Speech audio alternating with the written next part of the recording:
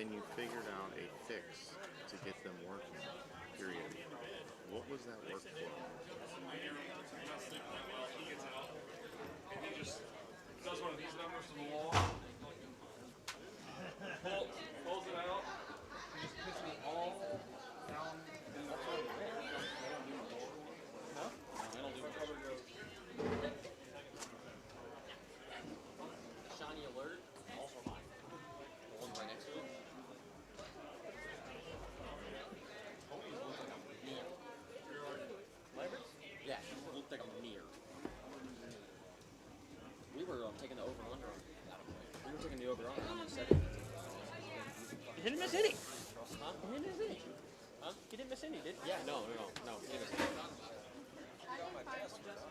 One, two, three, four.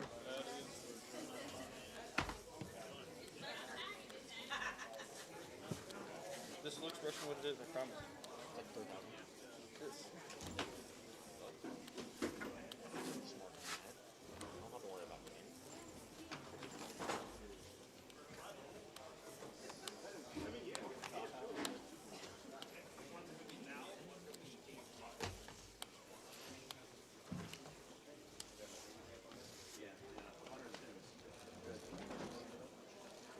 Super senior check.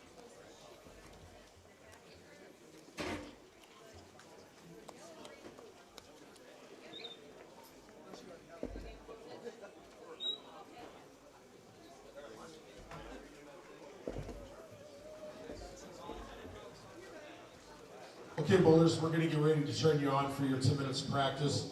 Remember your deposits. Take your score sheets with you in the basket. Make sure the scores are done right. And then also, if you want to do any brackets or anything, they must be in before you start your tournament. All right, your legs are coming on for 10 minutes of practice.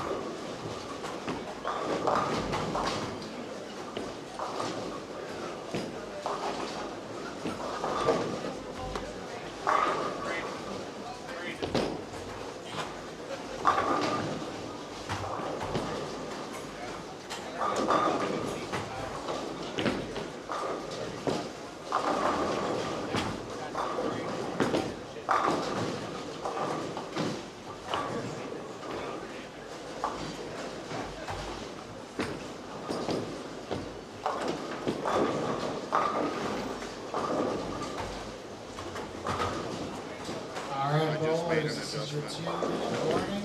2-minute warning.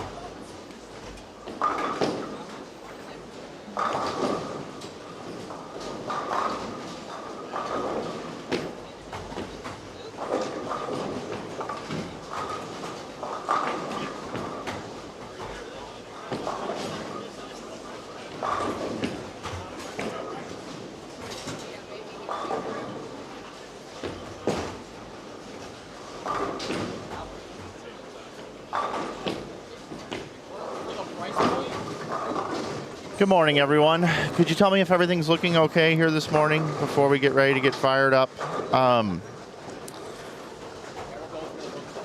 Please let me know. You can hear me okay and everything's coming through okay. I had to rebuild a bunch of things since last night, and I want to make sure everything's looking good.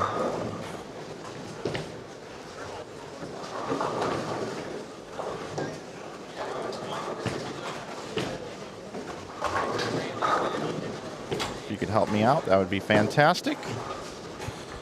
Good morning to all of you out there in the universe. Thanks for being here.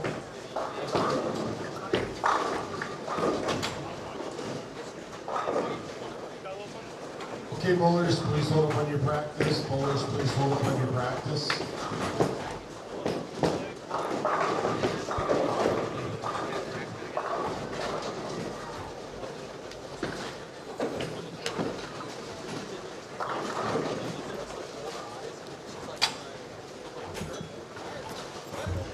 Okay, It was a short turnaround this morning, but I do want to. Again, bowlers, remember. I do want to do keep your something this scores morning straight. before we Take get your started. baskets, leave them in the last game, and then bring them to the tournament office after 8. Good luck, good score. I talked about this last night, and I just want to bring it up again here this morning before we get started. Lee Boudouris, if you want to slide this way a little bit, if you don't mind. Lee just got here. Thanks for being here, Lee. I get comfortable, and then you ask me to move. Yeah, I want That's to. standard. I want to take a minute here. Last night I got the news about Kenny Seymour passing, and I was very emotional on the air. And I had an opportunity to really talk to a lot of people last night and this morning, and it's still very much weighing on me. Over the course of going out and working events, Lee, you meet a lot of people on my with Bowl TV. I've worked with Extra Frame and with Flow Bowling. And there was really no bigger fan of bowling than Kenny Seymour. And, you know, we all know that Kenny was born into this life with not a lot of the things that the rest of us have, you know, that we've been blessed with. And he had some challenges in life, health-wise. And his famous quote, Lee, was PDW 111. Because he didn't hold shift and the exclamation point.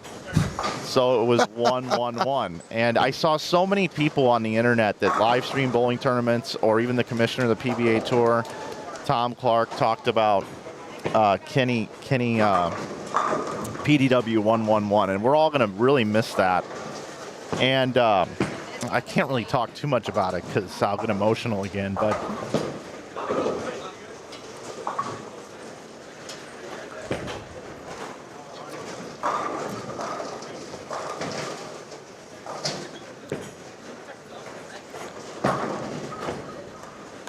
Parker Bone, who's bowling this morning, had some really wonderful things to say about Kenny.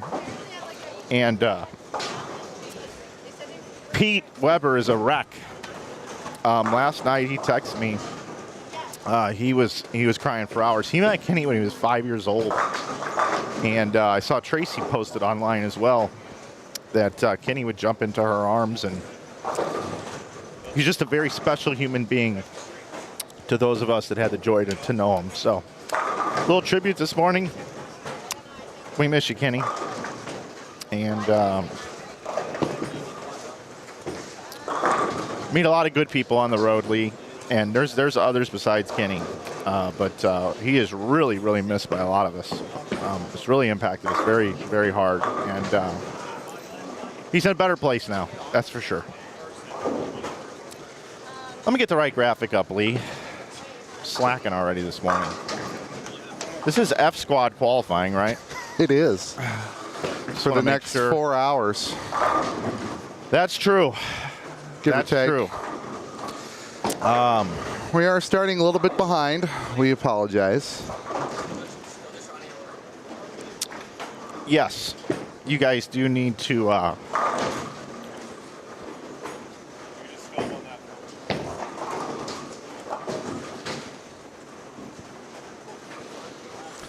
All right, where are we at, Mike? 35 through 38. So we talked yesterday. I'm sure you talked on Thursday. And we've talked in prior years. This is the squad. It's F squad, but it's the squad. In terms of talent level, it's the highest of the 7.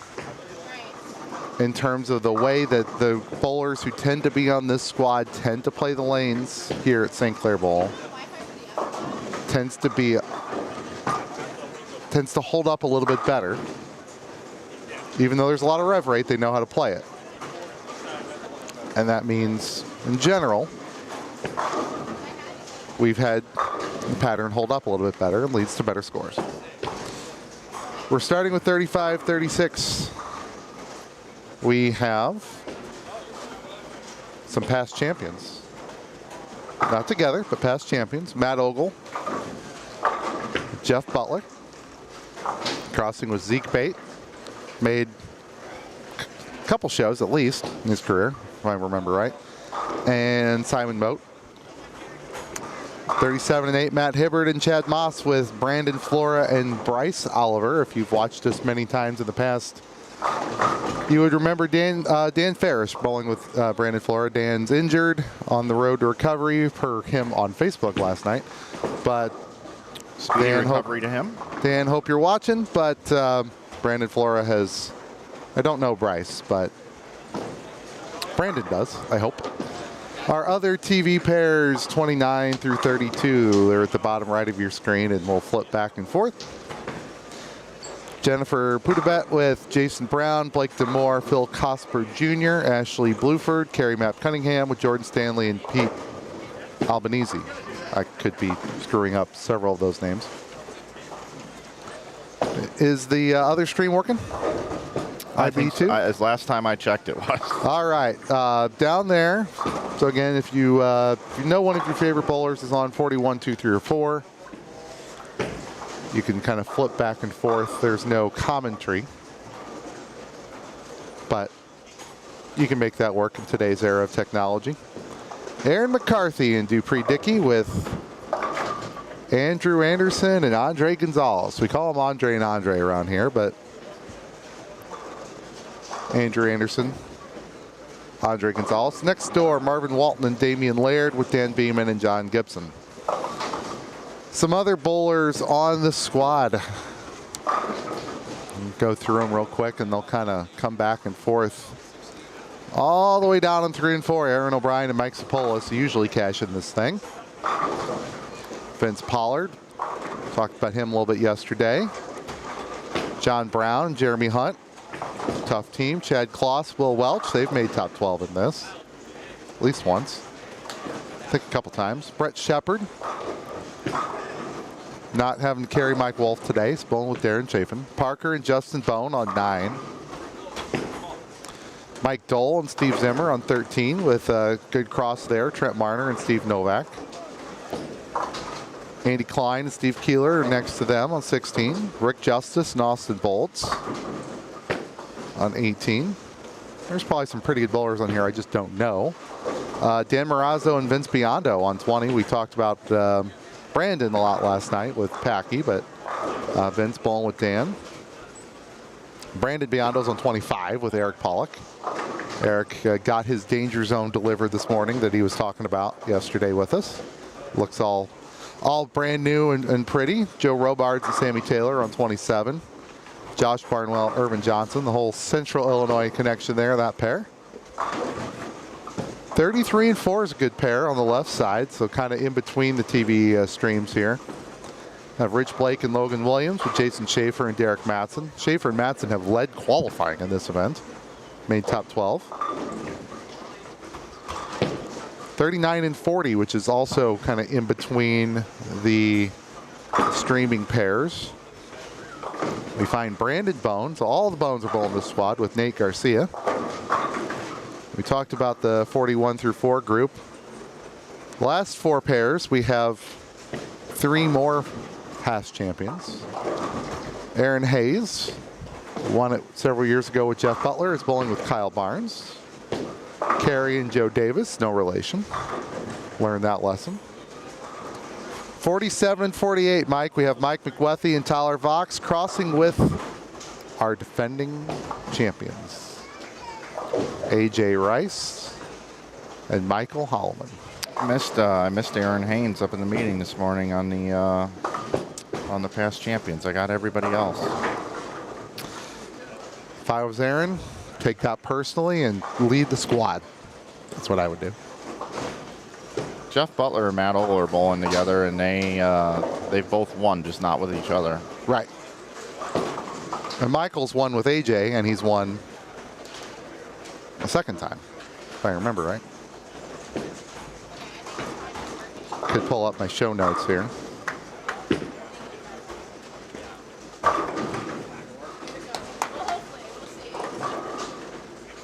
No, they won twice together. That's right. My bad. Yep, they've won twice. 2017 and 2024. Yep. And there was a couple years they didn't bowl together. That's what I remember. For yep, one of them wasn't around or something. Yeah, different reasons for that.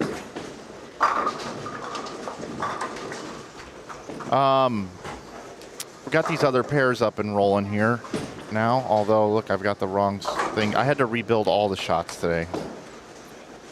And to be quite honest, my brain's not functioning all that well today. So let me replace this layer with, I don't even know which one it is anymore. Let's try this one.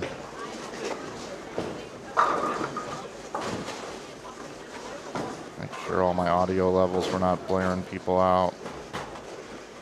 Yep, I think we are. Might have just had bad audio. Sounds all right to me, but I know, not us. It's on the user's end. Let me know if everything's sounding okay, everybody. Yes, Chase, you guys will make it at 4:31. Now the three of us in the booth were talking at the end of yesterday's squad. Nobody else could hear us, but it was a really good conversation. Might be on the replay, might not. The internet went out last night. So we entered the last game of last night with 11 teams on that squad who had a chance to get to 400 over. We know 3 of them didn't do it. We'll eventually figure out how many actually did. But a lot of those teams, Mike, that came into that last game in the, call it 330 to 360 over range. So you need a decent game to get to 400, and some of them needed a little bit more than that. Caught the low end on game 8 and made the most of it. We had Michael Martell and Pat McGaney, Mike, come into that last game at like 330 over and shot 520. You had Matt Cleveland and Mike Lay, who needed like a 420 or a 430 to get to 400. Not that saying 400 is a magic number, but it's a nice round number. They shot 520. And we had a few more teams get to 400 than maybe I might have expected with one game to go. So my kind of professional opinion is if you're at 410, you don't have anything to worry about. If you're at 400 to 409, you need to be a little bit nervous, but I like your chances. And if you're one of those teams that has already posted a 390 something, and there are a lot of them, Mike, that's what kind of makes this all interesting. Through 5 of 7 squads, there are already teams at 390, 394, 5, 6, 7, and 8. So if that kind of becomes the range, it's hard for the number to move too much because you're running into a team every pin. Yep, without a doubt.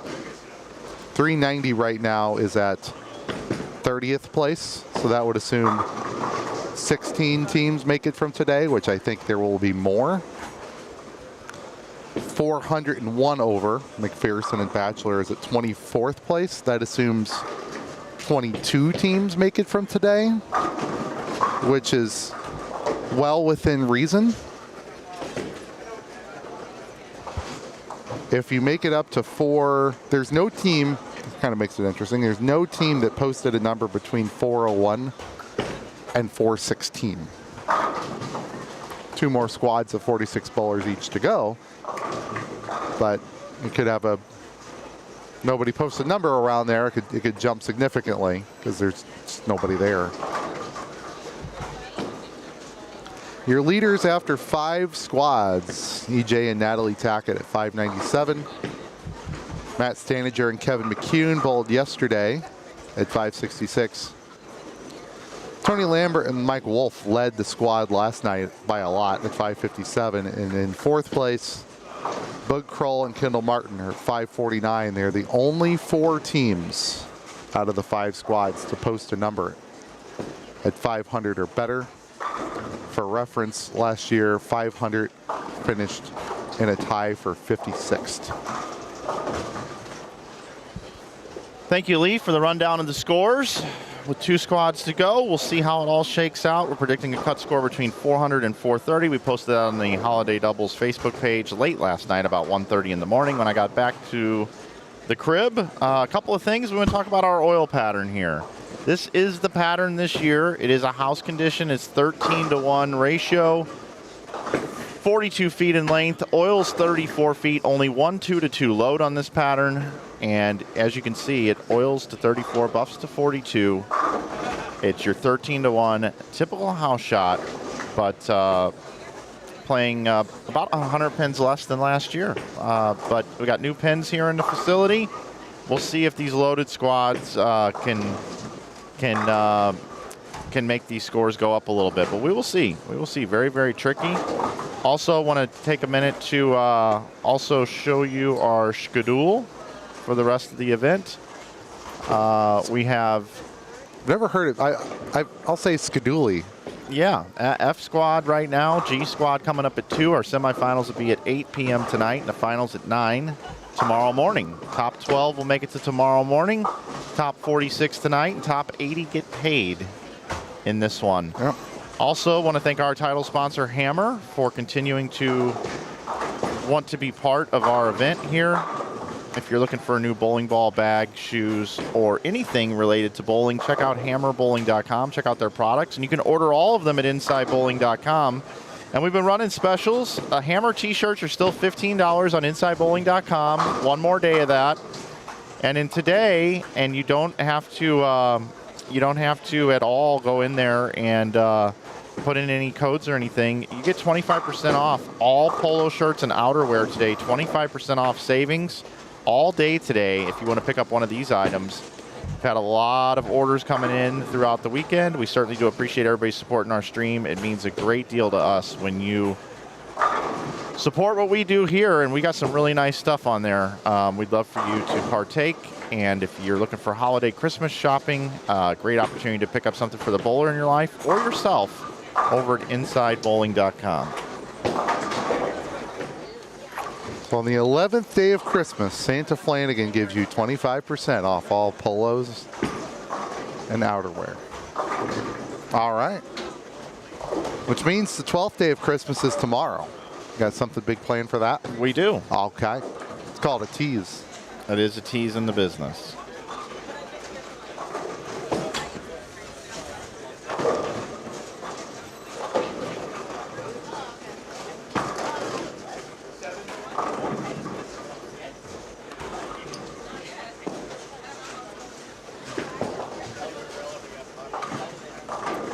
And then if you'd like to pick up t-shirts today, you can still save 20% with coupon code YouTube when you add the items to your cart.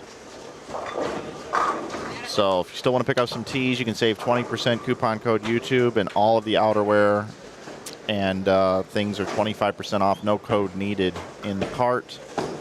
We sold about 20 blankets too, by the way. We got blankets available in all your favorite brands, including Hammer. We got a Black Widow blanket. We'll show you guys those a little bit later, but a lot of people picking up the blankets here this weekend, Lee. Are you saying you and I have a future on QVC? I think we do. I think we do. Got a front 9 in front of us.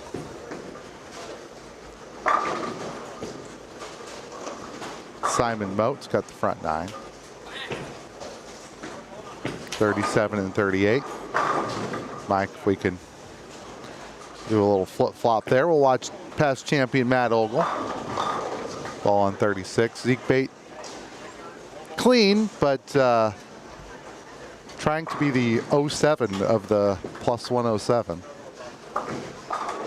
Every pin counts, though, especially if that number starts with 3-9 by the time we're done, just because all of them already there.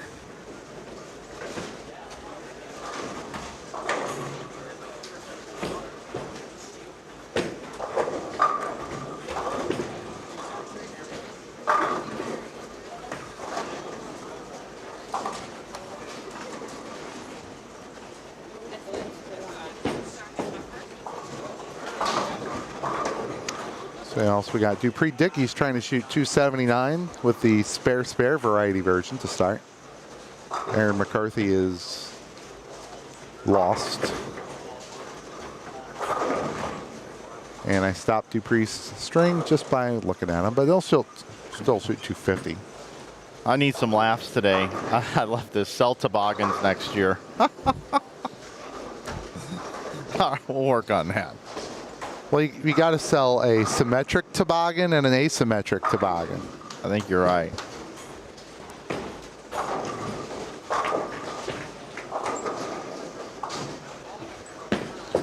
Zeke Bate, it's going to be somebody's partner at a no tap with that game. 197 with nothing but strikes and 9 spares. Simon Moat on 35. Can we? We'll do a 300 game check for last night at some point. Through the first 4 squads, we only had a total of 7, and we don't know of any from last night, but that doesn't mean there weren't one. 300s last night. Yeah.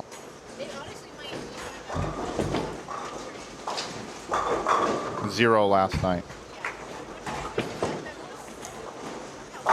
Got a good start on 41 and 2 for Anderson and Gonzalez. I'll give you this back, Lee. All right. Andrew Anderson fill shot for 246. And Andre triple miss spare next 5. So they can get to 500.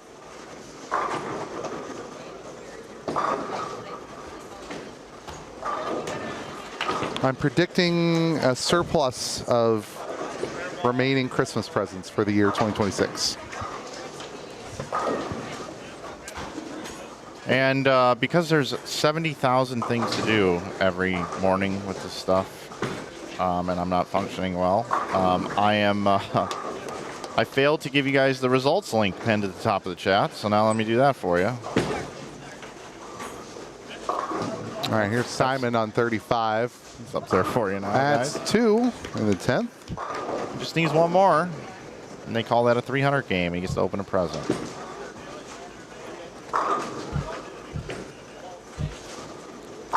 Another good game in front of us here on 37. We'll get to that in just a second. We'll watch Simon finish first.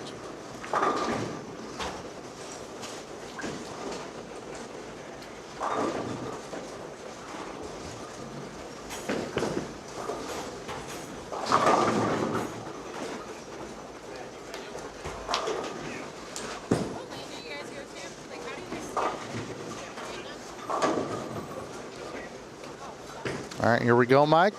Start the morning off with a, ouch. A 710, That's 298. So on 37, Mike, we'll have the one of the highest games in front of us. Matt Hibbard and Chad Moss, 259 already in the books. They're trying to match their scores just like their shirts. Carry like that'll help.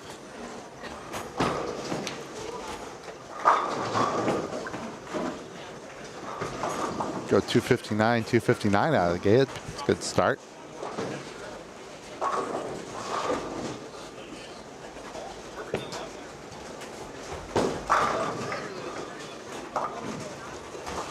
You know you got confidence in your partner, Mike, when you're Andrew Anderson and you're not bowling anchor.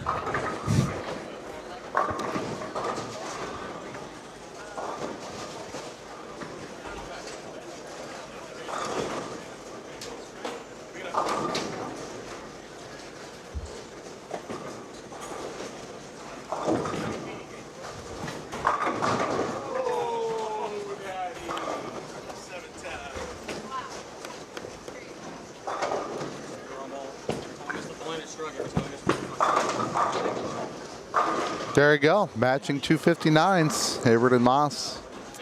518 out of the gate. Gonzalez and Anderson started with 509. Shout out to Chad Moss as well for winning that PBA event a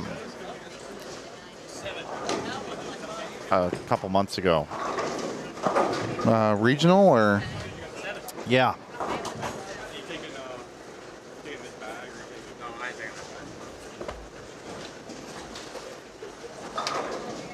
He won his first ever PBA regional at Fox Lanes 12 weeks ago, Okay.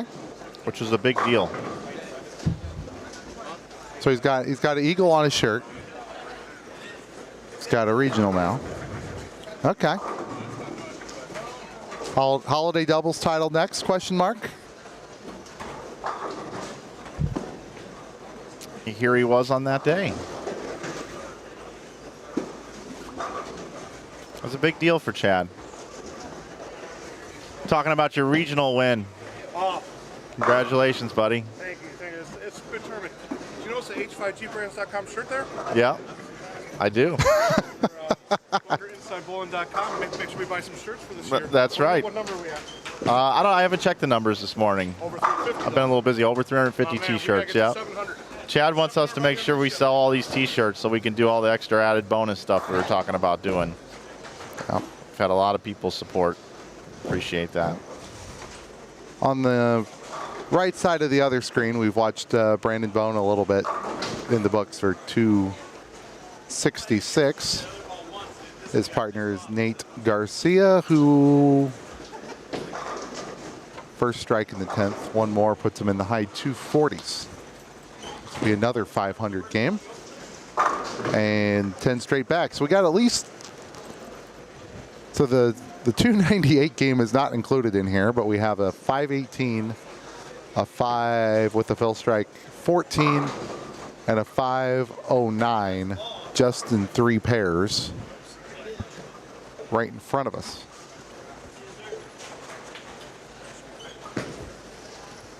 That's going to conclude game 1. Bone and Garcia do finish for 514.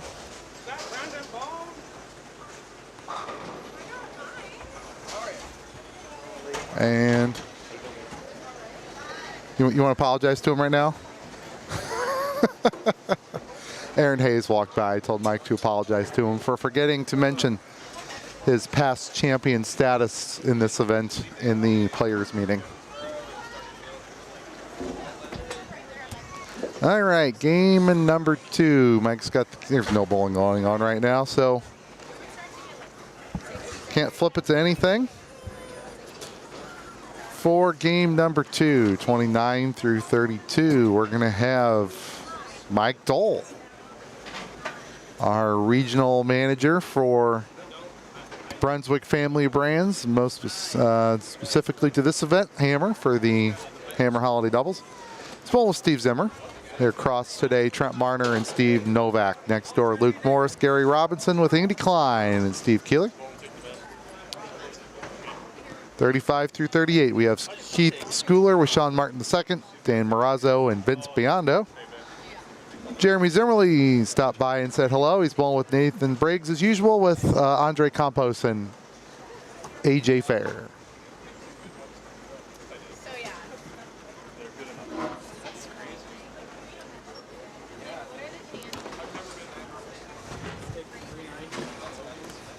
And like the worst part was they got here at like 1 p.m. yesterday and they just decided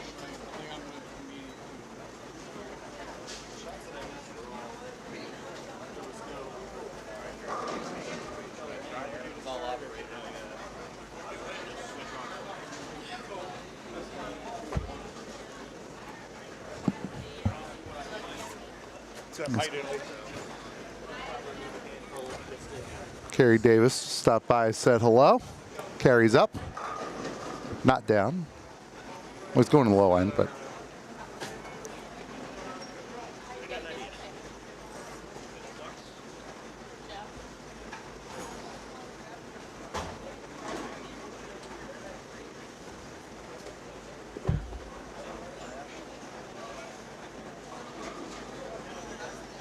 All right, how many teams? We were talking about E Squad last night, which we didn't get to really kind of finish up. We ended up with 5 teams last night who made it to 400 over or better. We knew there were at least 3. We knew there could be as many as 8. Ended up being 5. Lambert Wolf, Cleveland Lay, Morrison Williams, Martell McGaney, Richmond, and Faulkner. The worst of those is a 431. So we're going to see all 5 of those teams tonight. The next team, the only other team I think that could get off that squad from last night, Edwards and Sanchez at 394. That will certainly cash. We'll have probably at least 9 teams cash off of last night's squad. Potentially 2 more if it really falls apart, but that's where I would guess that is. Individual scores from last night. Tony Lambert averaged 239.9. Matt Cleveland 237.6. Kevin Williams 235.5. Pat McGaney 240.4. Gary Faulkner 229.8. Clifton Edwards 229.9. Eric Hamilton 235.5. Jed Meskey 236.4. Brad Cirolo, 239. D.A. Smith, 228. Andre Eubanks, 229.4. There's a question in the chat. Is there a individual prize or anything? I think there is. Oh, we got a. All righty. We have. Come on, big money. There we go. Learn how to use this thing. First 300 of the day.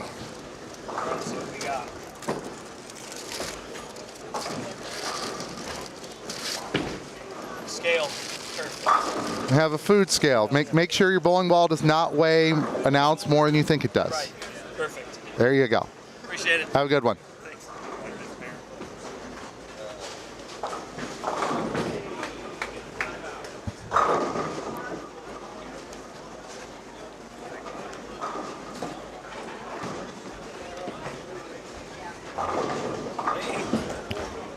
Brad Miller's here.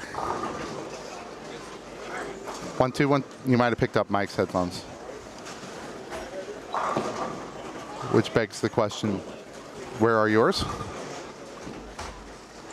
Trying to find the mouse again. There we go.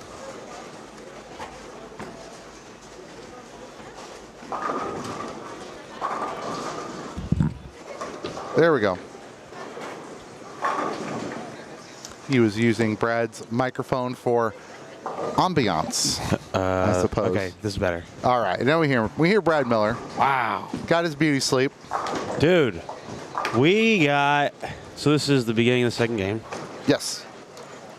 Hi, everyone. We got Parker Bone the third. Holy smokes. Oh, yeah, this is a good squad. It's not every day. We're watching Mike Dole right now on 29. Looks like he's chosen Purple Hammer. And so Vince Biondo, bottom right here. I was watching Mike a little bit in warm-ups, and he threw everything in his bag. And one of them looked good. Was his game one any good? No idea. They were on 13 and 14. He seems pretty chatty right now. So that's a good thing. Yeah, I think well, we'll see. I don't know. It's hard to tell. He could be on a rant. He could be on a urethane rant. Why do I always gotta? Oh, we have a Zimmerly sighting. What's up, brother? Yeah, we ended up with 5 teams last night who made it to 400. What's the PDW 111? That's for what's his name? Kenny. Okay. It's a Mike referenced it. Yeah. Cash number. I can give you my best guess, which is only a guess and should not be relied upon for any important decisions in life. but I'd say somewhere in the 330s. Wow. No. For the cash number. Oh, for the cash number. That was the question. For Mike and I still aren't in full agreement here, but my opinion, What? if you make it to 410, you're bowling tonight. Yeah, I think so. If you shoot 400, Depending on this squad. right? I'm accounting for more teams on this squad already. In my guesses, 400 to 409.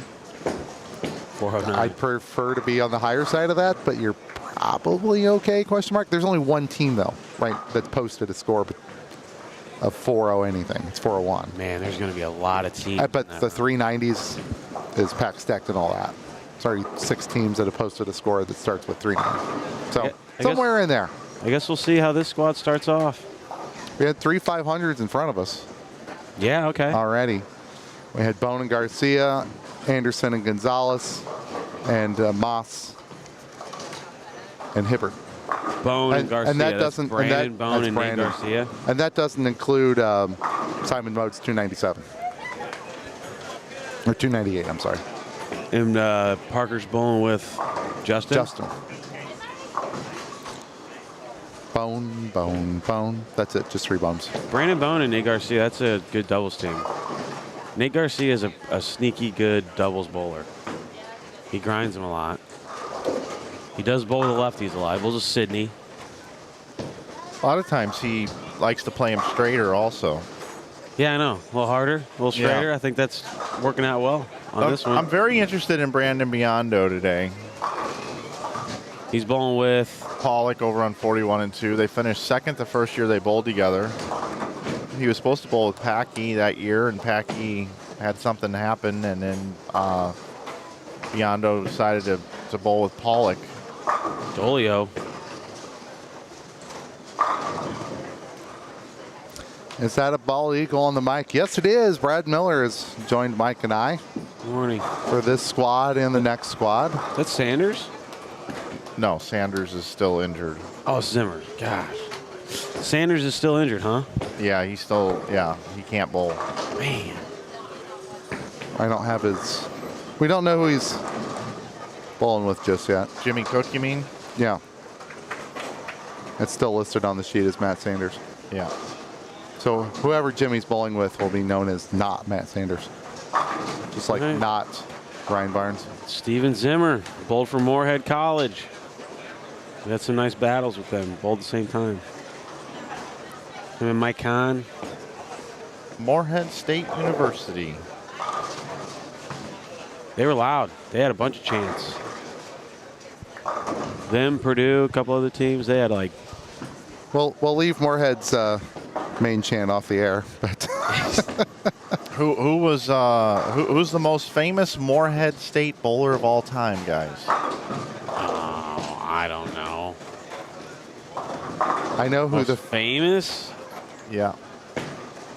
believe I know the most famous last name for a Moorhead State player, but I think it's a different answer here. Was it the time period after you bowled? I want to say it was like 1999, 2000 range. Mitch Beasley. Nope. That was a good guess, though, wasn't it? Ryan Williams in the chat gets it right. So does Derek Wood. Kelly Kulick. Kelly Kulick threw a double in the 10th frame to win a national championship for Moorhead State. Who else was on that team that is a bowling power couple now? As far as in the industry, not necessarily accomplishments on the lanes, because both of them dedicated themselves to the industry.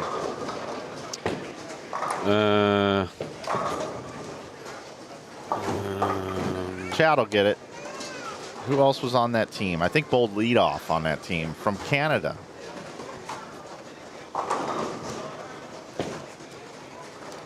'98, they won the national title. Power couple. Power couple in bowling. This guy bowled on tour for a while, made a few shows.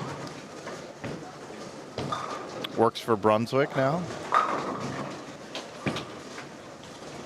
Used to be the voice of the Brunswick bowling YouTube videos back in the day. At the end, he would say, Thank you for considering Brunswick the leader in bowling technology. Oh, Robin. Robin and Billy Orlikowski. Nice. Good job, Jack. Yeah, I was drawing a blank. Steve Novak, otherwise known as Santa Claus today. We got.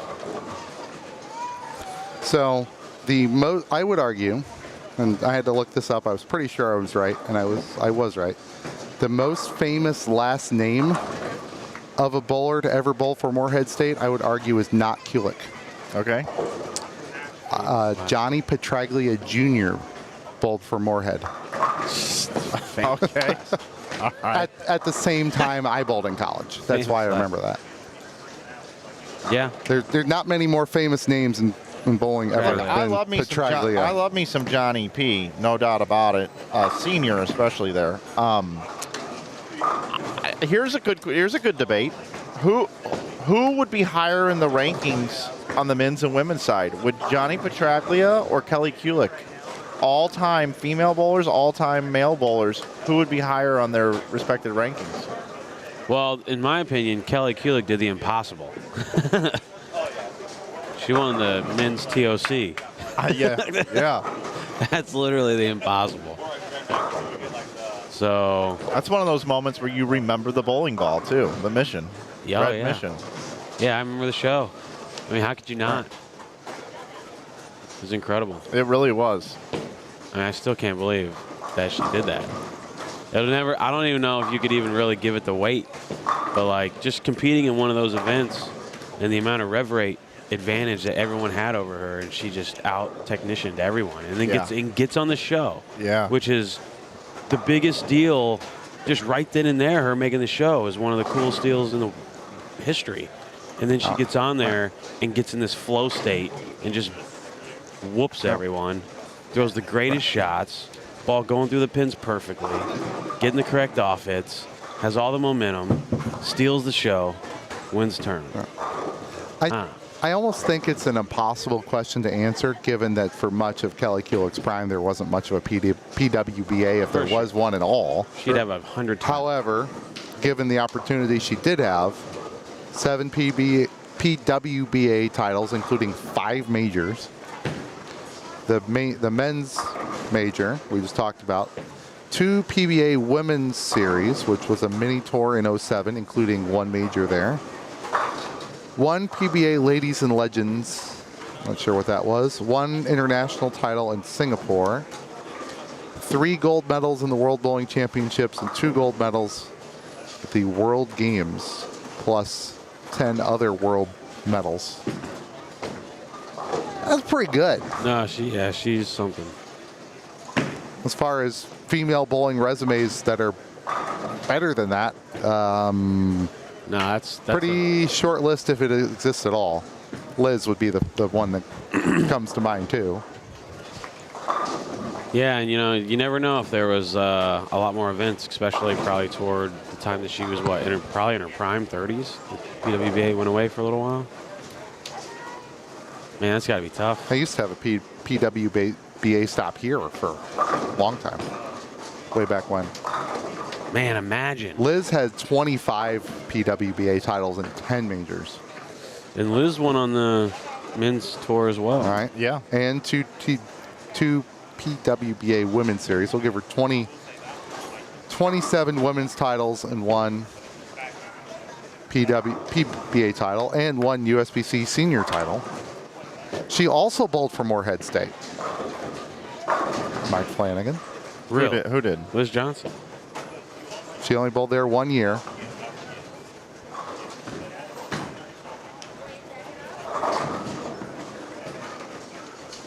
Rookie of the Year and Collegiate Bowler of the Year in her only year of college bowling, 1993.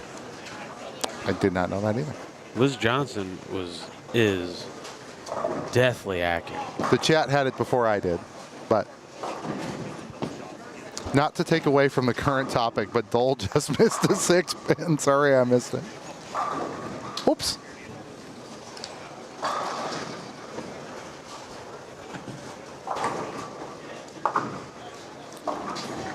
I see a few people talking here in the chat about lane coverage. We do have 2 different streams for you. We have Inside Bowling 2, which is a different YouTube channel. TOO, type that in, you'll find it. It's also linked in the description down below. And then we have our main here that we show 8 lanes. We have a picture-in-picture, and we switch back and forth, and that's just kind of our MO around here. I know a lot of folks are used to being able to choose a bunch of different pairs and watch whoever you want, and we just don't have that here. We just don't have the bandwidth, manpower, and financial dollars to be able to provide that many streams for you. Vince Biondo's on lanes 35 and 36. And we do invert the stream. Vince is on the bottom right of your screen right now. He just made that spare. Wow. Fired up. There's some massive games going. Dude, I think I'm seeing way more strikes. I think this is the squad. It's going to get 14. And Mike, I mean, what did we get yesterday? 6? Well, I know that 4 teams passed you, Brad. 4 teams passed us. Yep, because you were in 12th. You're in 16th now. Yep. Okay. And you guys finished at what? 4 what? Yeah, but if it went 8-8-8 the last 3, then the number was going to be like 391. I know. And we're somewhat on pace on that, unless this squad really gives it I think about 26 will make it from today, based off strength of squad. Which would put it up in like the 14s. Yeah. If you assume 26 for today, which again I would take the under, it would be 4. 26 would be 431. I'm gonna say we've done this before, where we've overestimated the number of teams from the last squad because they don't get a benefit of bowling first thing in the morning. So some years it's been like 14 and 7. Yep. You know what I mean? Well, we'll see. Move back over here, Vince Biondo. We've got some Vince Biondo fans here. Yeah, this pair's whacking him. Vince is bowled. He's won. Steve Keeler on the bottom right of your screen and Vince Biondo both won Ebonite Classic tournaments up in Waterloo that have been streamed on this channel before.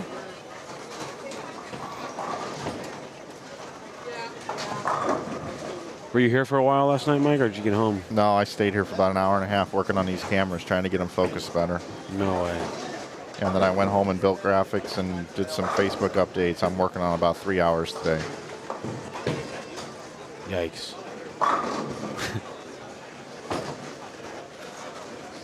Bone and Bone. 547. Okay. Is that what they just bowled? Parker Bone staying hot. Yeah, it looks like the standings are in. So that's where they're getting that information. F Squad game 1. Let's share, because sharing is caring. I don't know why my screen capture is gone now. I basically had to rebuild everything this morning because I changed all these things.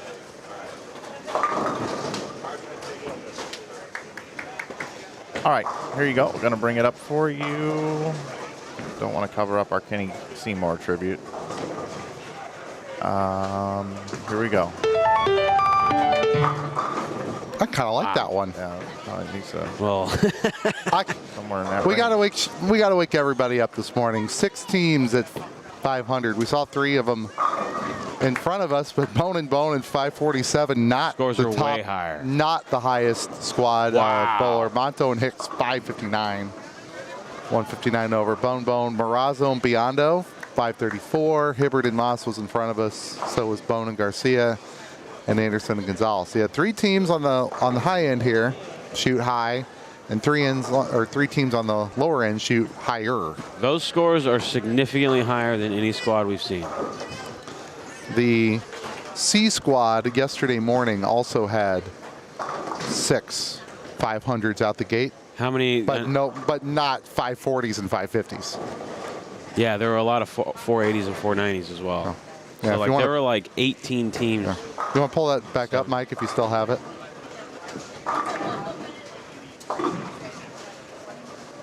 $18 teams Yeah, at so- 64 over. Yeah, we got, 19. Well, you had 21 teams shoot average 230. Yeah, which 21. Last night we had what? Oh, that number got 6? below 5 or 6 real Yeah. quick. Now this one's going to fall too, but Yeah, they'll even out. Not by- That's a way bigger start. We do want to welcome in all of our viewers here today. Over 1,000 viewers already this morning on this Saturday. We do not take it for granted. Lee, Mike, and Brad here with you. And gentlemen, I do appreciate you guys willing to take the time to want to come and sit in the booth and be here and call the action. I don't think I've said that on our broadcast yet, but I appreciate you guys very much. There's a lot of things as we improve the streams year to year, that more and more things that I have to try to keep up with, and you guys are the ones that hold down the fort. I certainly do appreciate it very much. And for those of you that are just tuning in, you see the PDW 111 up on your screen. That's a tribute to our friend Kenny Seymour, who passed away yesterday. Kenny is one of you. He was a huge fan of bowling and always in our live streams, constantly chatting. And his favorite bowler, PDW, and that was his way of saying PDW, exclamation point, exclamation point, exclamation point. Yeah. And I saw so many PDW 111s last night when I scrolled Facebook. I mean, the who's who of bowling brass, all paying tribute to Kenny Seymour yesterday. He left a very memorable impression in all of us, and makes you want to do the right things. I was going through, guys, my Facebook Messenger. And we'll see how long I can continue to talk about this before I lose it again. Kenny's last message to me was a condolences to my dog passing away. I saw some messages in there where Kenny Seymour would send me a message, "Hey Mike, I'm in the ER right now because I'm having some high glycerin or high glucose, I forget what it was." And he said, "I just want you to know I'm thinking of you and I hope you're having a great day." So imagine yourself being in the hospital and you decide to send someone a message and just tell them that you're thinking of them, you want them to have a great day. And it's just not the same. You know, yesterday we even said, "Hey, Kenny Seymour, Pete Weber's bowling. Hey," he says hi, you know, because Pete said, "Hey, make sure you tell Kenny I said hi." And Pete was really shook up last night and really struggling with the passing of Kenny Seymour. He knew him since he was 5 years old. And we just always see him at PBA events and that, and it's a really sad deal that Kenny passed away at the age of 30. I talked to his mom last night, and she said that Kenny always told people that he didn't have any friends because, you know, in school and that it was difficult for him to, you know, he got bullied and stuff like that, you know, very easily. But in the bowling world, he was a rock star, and that gave him so much peace and just wanting to be alive. He lived for bowling, and that's why we're paying such a tribute to Kenny Seymour here. PDW 111 we'll have up on the screen all day today. Man, it's just not cool. I talked to Dan Higgins last night, and he's like, "Mike, what's wrong?" And I said, "I just found out that Kenny Seymour passed away." And Dan Higgins went white ghost face because Dan's from Ohio. Oh, yeah. Kenny's from Ohio. He's like, "You're kidding me." He's like, "I can't tell you how many conversations I've had with Kenny Seymour. I love that kid." Yeah. And that just speaks to Kenny Seymour. So throughout today, we're going to have conversations about him. We'll have people in the booth throughout the day to share some stories about Kenny Seymour. Parker, I text Parker last night, and the first thing Parker said to me was, "Brandon just said to me that he heard that Kenny Seymour passed away." And he said that I was texting him at the exact same time.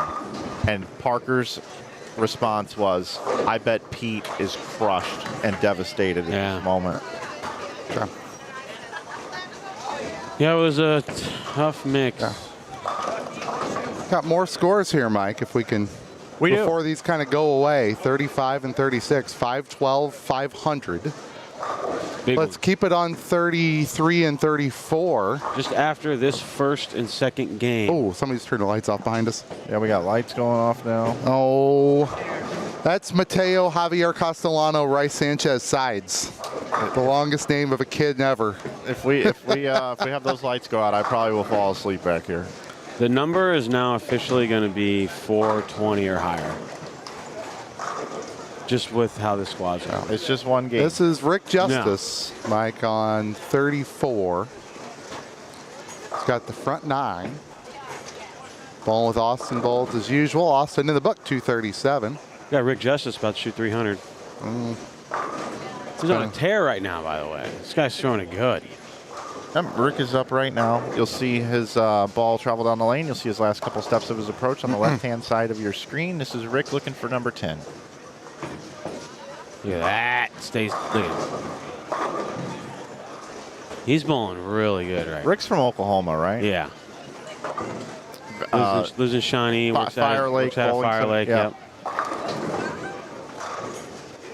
Him and Chelsea. It's got a lot to do with that place and Skillings. Sure yeah, Chris Skillings. Wow. He kind of said like, hey, we got these big scores here. I had plenty of big scores to our right on the high end in game 1. Game 2, not a whole lot. Yeah, we'll see how it transitions. But the start of the wave was very high. Yeah, and with a strong squad. I'm looking at these teams, and I'm going, yeah, there's a lot of strong teams.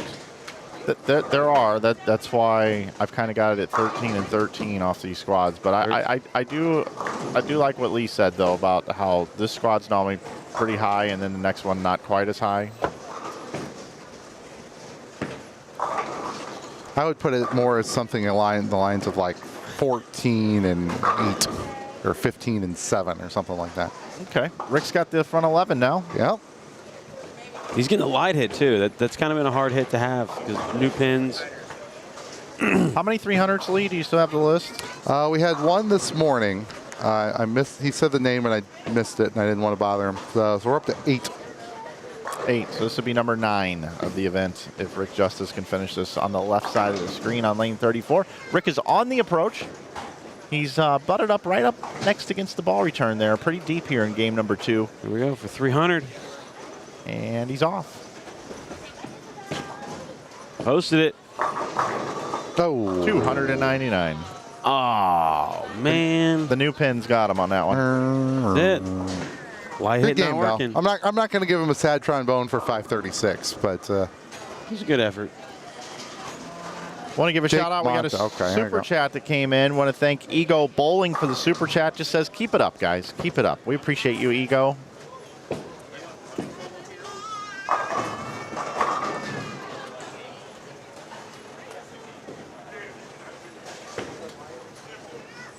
Got a Chad Kloss sighting. Yeah. Kloss and Moss, the wreckers. Is he bowling with Chad Moss? No, he's not, but they did before. Oh, there you go, yeah. And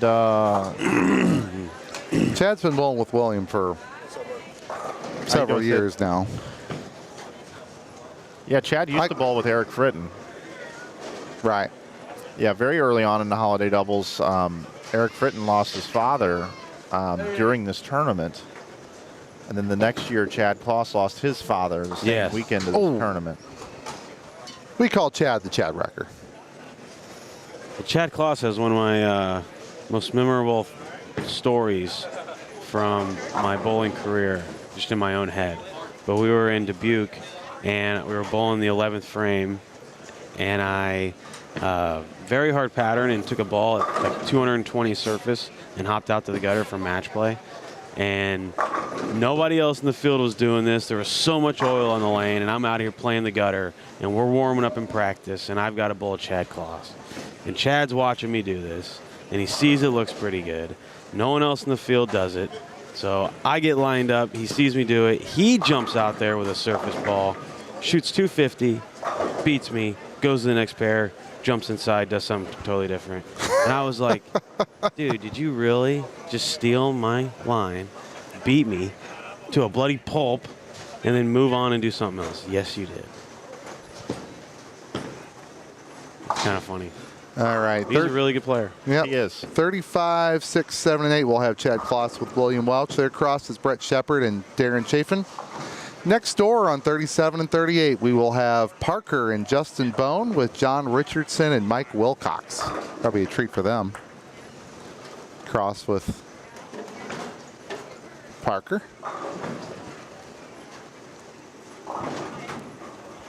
Jake Monto had the 300 the first game. I thought thought that's what I heard. Didn't want to be wrong. Chat, as usual. All 1,158 of them. On point. Was AJ Rice and Michael Holloman bowling the squad? Yes. Oh, man. We haven't even seen them yet. They started all the way on 48. They'll get here in a little bit. They might be here on, so game 3. Yeah, they'll be on our other pair. Oh, geez. We got Holloman and Rice and the Bones at the same time. Yeah. So on 29 through 32, they're going to start at the bottom right of your screen here. Mike McWethy, Tyler Vox with Michael and AJ. Next door, Aaron O'Brien and Mike Sapolis with Isaac Stearns and Ethan Seekloff. Okay. This is going to be a good one, Brad. This is going to be a good one. It's always good when you get to watch Parker Bowen bowl. Is he on there? They'll be right in front of us. Oh, right. Yeah. Oh. Bumping my. Ooh, that look was Friday. I wish we would have had that on camera. I bowled a tournament in Sturgis. Parker set his bowling ball bag down, and it bumped everything on here. And the look on his face was like, oh, crap. We have another $20 super chat. Ricky Bobby. Can we pull them up or no? No. R.I.P. Kenny. Happy holidays, Ricky. Appreciate you. Wishing good luck to Farrell Williams. 2 o'clock squad. Red Shepherd. Beast mode. Wow. I feel like this is a whole new tournament. Every team is stacked.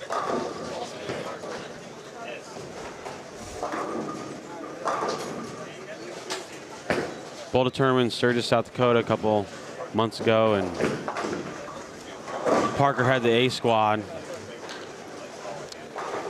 6 games, short pattern. Not that easy.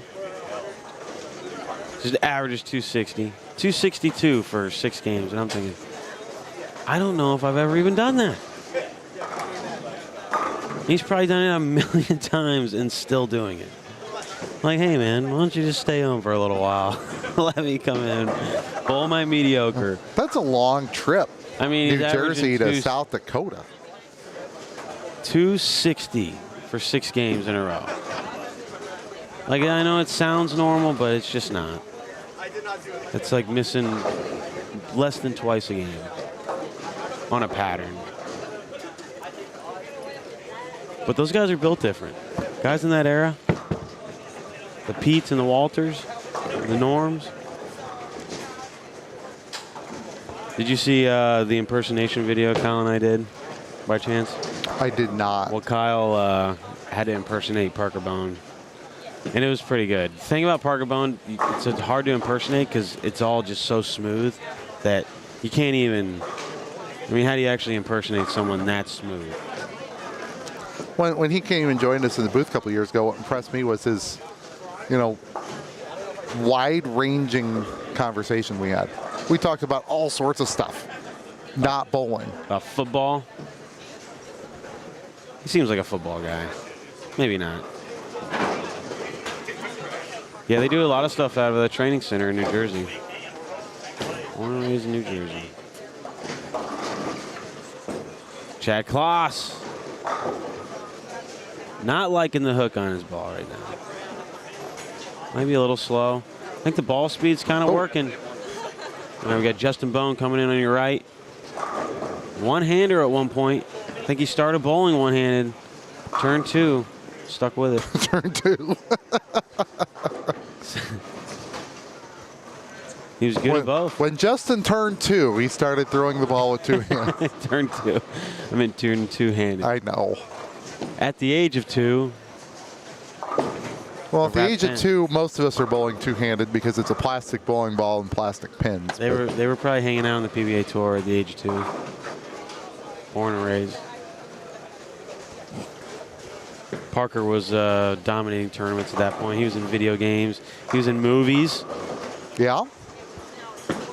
I saw something a day or 2 ago on Facebook that said they were thinking about making a Kingpin 2. Yeah, they should. And they should get Flanagan in it. We should. Who do we got? I mean, Woody Harrelson. Is that who we need to get a hold of? I think it's got to get made. Maybe Justin will make it. That's a good idea. I think Justin. I think that's his. We can- Would you want to produce Kingpin 2 for us? I don't know. Yeah. I read you're thinking about making one. I think you should be involved. That's a big ass. What's up, bro? Yeah. Yes. Sure. You got a cameo guy right there. Cameo part 2. We got a super chat coming in, popping it up on the screen. All right, Justin's going to take care of it for us. Good luck, Zach Wilkins and Faro. Happy holidays. Shirt sale update, please, and drum roll, please, and RIP Kenny. Do we have a drum roll drop? We do not, Lee.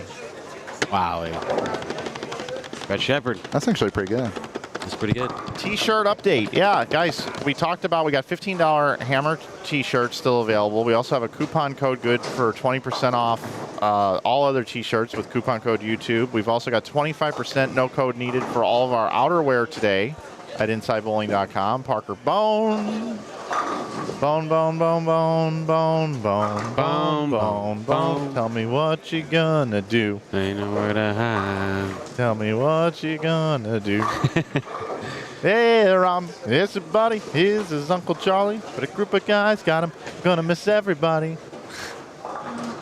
See you at the crossroads. You ever see him live?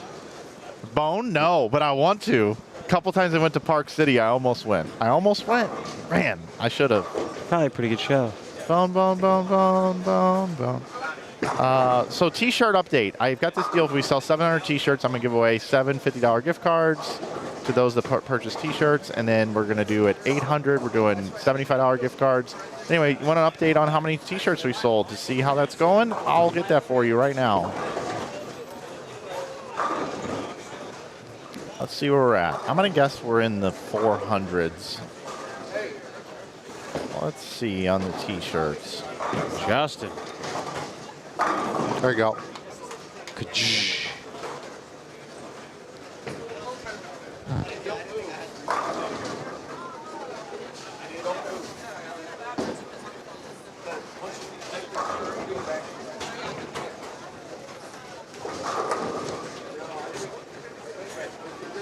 We are at 433 T-shirts sold.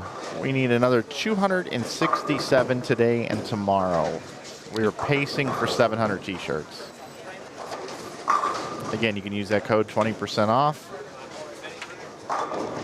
YouTube is the code. Parker. It's a 2 flat hits now on 38. Almost 710 the first frame. working. Got the 7 out. So Yeah. he gave that little, like, not quite sure look. He asked me if any lefties had played here, and I was like, I don't know. Isn't it always intimidating when the legends ask you for advice? It's like, A well, little bit. I mean, we started with 4 righties. Did Justin and Parker finish second the first time they bowled together? I think they finished second, didn't they? Pretty sure. Second or third? Yeah, might have been third. I want You- to say third. But they were right there. They had a chance to win if they bowled a big game. 4-step approach. Do all that work. Let's talk about Justin for a minute. Couple things about Justin. Number one, he used to be a traditional bowler and converted to 2 hands. And that's difficult to do. And it's only been a couple years. He did it quickly. Very quickly. And he was really good one-handed. He was. Did he win junior gold one-handed? I don't think so. I think he won that one two-handed. Yeah, and he beat Ryan Barnes, which is there's this kind of rivalry between Barnes and Bones. Oh, really? There is a little bit of a rivalry. I kind of like it. Yeah, because you've got Leslie and Parker, you got Linda and Chris, then you got the Chad Ricker. Nice spare conversion there. The old 3-4-6. Yeah. So So for Justin to convert over to 2-handed and then win that junior gold, Brandon kind of overshadows Justin. Brandon kind of gets all the love from the boys' side of the family because Brandon's lefty like his dad and is basically a lot of mannerisms of his dad and they're left-handed and Justin's the righty, right? So Justin winning junior gold was a massive thing for him and his confidence. But the other thing about Justin is you know, he is kind of like me and you, Brad. He likes the media side of the sport, and he's trying to do things with his Bone Legacy YouTube channel. I suggest everybody go subscribe to that. And he's really built it as a family channel. Like, their whole family's on there. And now Justin works with Bull TV. Like, I was just at a conference and he was there. And Justin I got to call action with him up in Waterloo for the PWBA events. And I got to work with him for the first time, and he was a color analyst. And I'm going to tell you something. He was unbelievably good for his age. Like, unbelievably good. He's sharp. He's just very good on the mic and understands the game and is just like his father. Like, he explains things just like Parker. He's Parker Jr. in the mouth. He's very, very good at articulating his thoughts. And people really loved listening to him. So he's got a bright future in bowling, whatever it is he decides to do. If he decides he wants to try some tour stuff, he'll probably have success. If he wants to do commentating, I could see a guy like Justin having the most YouTube subscribers out of anybody one day if he keeps his pedal to the metal and keeps doing what he's doing. And Lord knows what he's going to get into. But he's just a fantastic kid, and he's also a really hard worker. He edits all his own stuff. I know he's got some help now, but he's really put in the time and the effort and the work. I saw him at the Chris Paul event about 10 years ago, and he had a camera for the first time, and Leslie was holding it for him, and he was interviewing people and stuff, and I go, well, what are you doing? He goes, I just like this stuff. I don't know what I'm going to do with this at all. I have no idea what I'm doing, but I just feel like I want to interview these people, and I want to maybe do something in media. And going on 10 years ago or so. So Justin's he's a gift to bowling in so many different ways, and he's going to do great things whatever he decides to do. That was kind of your attitude roughly 10 years ago. Yeah. I like what I'm doing. I'm not sure where it's going.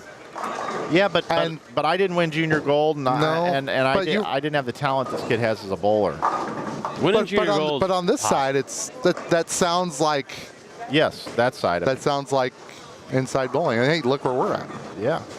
Take a look at Justin's messenger. This is a pretty gnarly messenger. I mean, he just threw one across on the last ball. It missed. This is half speed, by the way. This one got it. I only get 3 messengers a year. He's had 2 and 2 shots. The Bone Legacy channel has over 100K, right? Yeah, I think so. Let me double check that. Yeah, we've kind of seen the whole journey of that, of them kind of sort of coming out of their youth, and Justin, you know, and the whole family vlogging from like junior gold. I'm sure they were some of the first people. 105,000 subs. Yeah, I'm sure they were some of the first people to really kind of publicly vlog and make videos on the youth side. Youth side, yeah. And a lot of families and kids were probably looking at that like it was pretty new. Cell phones are out, uploading to YouTube. And then they were also winning the tournaments. And they were also the most popular family. But, and then now it's just the Bone Legacy channel about their family, and it does just as good as any top channel in bowling. Standings after 2 games. Bone in first at 240 over. Look at this guy. Morazzo and Biondo in second at 234. Shepard and Chafin, they're right in front of us as well, 207. Schooler and Martin, 193. Holloman and Rice are on our other TV pair. You can see it at the bottom there, Michael, in front of the ball return as usual in terms of proximity to the line. Watch him throw this shot right here, then we'll get to the rest of the standings. That looks pretty good. Bone and Garcia, 184. Demore and Cosper Jr., 183. Chen and Chijiri, 174. Bate Moat, 171. Anderson and Gonzalez are in 10th, and they're averaging 241. So Monto and Hicks right behind them. Parker has bowled 279, 279 to start. That's pretty good. And now he's working on 290. Justin bowled 268, 214. Dan Morazzo with Vince Biondo. He bowled 299, didn't he, the first game? Or no? They weren't. No, Dan Morazzo had 300. That's who came over here, right? Yeah, the front 9 that game with I Vince, was told Game 3. Jeff Monto had 300. Morazzo had 299. Oh, yeah. That was. He had the front 8. Maybe he ended with 266. Oh, So he had 300 front 8. 266 here. He had 300 in front of it. Dan Marazzo had 300 the first game. Monto didn't?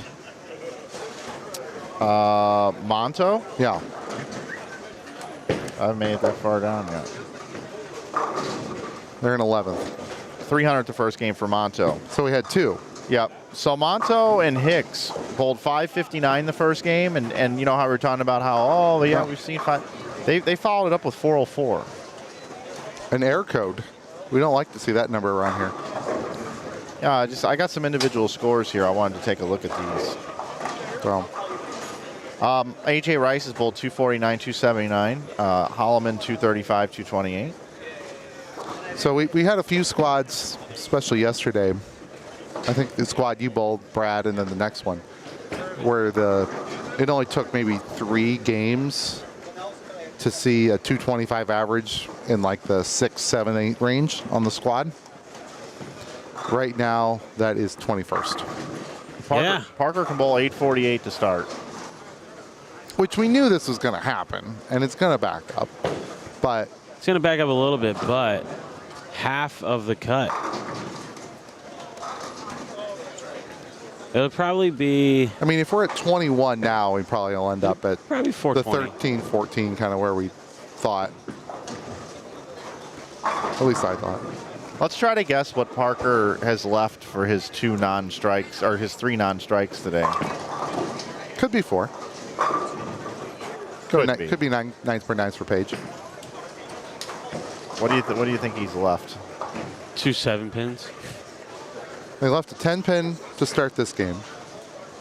So you think the other 2 were 7-pin? I do. Yeah. Especially being on the low end.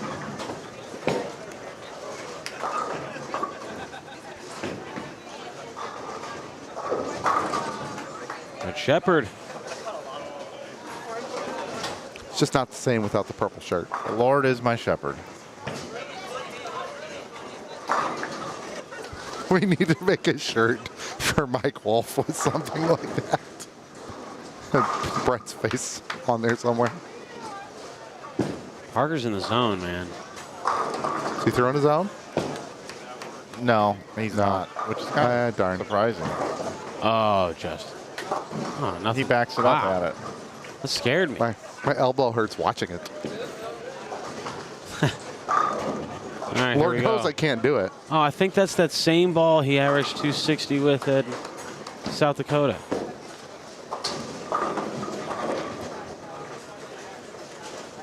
Oh, he's taking a re-rack. Oh, he sees it. How's that rack look, Lee? What do we see? What does he not like? The 6 is a little off. Yeah, okay. See? He's ahead of the game. The 2 wasn't off, and now it is on the re-rack. Do you think Parker understands I'm gonna go help racks Parker better than anyone else in the field?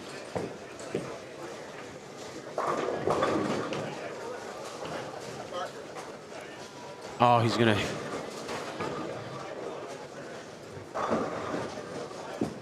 If Parker misses, it's because of Lee. Now we got to blame Lee. What did he ask him? No, he just gave him told him the right way to use the monitor. But I gotta be of some service to somebody around here. If I can help anybody, Parker's not a bad guy to help. now you're in the line of fire. Oh well, I'm okay. All right. Just showing off my InsideBowling.com hoodie too. So. Look at this guy. Well, that Nothing re-rack phases could have been a 6-pin if he didn't re-rack. I'm going to actually go down and try to talk to Parker. Oh, here we go. Yeah, it's the season of giving. I'm giving I don't have an advice. earpiece in, by the way. Yeah, you're All good. right, well, turn it down the mic. I'm down here with Parker real quick. Parker, what did you leave in the first 2 games? 7-pin on both games. So, and we start out with a 10-pin this game here. So, right now, I think I see the lane pretty good. I'm able to catch a bunch of the off hits along the way, but I got to be honest with you. Even though that was a little bit tight on the high flush side, I like it much better when my ball's split in the 8-9. What's it like bowling with Justin? Awesome. Anytime I have the opportunity to bowl one of my kids, there's nothing better than that. Success on the lanes, obviously, you know, you get a trophy along the way, obviously, and get a good-sized paycheck. But when you can bowl one of your kids, there's no better feeling in the world. Would you say if you bowled a 9-pin no-tap 900 here, it'd be your greatest accomplishment in the history of your career? I don't know if I'm going to go quite that far, but you know what? I like the way that you're thinking. I just hope that they come realistic. That way it helps our overall score. All right, we'll finish it out. You guys are in the lead after 2. All right, well, hopefully we can continue to keep that up. Thanks. And it's Mike with Parker bowling the third. Well done, Mike. Well done. The number of big cameras and videography stuff around here on this squad is it's all over the place. This might be the most covered squad on a non-PBA event. It'd only be better if you or Kyle were bowling. Yeah. Parker is one of the best people to talk to. You can tell the guys that went to PBA school back in the day, Norm, Pete, Parker. Is that still a thing? No. 2 7-pins.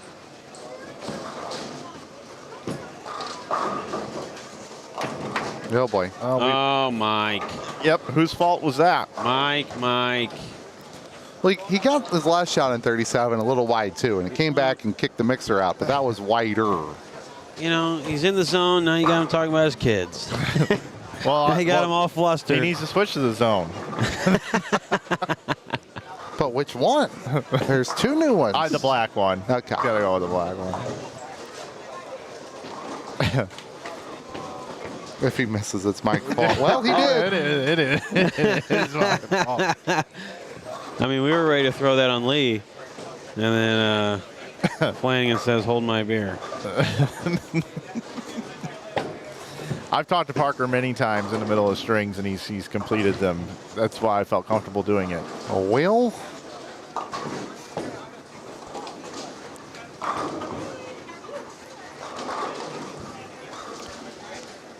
$35 and $36 seems to be the best pair of our little group here. More, we just had 5-10, 5-0 on 35-36 this game. 484. I'm gonna invert. Sorry, 494, 450. Check Yeah, we got our defending champions here. Oh. Michael, 267.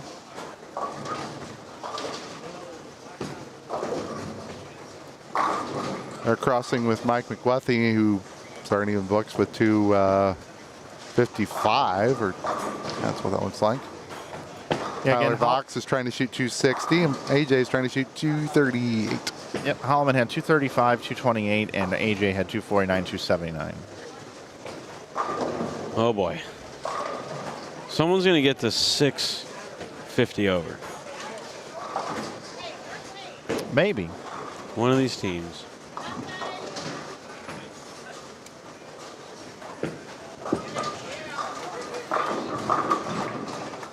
Yeah, you're right. This is the King Daddy squad so far in terms of strength.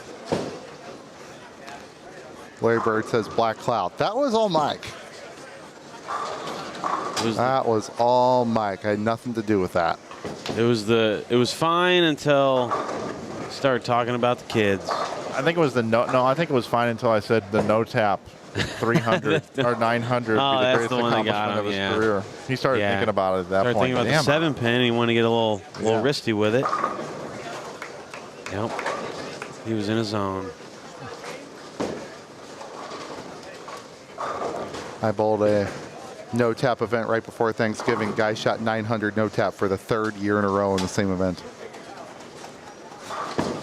We have the most viewers. that I've you have seen, to by the run way. into a fast 8 somewhere, right? No. We have 1,374 concurrent viewers right now. Thank you, everybody, for tuning in, listening to Brad Miller and Lee Boudouris and myself, Mike Flanagan, here on Inside Bowling.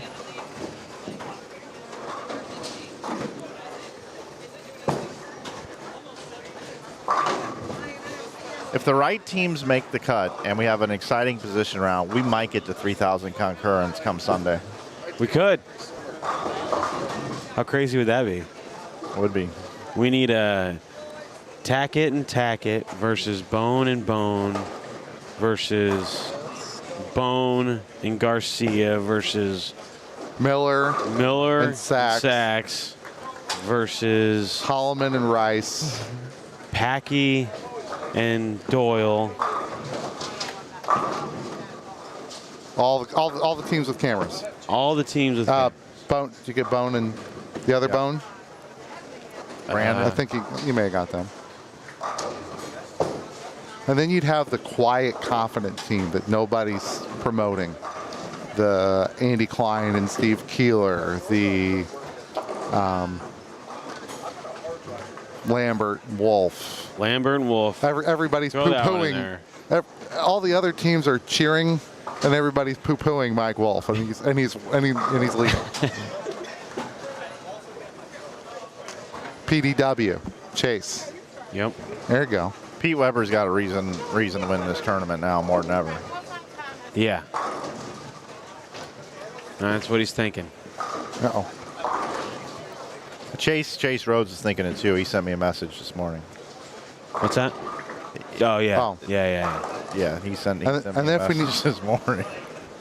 If we need a little bit more promotional, more fun in there, we get Gohagen in the top 12 too. Then it'll get real rowdy. They're coming. Oh, and Adam and Liz. There you go. Yeah. I think we got one spot left.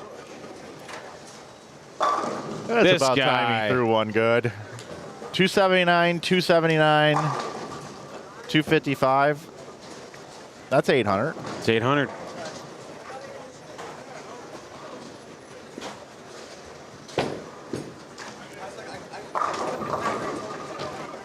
$279 plus 279 plus 255. That gives you 813.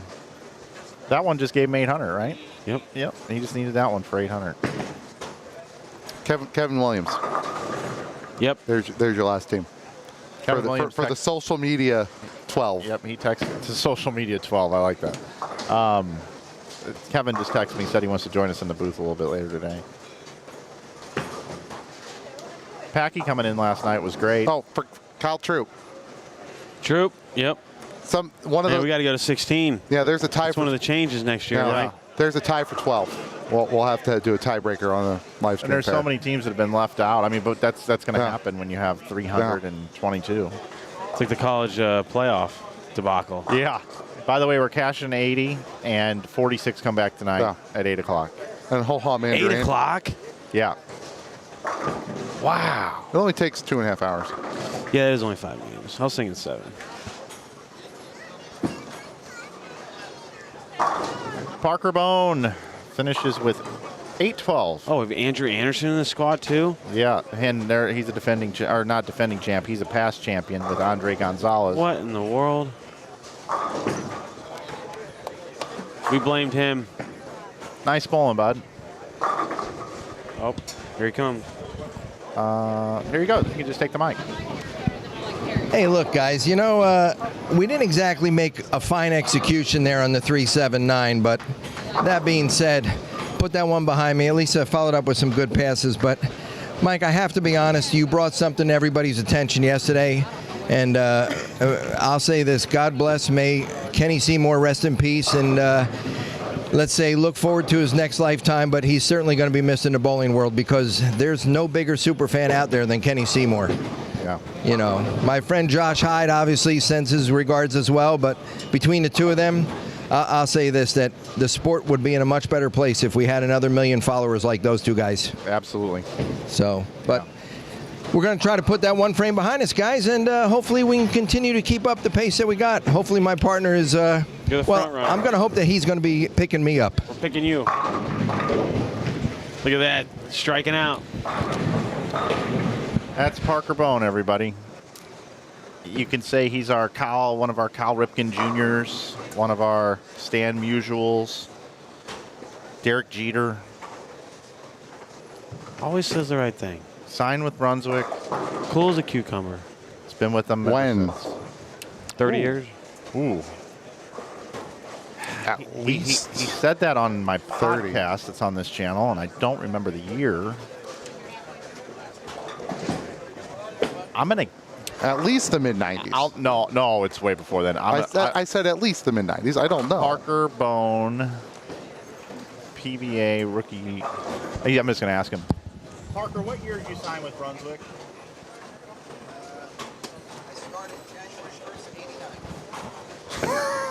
January 1st, 1989, he signed with Brunswick.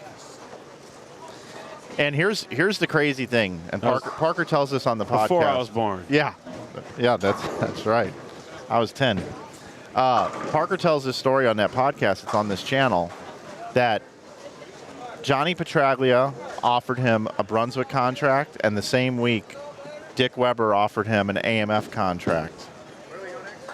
And he went with Johnny because Johnny was a Northeast guy and a fellow left-hander, and he just thought being more located close to Johnny would be better. But he said it was one of the hardest decisions he's ever made in his life to this day on whether or not to sign with AMF with Dick Weber or sign with Brunswick with Johnny Petraglia. And it worked out. And look at him. It did work out. He's on point for camera, too.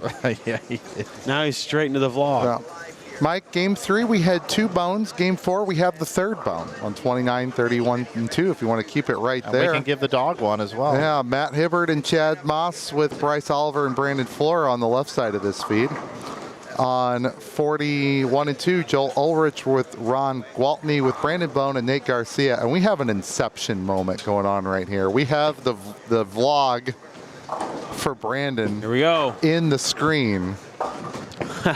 Well, that's not the live stream. That's the live stream for Nate, and I always give him a hard time. It's funny because Nate always puts this up, and then I go down and go, "Hey Nate," and he goes, "Oh man, I'm so sorry." Oh, and he gets all bent out of shape about it. Oh yeah. But he and Elise stream on their YouTube channel, and it's got so many people on there all the time. It's hilarious. It's like you got 3 cameras. Yeah, we've got Justin's up here now directing. It's the movie Inception, if you remember that one. So I think we're just going to let it. It's a video within a video within a video. I think we're just going to beetle it and let it be. Just going to let it hang? I think so. I like it. Let's just let it be. It's not really in the way. After he gets 5? I mean, it's not. I mean, you can't go tell him to move the camera after he gets 5. You know, here's what I'm going to do. I'm going to walk down there because I got to go get a game graphic anyway on the 2 channel. We have 2 channels for everybody. Inside Bowling 2. It's linked in the description down below if you want to watch lanes 41 through 44. But I'm going to go down there and stand there and just kind of look at that camera and look at him and look at the camera. And he's going to be like, oh, my gosh. All right. All right. It happens all the time. Nightmare doubles, wherever I go when Nate's streaming. He always forgets about my camera, but at the same time, when he does remember, he like freaks out about it. Yep. We're going to watch because that. He feels so awful. Yep.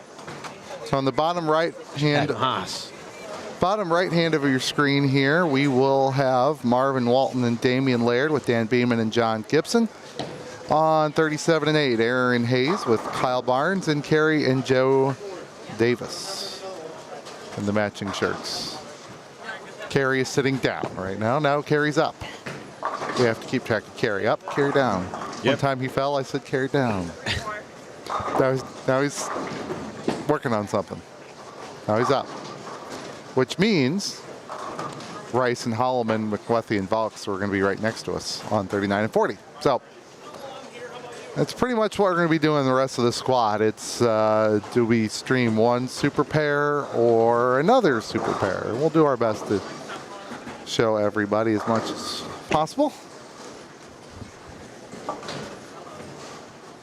Did somebody say Austin Carey was up yesterday throwing Joe Labatt's equipment with a different switch group? Like, those bowling balls are used to turn in the other direction.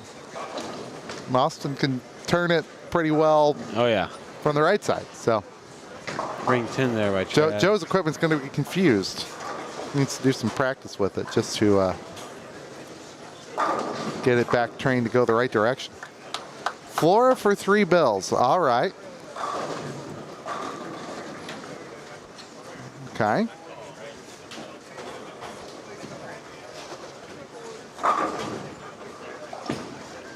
So I walked down there, and I just walked right next to Nate. I just sit there, and I nudged him a little bit on his shoulder, and he looks at me, and he goes, And he totally freaked out. He goes, oh my gosh. And he looks up at my camera and he looks at his camera and he just swipes the thing and moves it and goes, Mike, oh my gosh, I'm so sorry. I'm so sorry, Mike.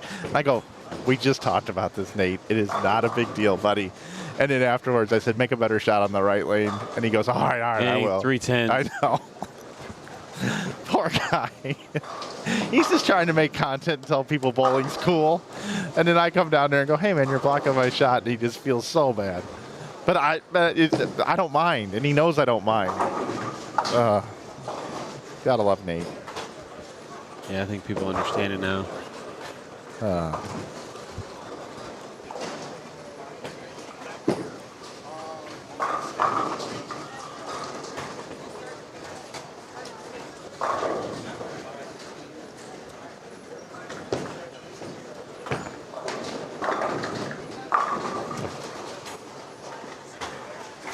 Brandon Flora, front four with Bryce. It's kind of a good team. Every team, what? I don't understand the squad. Oh, we can go. It's so much stronger.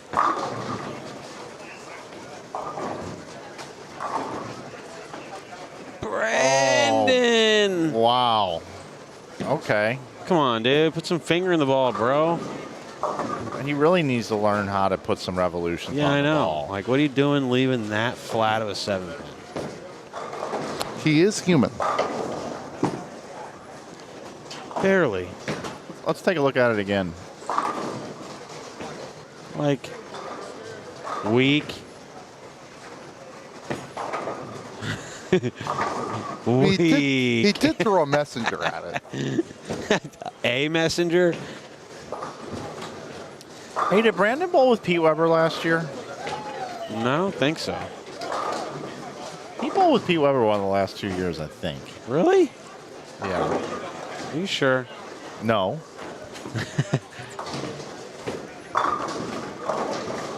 I think he did bowl with Pete though. That was the year Pete was supposed to win. No offense to Chase Rhodes or anybody else Pete's ever bowled with, but in recent years, he had Brandon bowl. That would have been awesome. I mean,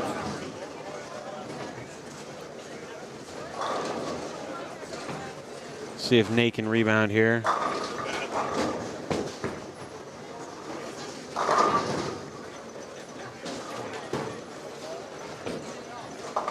Matt Ogle sighting on the left side of your screen. Yeah, we haven't seen him yet. Got Flora up on the right lane. I'm assuming this is going to be a strike. It's pretty far left already. Bang! That's a dangerous team. They got momentum. They're hungry. I mean, they can tear the pair up all they want. By the time it game 8, it's somebody else's problem.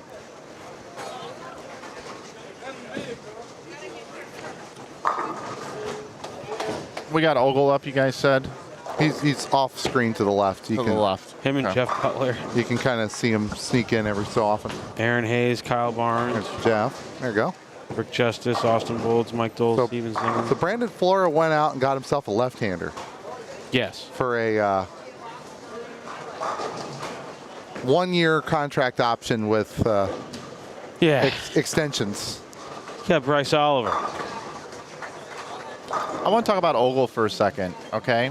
Back in 2023 on the PBA Tour, Ogle had a breakout season. He got to 5th in points, made $114,000, got that singles title, that all elusive singles title.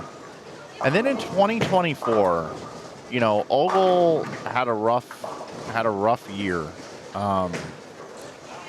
Went from having that season where he was 5th and was 23rd overall. That's quite a drop, 18 spots. And I was really curious how Matt was going to bowl this year on the PBA Tour and where he was going to finish at. And bounced back nicely. Back up to 13th on the tour. So over the course of the last 3 seasons on tour, 5th, 23rd, 13th.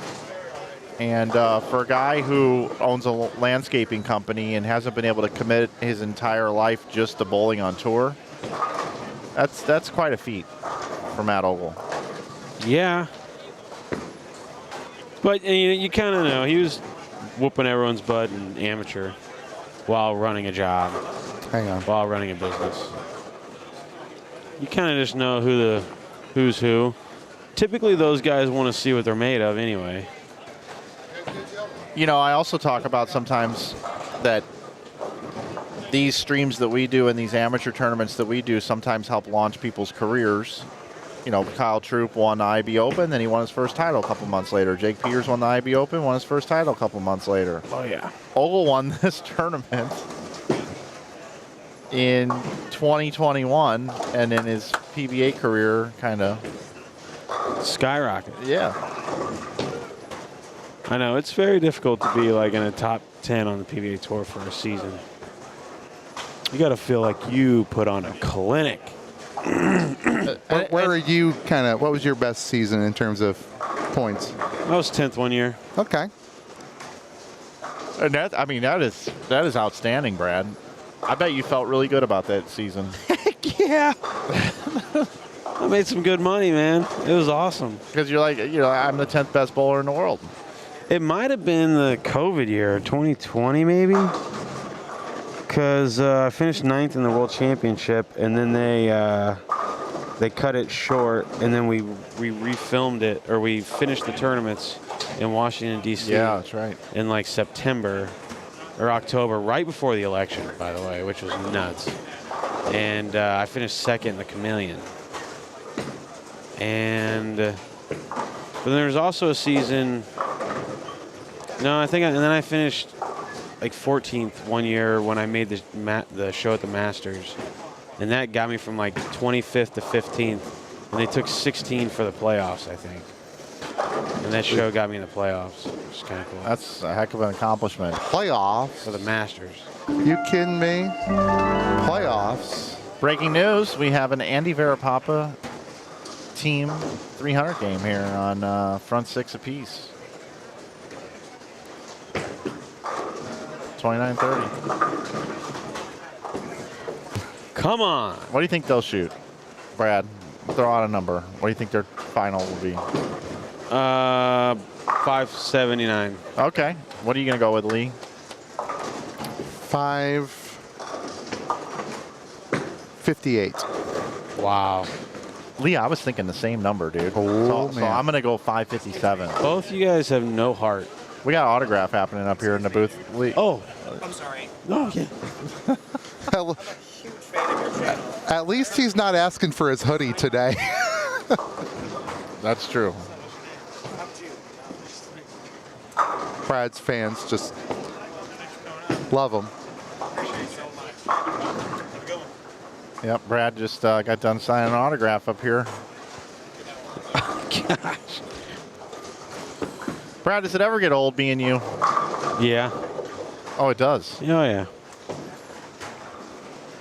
There's nothing special about it. 579 now, the max. Man, see, you guys just hawking them.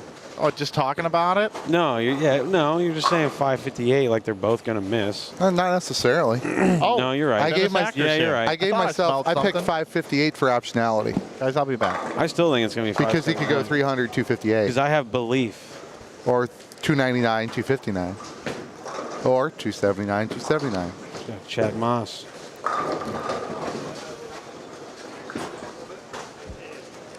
You could autograph the hoodie and auction it. Again, that was something last night. So awesome. It's like, hey, we just make instructional videos. All right, spare. After having to deal with the hate of the 558, Bryce Oliver is going to come up here and just put 10 back. He knows he's on camera. He knows what to do with the camera. He's been battling Brandon Bone his whole life.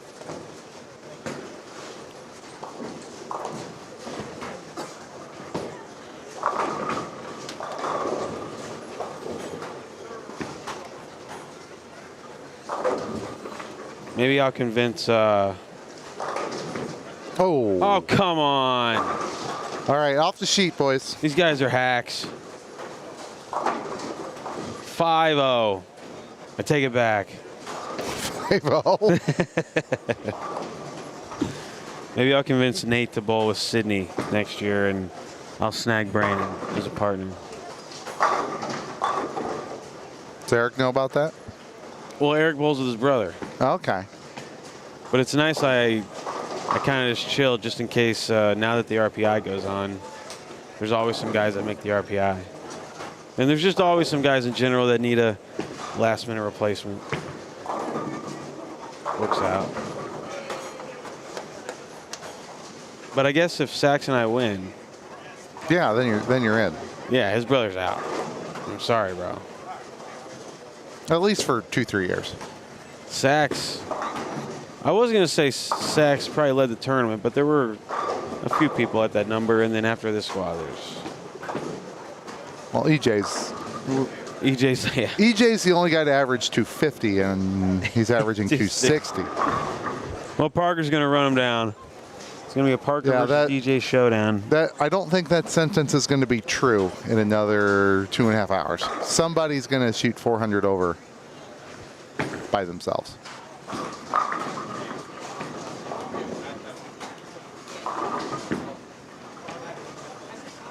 Thanks to everybody in the chat. We're almost at 1,500. We'll watch Matt Hibbard throw a shot here real quick, and then we'll touch on the other pair for just a minute. And after that shot, we got to get out of there.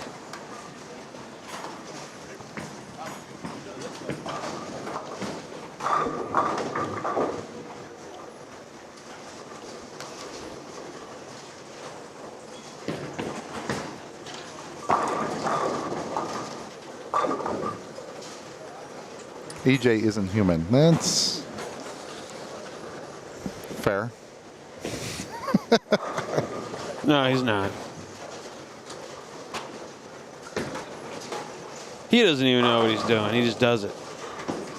That's how amazing it is.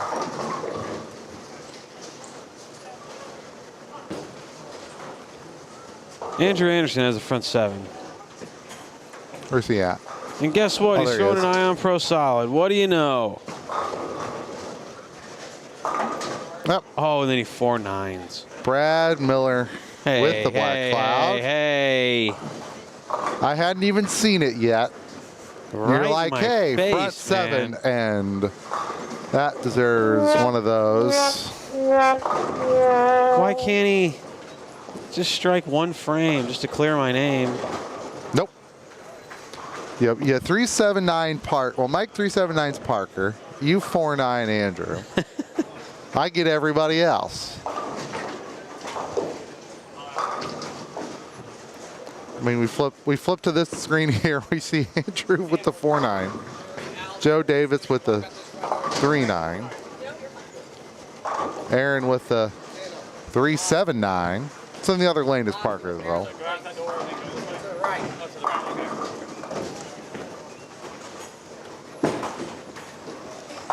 How about he picks it for the live stream? Almost. Yes, sir. Almost. I don't know if I've ever seen that picked. 379 or 2810. Our friends at Lane Talk on the shows put it at like 0.0% for you guys. One of my biggest pet peeves in bowling, though, is people who throw backup balls at it and lose count. Yeah, for sure. You should be able to, not that every double woods, it's not a gimme, right? But you got a lot of better chance of picking up for you a 2.8 or for me a 3.9 traditionally than going back up at it. And the odds of picking it get slightly better. It's still, for you picking a 210 backup. That's picking a 210 regular is no gimme either. No.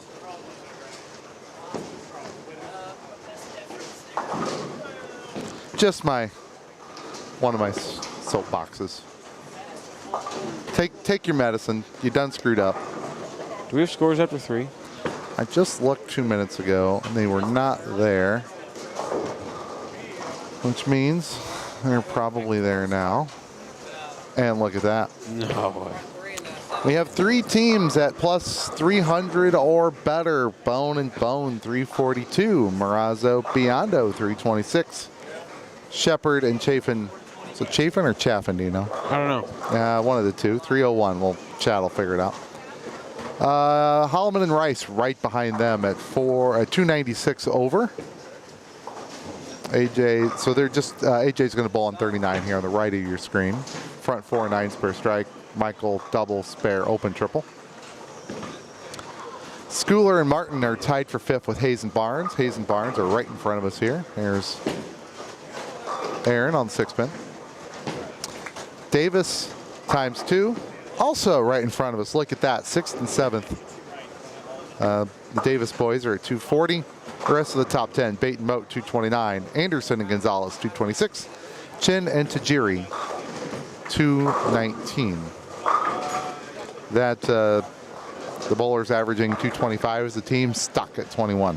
Yeah. Barely.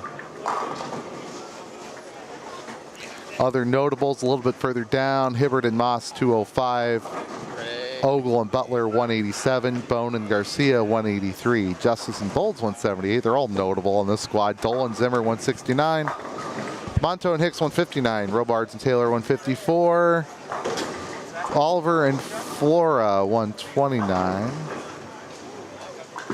for now. Biondo and Pollock 120, O'Brien and Sapolis 94, Clausen Welsh 91, McCarthy and Dickey 86, Schaefer and Madsen 50, Klein and Feeler 48. We have 4 teams minus.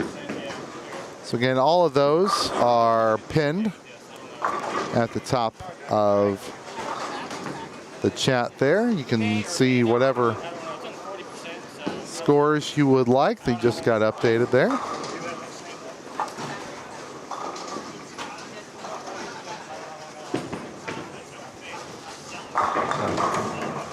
Let's see if we can get this split pick before we flip back. Not quite. What's up? Kevin?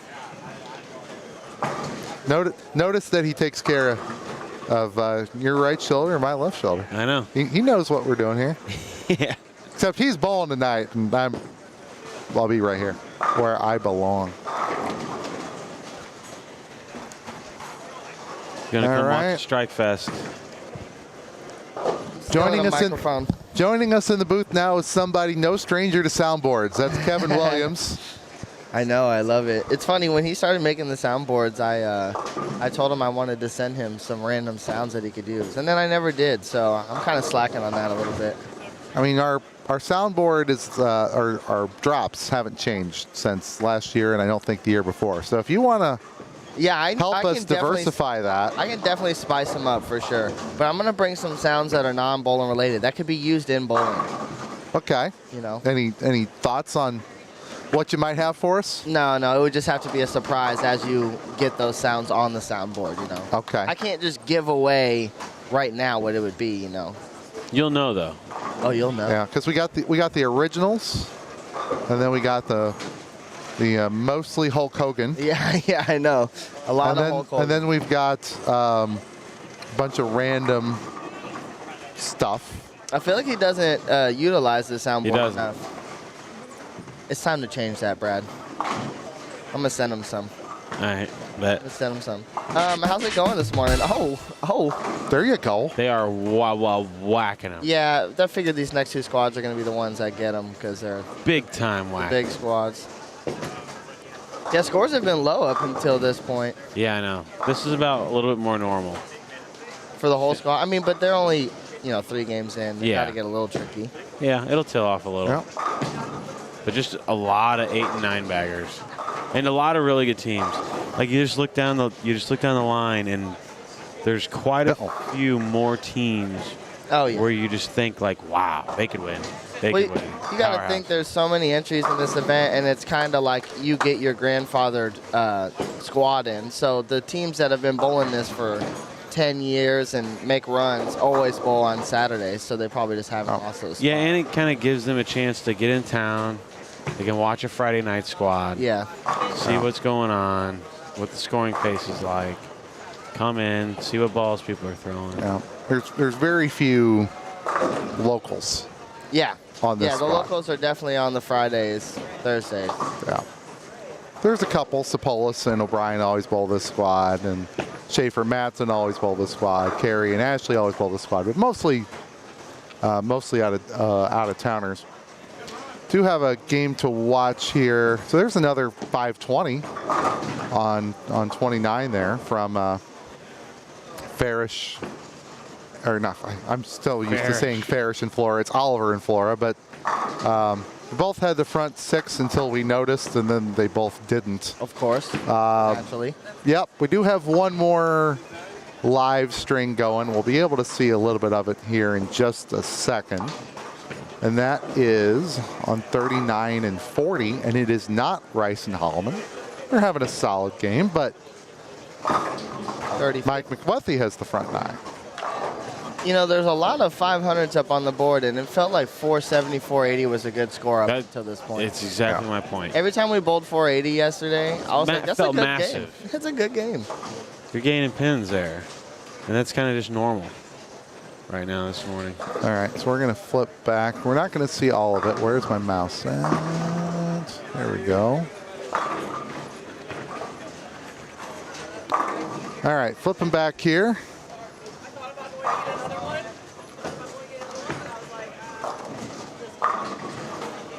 So Mike McWethy's going to sneak in the right side of your frame here, throwing on lane 39. There he is. And there his string goes. That's my fault. Yep. Good job. Yep. Mike? You know, I think black clouding is a myth. I think it's such a myth. Well, Oh, yeah. it's just an easy cop-out. Very much so. I would agree, except I have a 10-plus year track record of really doing this. I mean, it just feels like that. But, like, if you didn't video it, how often do we see guys missing the 10th on the front 9? Like, it's just... Yeah, more often than not. Yeah, exactly. It's just, it just They would feels miss like... anyway. I'm still going to apologize to Mike nonetheless, because I feel responsible, whether or not I am or not. Yeah, I guess. It's just because you're a nice guy, though. Well, they would, Appreciate that. He almost chopped the darn thing. you know, they're going to complain about the black cloud, but they would much rather you film it just in case. Exactly, 100%. They do it. That way people can see it, rather if no one ever saw it. Also, if you're in a position to get black clouded, then you're bowling good. True. If you're in a position where you have the front 8, front 9, and someone's talking about it, and then you miss when they go to camera, I'm okay with it. I'm like, that's fine. I bowled 270. I don't care. It's kind of a funny mindset that there are people that like seriously blame the cameraman. Dude. Oh, yeah. Like they, It's so in their funny. blood, if truly believe if that guy was not there, that they would have struck. I'm the opposite. If I'm like bowling the front 8, front 9, I need you to film me. I feel like I'll bowl better if I'm being filmed. Yeah, Gotta the lock focus in a little will- more. Yeah. Yeah. I don't want to look like a dummy on camera. Kevin, can you hand me that microphone that's right in front of you there? I appreciate it. All Parker's going off. right, I'm going to go Yeah, I do saw he had like 8, 10 the first 3. There was a comment that said the bones are boning. Wow. That's a good comment. And it kind of makes That's a good comment. That's kind of funny. That is good. Is Justin bowling good to keep up with him? Yeah, he's bowling all right. All right, bye. He was All right, I'm 80 gonna- over for 2. I'm Oh, gonna that's good. I'm gonna do a quick interview, and then you can bring me back in and Okay. turn this guy down when I'm done. Okay.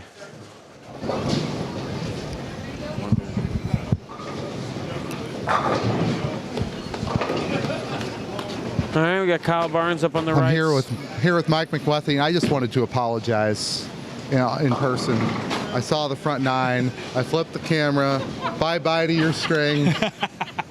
It's from It's all your fault. It's from Champaign. I would never do that to anybody on purpose, but I did, and I just wanted to apologize. Covering his No butt. problem, Lee. All right, how's the rest of your day been going? Well, started out slow, shot 197, 187, and then went 255, 278. So hopefully things turn around. All right, so you're going back to the low end. Going back to 8. Okay. You know what to do. Have a good day. Thanks. Michael, how's your day been going? This is Michael Holland. I just been watching AJ strike a lot. It's fun, isn't it? It is. It's just crazy. I'm sitting here getting 9 every up. Well, besides this game, but the first 2 games I had 8 7-pins in 2 games. While AJ's 100 over after 2, I'm 50 over. Now we're sitting. I think we're 330, 340 after 4. All right, keep it up. Thanks, sir. The apologetic black cloud. It's a myth, guys. It's a myth. But, you know, you got to cover your losses. I love that that works again. Golly. I enjoy that stuff. I know. I got 2 interviews at once. It's good. Can we talk about every year, like the low end to high end is different? Can we talk about how much more different it is this year? It's insane how different it is this year. It is. Last night I bowled on like 45 or something, and I was super hooking them. Had 270, and I mean I'm like 25 to 4. I'm just throwing it to the gutter. My target was the gutter, and then I come down to I flip and I go to like 9 and 10. And I go, washout, Brooklyn, washout. Wasn't even close. Had to move like 30 back left and throw it 100. It was crazy. Usually it's not that different. I think that's what kept scores lower the first however many squads we've bowled so far. Well, they do use 2 different machines. Yeah. Yeah. You got 2 different machines. Yeah. You have lane that, and if you were to use the same machine on one, which obviously would take forever. Yeah. That side is tighter anyway. Yeah. The lowest end gets all the traffic from McKendree practices, so that the first few lanes have had that for the last, whatever, 20, 25 years. Yeah. If not more. And with the shot having a little bit more juice in it than normal, I think that's accentuating all the above. Do they post the pattern, the lane pattern for this? They do. It's We do have it. I don't. I've never looked at it. 13 to 1, 28 mils. Oh, look at this. I don't know how long. Please tell me this works. Look at that. Nice. Yeah. Okay. Yeah, 28 mils is a lot for a house, Still like a plenty. typical house shot. Yeah. It's less than last year, though. Really? Yeah. I think they added a little bit from what I was told. We haven't shown this before in prior years. The thing is that you can put too much oil out on house shots where they get too clipped and then they just get impossible. Where they didn't seem super clipped. At times some lanes do, but they didn't seem like overly clipped last night. This scoring pace for a 13 to 1 pattern, you would think, I mean, obviously the design there is, hey, let's strike a lot. Oh, But 100%. this scoring pace right now on this 13-1 pattern is probably a perfect. I mean, if it's higher, great. We all like to see a bunch of 300s. A bunch of people here average a little higher. But in terms of the competitive spirit and the being like the competitor on the lanes and having to navigate the lanes, like it's the perfect amount of challenge versus like the perfect amount of reward if you get it. And all the scores are very bunched. It's hard to like run away and hide. And it's kind of just the perfect. I'm just going through all the things I could put on a screen here. Yeah, did you see that, Kevin? The AI video, yeah. Yeah, there's a list of some past champions. AJ Rice, Michael Holloman last year, Liz and Adam the year before. They're bowling at 2 o'clock. Andre and Andrew, they're bowling right now. Dole and Ogle, bowling right now, but not together. Matt Sanders is injured. Jimmy Cook's bowling this afternoon. Dan and Chad bowled yesterday. These are all in the event. And seeing in parentheses Redbird really makes me miss Redbird. I know. I loved Redbird. Pretty nostalgic place. I loved it. I also struck there, so it's probably what made it easier to love that place. And then here's our schedule. 2 o'clock is the last qualifying squad.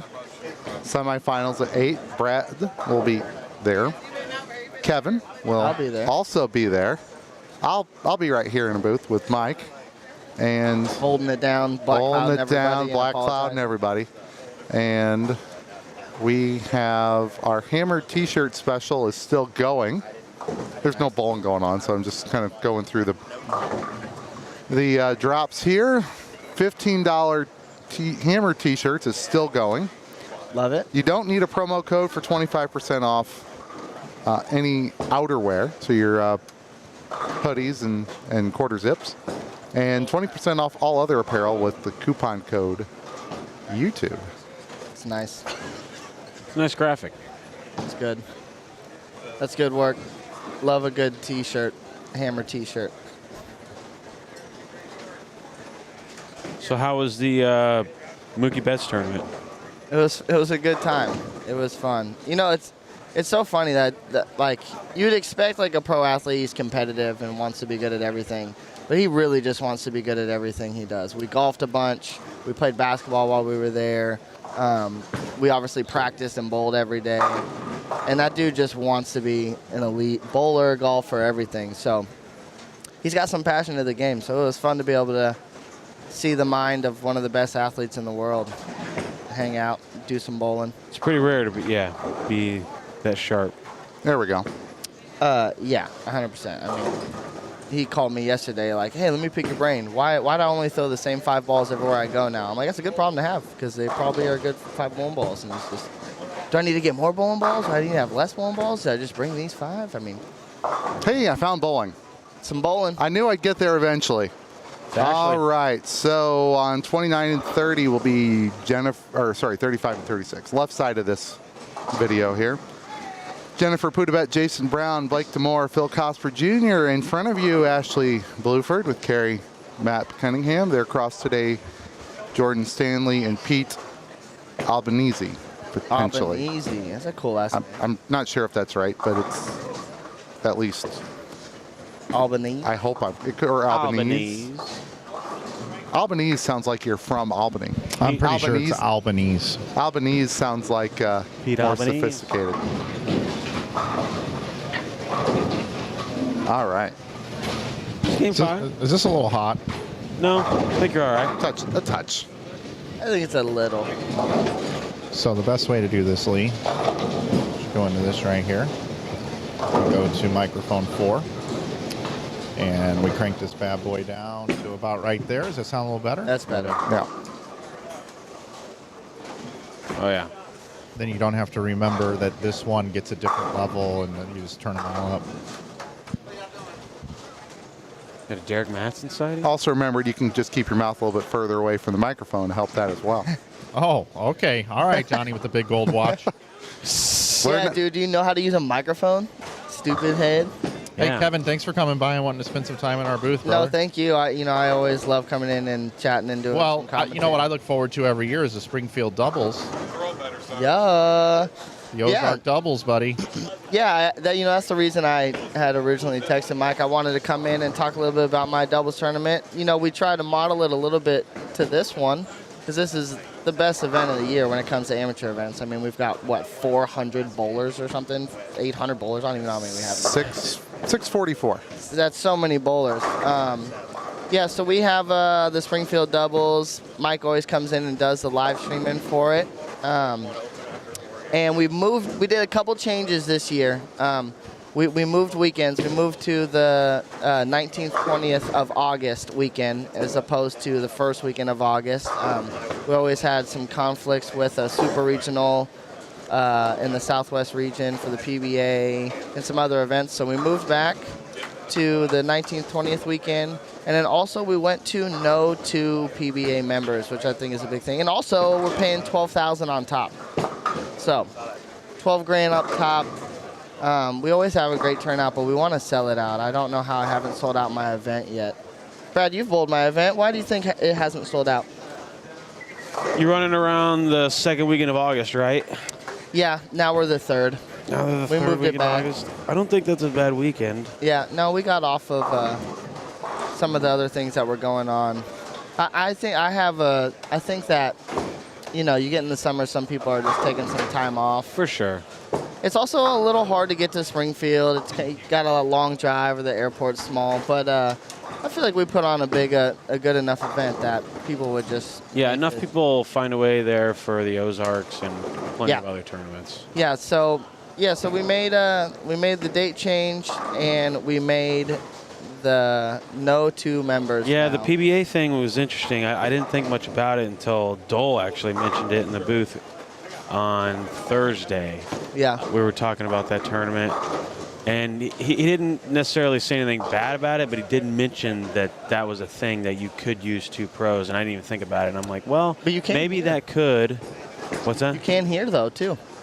Yeah, It's just exactly. it's the same rules. No Exactly. two titleists here. And I've pointed that out about this tournament is like you just don't see many pros stack up. And honestly, if you could let all the pros in the tournament, if there were two people I kind of don't want to stack up, it's Holloman and AJ Rice, and then they do. Right. They load up. Exactly. It's funny because this tournament's unique, right? Because we're bowling on like a house shot, and a lot of tour guys don't bowl on house shots that often, or they're just not as good. Yeah, it's not. Some guys EJ still went 500 over with two 190s somehow, but it kind of levels a playing field where you get some amateurs that you've probably never heard of that know how to average 250 for 8 games in a block. Where our event, we put out something a little more challenging. We usually put out like a 5-1, 6-1 kind of pattern, and you kind of see the gap in talent when you get them a little tougher at times. But we still have amateurs win. But I didn't want to make the change because I feel like there's that. I had to just limit some guys to who they can bowl with and their friends and things like that. But nonetheless, we did make the change to no 2 members. So hopefully that'll get some people to stack up some teams or think they have a little bit better chance because they're not bowling against 2 touring pros. Yeah, well, I mean, if you got to look at whatever you at least have to observe of whatever the biggest double tournament does. Of course. And kind of just see if you can mimic that in whatever way possible.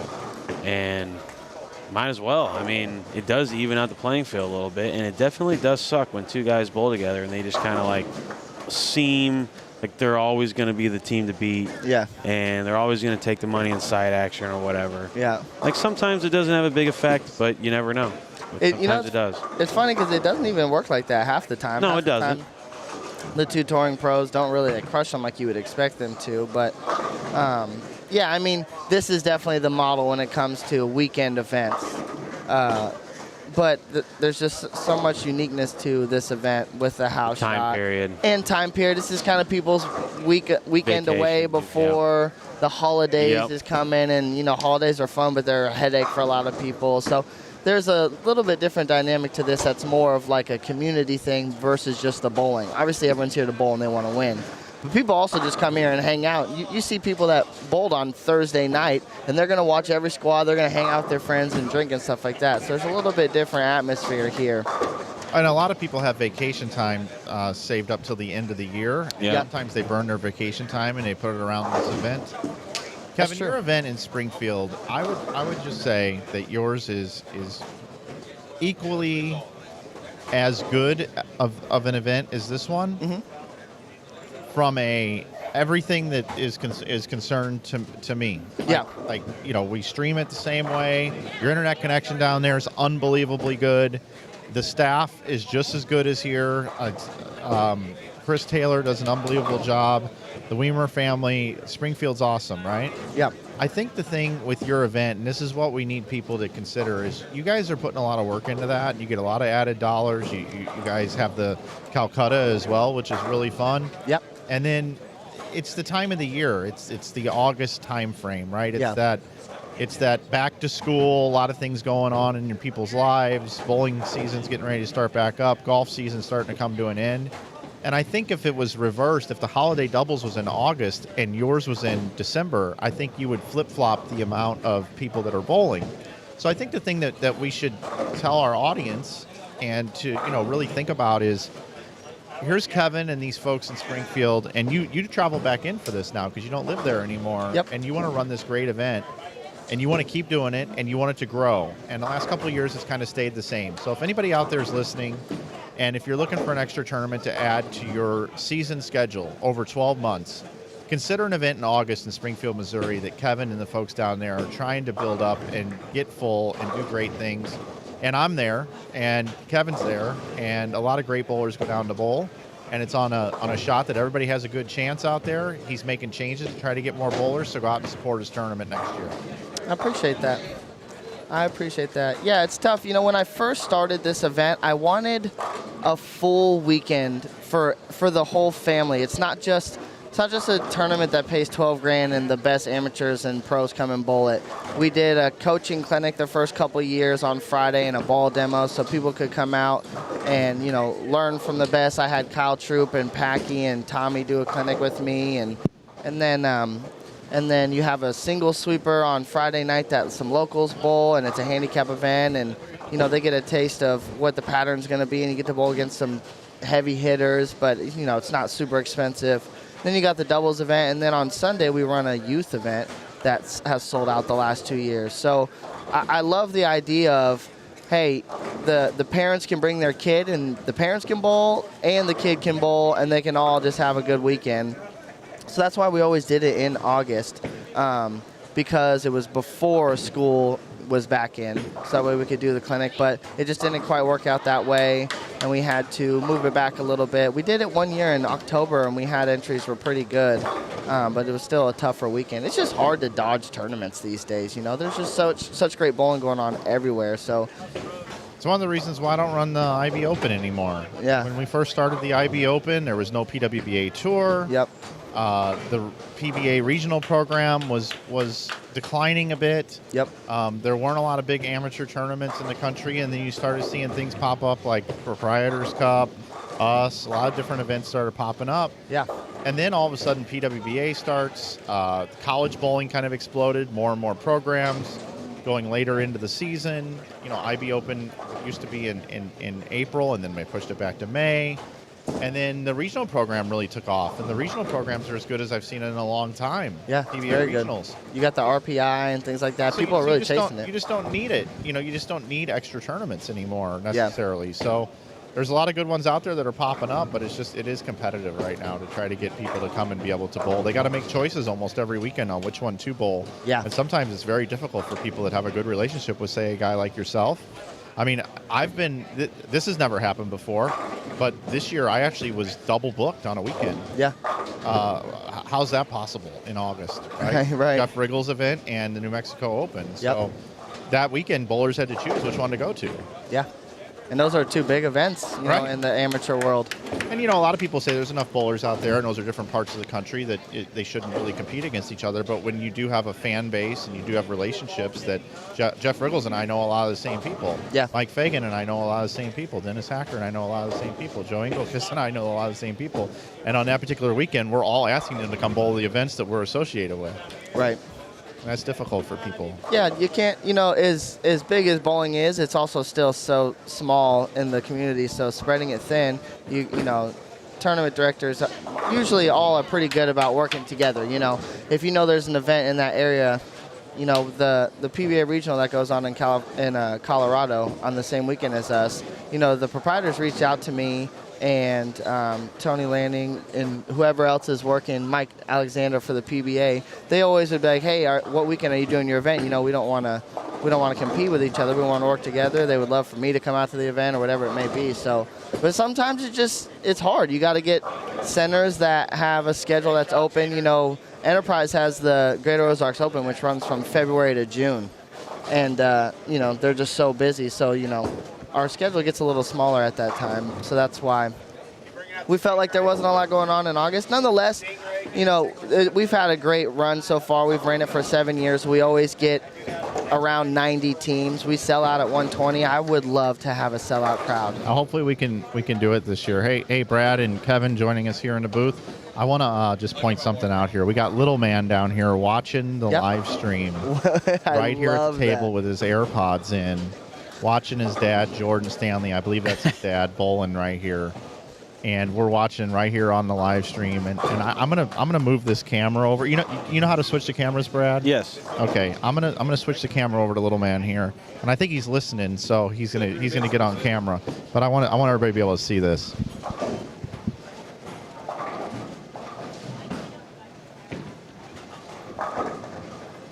Double watching it live and on the screen. This is really what it's all about, folks. Is get the earpiece in, and he's watching the bowling right there on the iPhone, watching his dad bowl. I believe that's his dad. So he's gonna see this pop up. Yeah. And we'll see if he turns around. Time to get his 20 seconds of fame here. He's like, that's Come me. on. And there's Dad sitting down right there. Look at him. They're like, wait a minute, we're on here. We're on here ahead of right now. That's us. That's pretty cool. Dad's blocking. He's gonna be like, Dad, get out of the way, man. That's right. You're getting rid of my camera time, right? Dude, I'm the main star right now. That's right. Pretty cool. And also on this pair, we've got our all-girls team in Ashley and Carrie. Love that. I think the coolest part of this event is you see every bowler in the region or from everywhere just bowling. People that father, sons, whatever relatives that just want to come out and have a good time. Yeah, it's only Saturday too. I know. Only. Gonna be a. My gonna be bike's another been crazy grinding. Only. I say we do Tuesday, Wednesday, Thursday, Friday, Saturday next year. Yeah, there you go. Hey, Kevin, you think I've gotten grumpier as I've gotten older? Maybe. No comment. Yeah. No comment. Hey, I backed you up on the NBA thing yesterday, though. You did. You did. Brad, I had a debate with Greg Young yesterday. Did you hear about this debate? No. But I'm Okay, already of the laughing. 3 main sports in MLB, NFL, and NBA, rate from worst to watch live to best. Like, which is the worst to watch live? To watch live. Yep. If you took a girl on a date and she's never seen live sports in her life, first time ever, what sport are you not going to bring her to? That's how I broke it down. So personally, I don't understand baseball really all that well. So that's the least viewer friendly. The nuance for me going to a baseball game isn't incredible. Okay. Even though I can really appreciate it for sure. But, Okay. And then it would go NBA. I feel like there's a good vibe at NBA games. They're so like fun. kind of fun. Yeah, they're so fun. Like the energy's high, the music they play is really good. Yeah, I feel like NFL music is all like old school, like classic rock, get pumped There's a lot up of and be downtime drunk. in NFL games. And sometimes it's like really cold and hard to like really appreciate it sometimes, especially in Kansas City. So you would say NBA is the I think best NBA is one. the safest one for sure. Yeah, that's what I NFL said. can get kind of crazy and rowdy too. I'm not saying none of these are all fun to go to. No, they're but all if you're amazing. bringing someone who's never really been to like a professional sport event, like basketball is the one to go to. I think so. There's always something going on. Like you're indoors, like you said, so you don't have to worry about like if it's 10 degrees and you're at Lambeau Field. Yeah. And someone's always scoring. Like there's always something happening, even if it's a blowout. Like someone's scoring the ball, Yeah. trying to dunk it, trying to shoot a three, whatever. Well, and you feel closer to the competition That at too. an NBA game. That too. And those football stadiums, there's 60, 70,000 people there. All the people look like tiny little ants down on the field. That's true. So Greg went the opposite. He thinks that baseball's the best, football, and then basketball's last, and he thinks basketball sucks. Basketball's last. But he's never been to a live NBA game. I'm like, then you don't even count. I think his thing is he's just not familiar. He's just He going based doesn't off watch- what sports he likes to watch on television. 100%. He doesn't watch. He said it. He's like, I haven't watched basketball. But I in will years. say, guys, and I mentioned this to you when of course I had questions because I can never just answer your question. Of course not. Is I said, what is this a playoff game? Yeah. Because playoff baseball is unbelievable. Every pitch, everybody's on the edge of their seat. People stand for like 5 innings in a row. Like playoff baseball, I think there's just something wrong with the regular season in baseball. It's just so long. It is, yeah.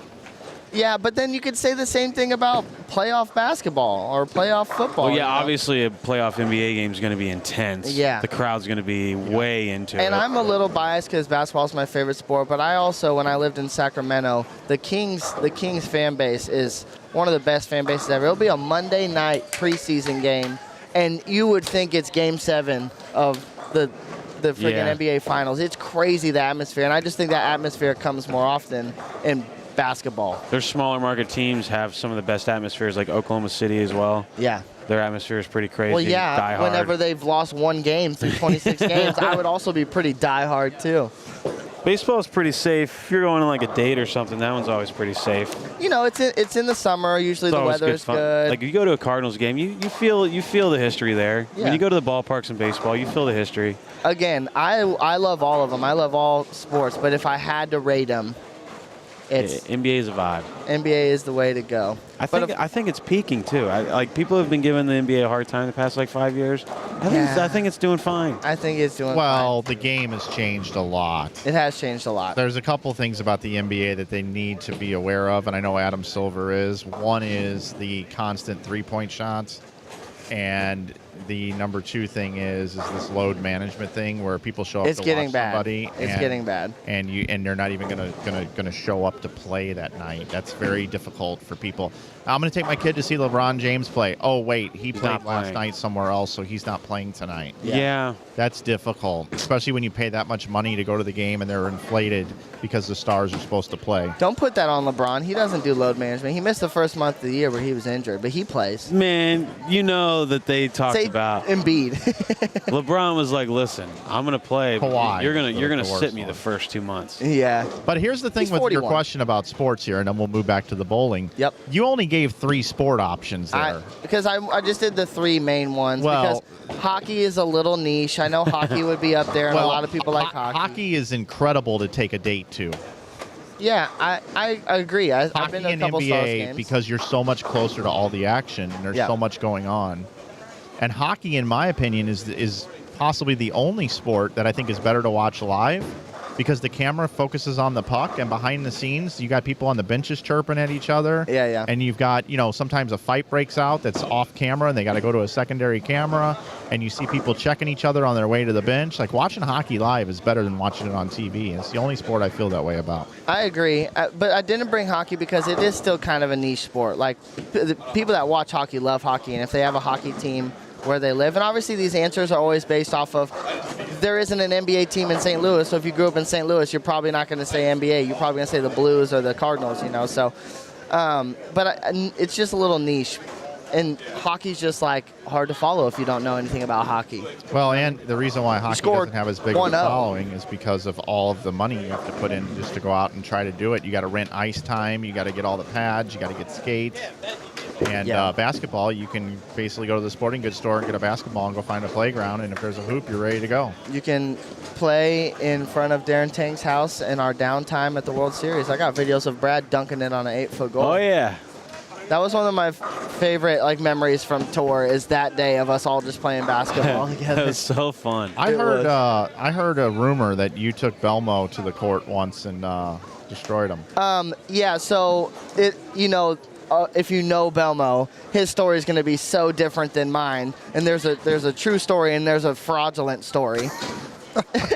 And if you had to pick one, I'm the truth one. Of course you are. When we were in Springfield, like he would post on like his story him shooting threes, and I would like kind of comment back, and I would just be like, "Oh yeah, basketball's my favorite. Let's shoot around sometime." And then he would tell everybody like, "Yeah, he says that he could beat me 1-on-1," and like I'm like, I never said any of that, even though it's true. I would destroy him. But in Springfield, he stayed at my house for a couple days, and I had keys to a gym, so we went up there and we just shot around and we conversated about life, and we did a little like 3-point shootout, just 5 from each spot or whatever, and we did it for a little bit of cash, and I beat him every time. And then he didn't pay me because he said in payment of losing the 3-point shootout, he paid in like advice that he gave me, life advice. Which I'll give him. Like, we had some deep talks because we were there for like 2 hours, and that was at like a hard time of my life. So he did give me good advice, but I don't think it equals up to the money in which he owed me for having this 3-point shootout that we did. But all we did was just shoot around. We would never like actually play one-on-one. That would just not go well for him. I don't want to break his brittle bones. Well, and you guys both had to bowl, so it was probably a good choice. Yeah, at the time I was the 1 seed, so I don't want to show up sore because I gave him my all against Belmo in a 1-on-1 duel. Oh wait, I got Belmo on line 1. Let me patch him into the board and get his side of the story. Yeah, please do, because it's gonna be he's gonna lie about it and say that none of that happened. Then you got to run it back in cricket. Exactly. Well, the big thing is, we played at like, I had keys to like a church gym, and it was just a regular high school gym, like regulation. And he kept losing, and he was like, "Is this 3-point even regulation?" Where I play, we're a little further back, and I was like, "Then move back. You don't have to be at the line. You can shoot wherever you want. You just have to be behind the 3-point line." So he would always be like, "It wasn't regulation, mate." I'm like, "Okay, you got it, dude. Next time, let's shoot further away, because it'll be the same result." We got scores after 4. I think Lee wants to go over those, and we'll pop them up on the screen. I'll happily do that for you, Mike. New leaders, Shepard and Chafin, 437. Bone and Bone, 402. Marazzo, Biondo, 360. Holloman and Rice, 352. Zeke Bate, Simon Moat, 321. This is the halfway point, so it's easy to just double it. Yep. So to double the 20th place score gets you to 402. They will slow down, but not all the way to 6th like we had the last few squads. Sax and I are going to be a little worried now. No, you're fine. Yeah. What did you guys get to? 430. I don't know all the. I never look at. There's just too much bowling, too many strikes. It's so hard to do the numbers. It's so tight. Yeah, because there's so many teams. Literally every pin matters so much. I mean, we can just kind of look around here.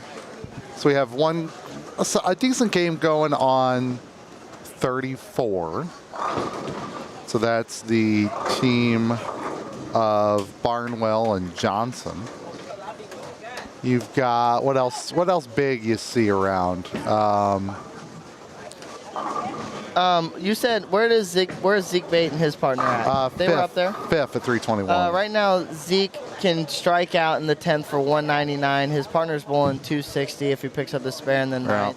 Like, this is where scores are going to come down just a little bit. Maybe not a huge amount, but, you know, obviously as you get later in the day, they get trickier. They get a little cliffed. I mean, there's way more rev rate on this squad. I mean, the two squads yesterday, games 7 and 8 in front of us, if you shot 430, you deserved a gold star and a pat on the back, because there were 3 and not good 3s all over the place. Well, even from some teams, we had one team come into game 8, 2nd place on their squad, shot 360. Yeah. They might not even, they'll probably still cash, but I was told they're not making the 46. That was leading in last night's squad with 1 to go. They had about 150 pin lead on 2nd. Yeah. Shot like 330 the last game. Wait, Lambert and Wolf? That's what I was told, that they bowled, or maybe it was the 2nd place team, but a team that was 2nd place team. Yeah, they bowled like a really low game. I think it was 360-ish. We found a way to 520. It felt like 600. Got Blake DeMore on the left side. Who's Blake bowling with? I don't know. Stuffs a 9-pin. Black Cloud, your fault. Go apologize to him. Yeah, I'll be getting text messages. Go apologize to him. Yep. It's a myth, guys. Black clouding is not a real thing. And Blake's definitely the one that's going to give it to you in the air. He's definitely going to let you know about the black cloud. Not. Blake DeMore is bowling with Phil Cosper Jr. I don't know that I know who that is. Phil Cosper is from Kansas City, actually. Okay, I need to see if I'm so bad with names. He's kind of a reemerger. He bowled juniors before my time, and just kind of got a job and started working, and now he's kind of come back. Bowled some regionals, made the cut at the Kansas City regional. Good lefty. He was always one of the better lefties in town. Oh, he's a lefty. Yeah, I don't know if I recognize him or not. I don't know. Those are good. Juniors. You were a walking legend when I started bowling at the end of my high school career. Yeah. Because we didn't really bowl against each other because I started so late. I started like my senior year, and you had moved up like right as I started bowling. And all I ever heard was like this Brad Miller guy when I would bowl like HOA. So like Brad Miller's won 50 of these. I'm like, who's this Brad Miller guy? Everyone says he's like the GOAT. And I never got to bowl against you. Yeah, I just bowled more than everyone. It's like all I did. I just lived in a bowling alley. I mean, that's how you become elite. How about a little 448 here for Carrie and Ashley? Love that. It's a good game. That is a good game. Where are they at in the standings? 50 over. Hold on. So 50 over times 8 games would be 400 over. They came into this game 34th on the squad at plus 101. Okay. After 4 games. All right. That would look a lot better on other squads. It would, but they can bowl a big one. I mean, we knew that this was going to happen. Scores were going to be higher on these next 2 squads just because of the talent. And, you know, they also break the lanes down a little bit better than some of the other squads. Yeah. It's more of a defined path to the pocket as a collaborative unit. You think even with the high rev rate that I would imagine, because it's a house shot, it's not like you're bowling on a pattern where guys are a little more aware of like, hey, I can't just start at 20. On house shots, you can kind of play wherever you want. And you get some of these people that bowl on house more often. Like a Tony Resnick is a good example. He throws it hard and up the track. So he's going to keep the track and play a little bit more. You don't think guys like that break them down better than like Matt Ogles and Andrew Andersons and like the guys with the high rev rates. I'm going to go in a different direction here, Kevin. Okay. I hear what you're saying, and I can't debate that with you because you're right. I'm going to use an extreme example. Okay. A mixed league bowls an entire one of these squads. Okay. And then the PBA Tour players come in and bowl a squad together. Yep. The mixed league aren't as good of bowlers as far as accuracy, rotation, and speed. Yep. They can't do those three things at a high level. The pros can. When you have pros that are in the same part of the lane that are accurate, they are creating ball paths in the same footprint of the lane consistently on that pair. When you have somebody being a human sprinkler, throwing it second arrow, third arrow, fourth arrow in the gutter all over the place, trying to follow that is very, very difficult pair to pair. So rev rate, yes, but when you have an overall squad that scores higher, that means they're more accurate. They're playing that lane in the same spot for most of the lanes, so you get more consistency when it comes to the lane itself. So if you go to a pair and you're like, oh, I've just followed a two-hander. Okay, well, this part of the lane is going to hook. You know that. But when you follow a whole bunch of league bowlers that are kind of like, well, I'm going to play out here because I just watched this guy bowl 250. Oh, and halfway through the game they panic, and then they move way in. Yeah. And then they're like, oh, no, I'm going to go back to the middle part of it. I just think that's a little more difficult transition-wise, pair to pair. Well, I'll play devil's advocate here because for the longest time, like when I first started bowling on the weekends and I bowled on just a lot of house shots and I wasn't really good on the tougher stuff and I wasn't on tour yet, I never understood why pro bowlers just couldn't keep up with random amateurs on stuff like this. I think that, and I used to not think this, but I do now, I think there is such thing as being too accurate on the house shot at times because you're not utilizing the miss room that the pattern allows you to have. So if a guy is just acing them at 15 all day long, he's not utilizing that. A couple right of that is a little drier, so he's got some more hook, and a couple inside of that, it's going to lay there because there's a little bit more oil. Yeah, so where you get some of these people that are good amateurs, I'm not saying they're sprinklers by any means, but they utilize the miss room because they miss a couple ways, where if you're just acing them, and I'm not saying that always is the case, but if you get a Norm Duke to bowl on a house shot and he just can't miss 15, he's not utilizing the miss room that the pattern's creating. Yeah, why create a dime down lane when you could have a full dollar bill? I mean, the devil's advocate of that is, it's funny because the logic sounds dumb because you're like, well, obviously you want to be more accurate, but do you when they're this easy? No. Know who's keeping up with Eric Pollock and Brandon Biondo this game? Who's that? Nobody. They're right on the stream here. He flipped it back to 31 and 32. Eric threw a spare in the first frame. How dare he? Yeah. I mean, Biondo crushes them every Well, that cloud got him too. Here you go. Go grab the mic. Go apologize. Way to It's go. a little far. I don't know if it'll work that far, but I will. He's going to come yell at you. He should. He has every right to. He's like, listen, I'm getting Look, reports. this is why the black cloud's a myth. He didn't even know that we flipped to the pair right then and there. Nope, and he was it's missing just regardless. bad timing. That's all that is. It's just a coincidence. I'll see if I can get some sound bits from these guys. I have definitely gotten nervous because the cameras come over before, though. You should. Everyone has. You can't say that. We're in front of a camera every shot now. Oh, I know. So numb to it. And that's so amazing. I remember when we first started like trying to make videos, like it was just so foreign. Like people didn't know. A little awkward. Dude, now people are out of their shell, man. Yeah. Like, dude, Prather sees a vlog camera going. He's in there. Hey, guys, I got Brandon here. Brandon, how's the holiday doubles treating you so far this year compared to years prior? It's not as friendly. Definitely not as friendly. Oh. Like you've been talking all weekend, they're a little bit longer, so it's a little bit harder to carry and play straight, but it's also a little, it's just touchy overall for sure. You got to play the oil. You cannot play the dry. Anybody that's trying to play the dry, it looks good one pair, next pair doesn't look good at all. So I think keeping in the oil, controlling the pocket, and hopefully it carries. What do you think about your partner, Eric, here and his chances of carrying you this year? Well, he's got a little bit of work to do. I thought he was nuts for saying that he should have thrown this ball yesterday on the live stream. And now I take back what I said when I got here yesterday and talked to him about it. And it's definitely the right ball to throw. Eric, what are you using? What's your strategy here? Throwing the new NU. Balls were just going too sideways, so I went to a lower diff ball, tried it down there. It looked okay, but I still couldn't carry. So I ended up switching to the NU and can go a lot straighter with it. And now you have a 7-bagger. Yep. If you get an 8-bagger here, I hear they're better than spares. Yes, sir. 8-baggers are better than spares. That's true. Thank Very you. much so. Yep. Hey, Kevin, you got somebody on your side. Thanks, guys. So many people are on my side. You're even on my side on that. You can't. No one will change my mind. That was the debate that blew up, and you can still go get those shirts at housebowling.com. Cheap plug there. I brought my new 2.0, and I almost threw it yesterday too. We've seen a fair bit of them Then I this threw weekend. a 3-inch pin rhino instead.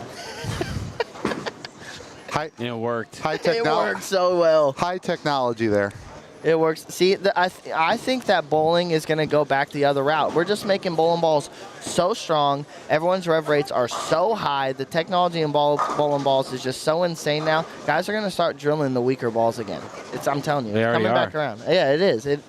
That's why we're making the new, like the Storm has level and, balls like that. Like, people are going to go back the other way. It's going to get to a point where these quote-unquote low-end balls, they all hook too much. Yeah, these, especially now you're seeing guys play fifth arrow with urethane sometimes in certain tournaments. Yeah. They're choosing to do that. Well, then if that's going on, then you might as well have more balls like that with a little different shape rather than like a very significantly different reactive ball that's super strong, way totally different than a urethane ball. Do you remember when, like, 8 years ago, high roads and IQs were the only ball being thrown? And Yeah. those, like, the high road's like the cleanest ball ever. It's such a high RG, and then the IQ has like the lowest diff that Storm has. And then that ball just disappeared. It's still on the market, but it disappeared. No one throws it. And I think people are going to start drilling balls like that again. Yeah, for sure. Especially in Bolero centers. Houses aren't really getting slicker.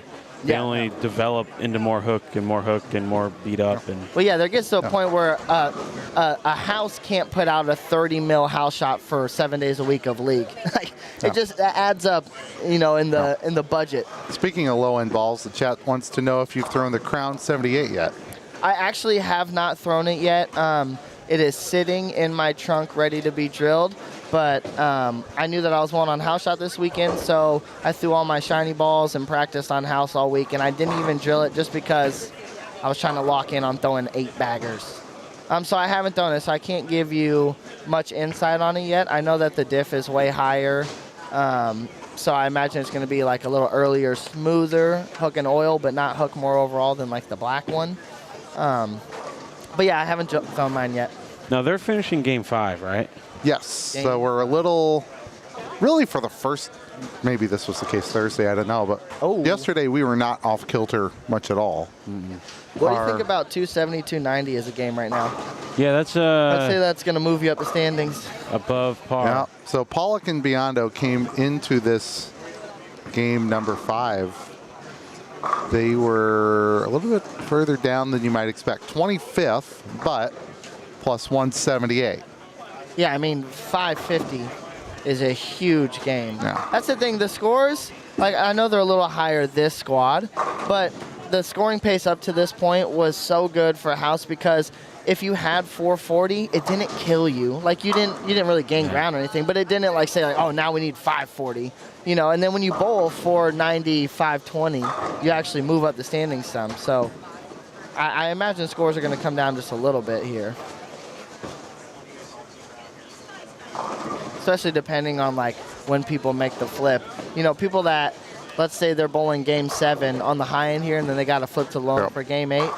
That's just a recipe for bowling a random 170. Yep. Where'd you finish? What pair? We finished on like 35 and 6, I think, right here in front of us. Okay. So the last 2 games we caught the higher side where we just knew they hooked more. So that was a blessing. Because when we flipped ends, I bowled bad on the other end. Yeah, there were 2 or 3 other teams last night that had the opposite situation. Needed something. Hit like 3 through 10. Yep. And there were a couple 520s down there. It where you had needed, maybe they didn't need all of that. Yeah. 470, 480 is probably enough. Yep. An extra 40 pins never hurt anybody.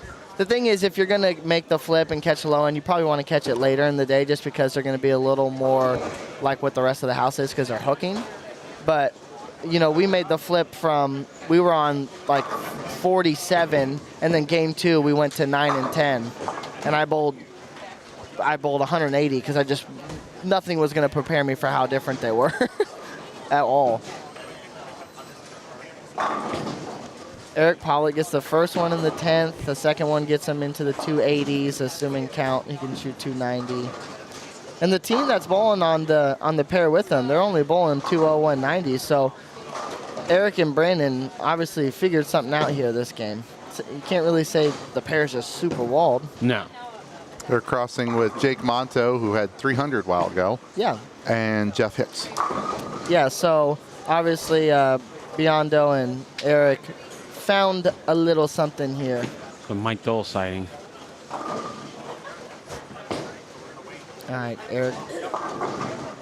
A little up the lane, it looked. Yeah, and he leaves the 9, fell the wrong way. 10 almost. Yeah, that looked a little up the lane. Throwing that new 2.0 with the non-urethane, it rolls a lot like a urethane ball, but it's like super high RG, low diff, so it's just clean and real smooth. So if you get it in that oil of this 13-1 house shot holiday doubles pattern, that ball's going to have a hard time getting up the hill and changing direction a little bit. So where you got to keep it in front of you, he's got to see a little friction there. So 279 is still a really good score. Yeah. Really good score. And then his partner can match him with 270.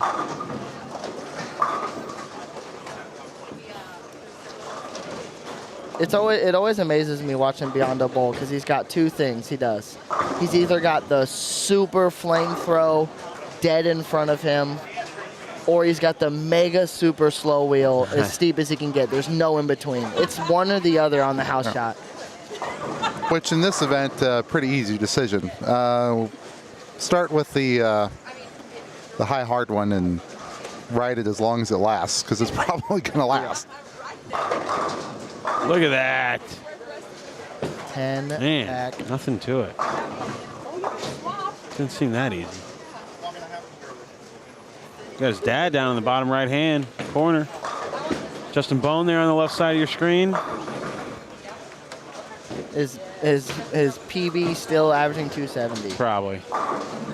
Just a timeless game.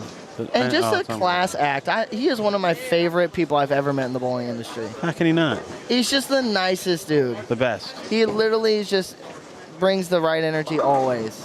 He cares about the game, cares about everybody, and he just still strikes, dude. I'm not going to be bowling at his age, and he's averaging 270 at the biggest amateur tournament in the nation.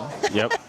Yeah, Parker's one of those guys that makes you feel like an idiot when you come off as like a jaded bowler a little bit. Like, you make those remarks as a jaded bowler. They just kind of come natural. And then you hang around a guy like Parker and you're just like, man, I just admire how he's not like that. Yep. At all. Yep.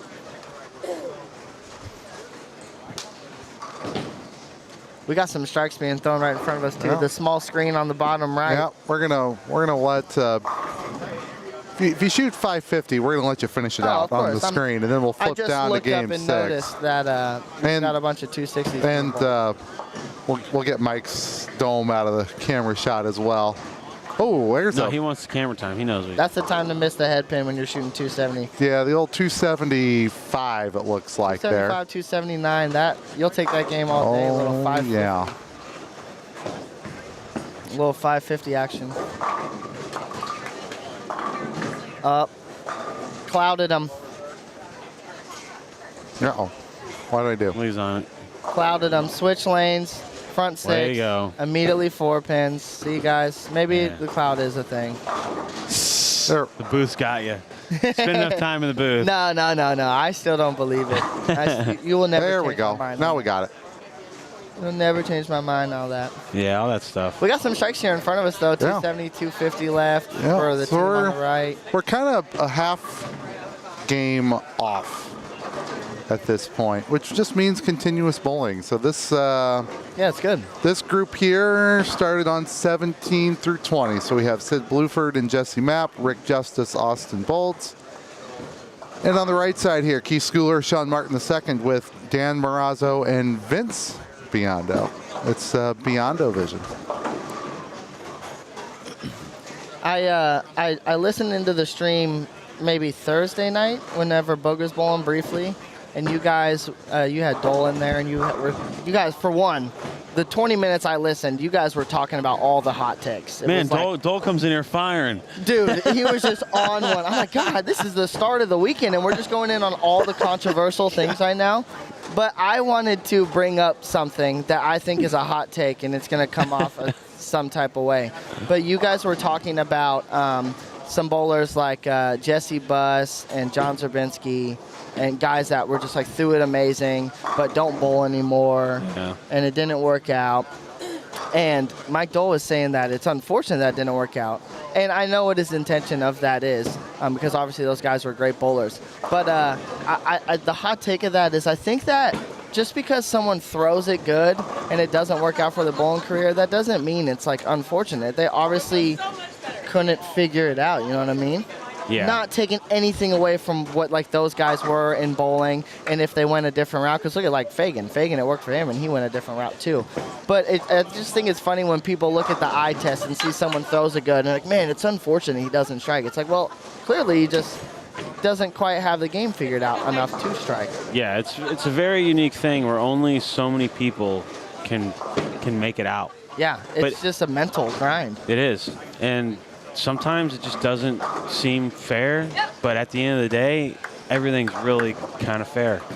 Yeah, like, it's more just, is it worth the mental grind that it's been put through? It's not that they couldn't keep competing or they weren't competing. Correct. It's more like, do I mentally want to keep putting myself through the ups and downs of bowling? But that happens in any sport. 100%. 100%. And everything's way over glamified in all the sports where the guys make money. Yeah. And I mean, because most of the people in the NBA are probably bench guys and G League guys. You know, if you talk about just like majority of the people that play, there's only so many starters. Yeah. So, and the golf's the same way. And, you know, there's a lot of guys that have pretty good careers and they just decide that, you know, they don't want to travel anymore. And like it happens in every sport. Football as well. 6 years in the NFL is like a long time. A long career. Yeah, exactly.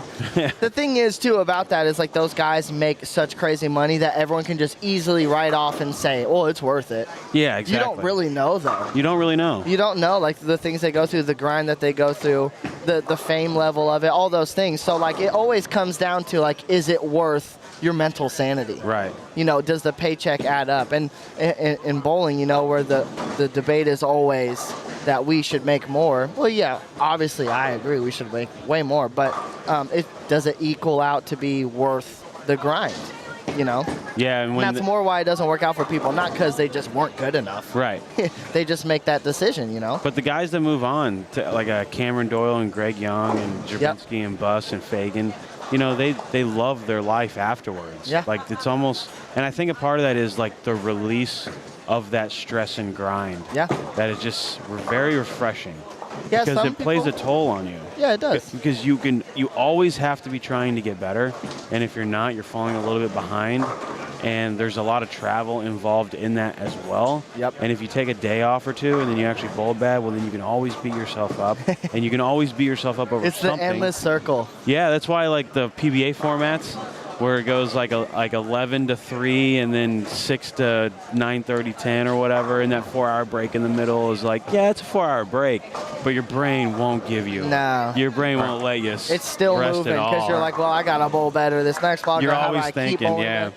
Yeah, the thing is, so when people ask me about, like, the tour life, if they keep it pretty brief, you know, and they ask, like, what's it like? It's got to be tough for you guys. You guys bowl so much. You're on the road. I'm like, honestly, the physical side, yeah, there are some times where, like, you need a break for your body. But I always tell everyone, it's just a mental grind. That's something I can't like, explain to people without you just experiencing it. Like, when we talk about it, you understand. You're away from, like, your own bed for weeks at a time. And even if it's going good, it's still a mental grind. Like, even EJ winning all the time, making every telecast, even he, you know, probably needs a mental break for a week or two. And I always tell people, it's not the physical, it's the mental. It's staying in it mentally. And I think bowling versus other sports is just the quantity of people, right? Yeah. The NBA, you get 60 people drafted a year. Yeah. And more of them are from other countries. Yeah, So how many exactly. like kids from American colleges get drafted every Not year? many anymore. 40. Yeah. That's a lot compared to the PBA. Yeah, it is. Golf has, I mean, the 100th person this year in golf had earnings of $1.5 million. Yeah, now, exactly. there's a lot And- of expenses subtracted from that. There's 100%. sponsorship money added to that, of course, that you don't see. Just like you guys get sponsorship money. If you go to PBA, stats, you don't see that, but it's No. certainly part of. Yeah, they're not public with any of that. Right, but nor should it be. But football, you get 260 people Yeah, drafted because they a have year. such a big roster. Yeah. The 250th pick gets a signing bonus of $50,000 or $60,000. They spend the year on the practice squad. They make $100 and some odd thousand dollars for an average American. That's pretty damn good. Yeah, 100%. But it's only for a 5-6 year career. Right. Yeah, but usually that, I would imagine most professional athletes, even if they don't have some crazy career, they can fall back into that sport in coaching, or if they have their own programs, training, things like that. Because you can say, you could be let's say a quote-unquote nobody in the NBA, but if you had a 10-year career in the NBA, that Even looks a pretty good on the resume 5-year if you start career. becoming a coach, or if you want to start doing like programs, Whatever you AAU want. programs. Yeah, exactly. Which bowling has that too, just again in a smaller quantity. 100%. 100%. It just, it's just a life that just doesn't fit everyone. That's just all it is. Some people don't want to be on the road that much, but the mental grind is the reason the sport's so hard. When they came out with the Full Swing documentary for the PGA, it shed, without people knowing, it shed so much light on what we go through on the tour, on the PBA tour. It was so similar. Now, obviously, it's a little different. When Justin Thomas misses a cut, he's taking his PJ back home. Yeah. That's not the case for us. But the similar grind of like, if you're not bowling good, you're not getting a check. It's week in and week out. You can't just stop and like take a break. You got to stay out there. And it was fun to see the grind that they go through. It's just on a different level than us, but it's the same exact, same exact grind. Yeah, and you actually end up, it's either when you're bowling good, you're bowling a lot. So you can fatigue a lot easier when you're actually making cuts. And but then if you're not making cuts, you actually have a lot of downtime. Yeah. And that's what kind of killed me. It was like, man, I got to do something. Yeah. Like I feel like I'm traveling all this way just to bowl a few qualifying spots. And when I don't make it, I got to go to the next one, and I want to go to the next one. However, the next 3 days, I feel like I need to do something. Yeah. And it actually worked out. I mean, there's always possibility. In my opinion, there's endless possibility when the best bowlers are in the same building. Best bowlers in the world in the same building. All right, there's something that can be done. 100%. If you want to run the stats and be a statistician, if you want to run the video camera and get the personalities on camera, there's always something that could be done. Yeah. That was my mindset. Just get them in the same building, and I'll figure something out. 100%. Stats after 5, speaking of trying to make cuts, Shepard and Chafin at 500 over after 5. That's easy math. That's a big score right there. Average of 250.0. Their lead is just 8 over Bone and Bone. Dang, that's crazy. 492. Holloman and Rice 414. Marazzo Biondo 413. Yeah, that game. Bate and Moat 378. Schooler and Martin 376. Then a gap to 4 more teams. Oliver and Flora 342. Davis and Davis 332. That's cool. Biondo and So Pollock after that 550 there 332.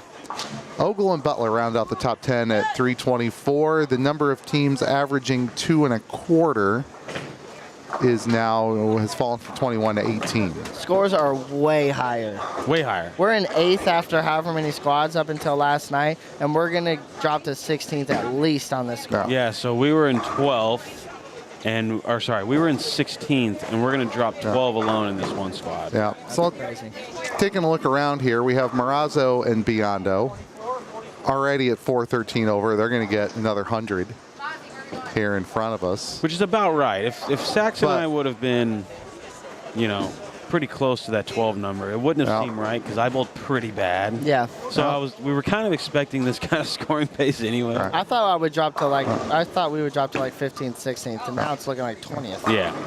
Hey, Mike, can you hear me? Can you flip cameras? There's 506, but we're going to flip back to another front 9, see if we can get one through. It's a front 9 for Andy Klein. How about that?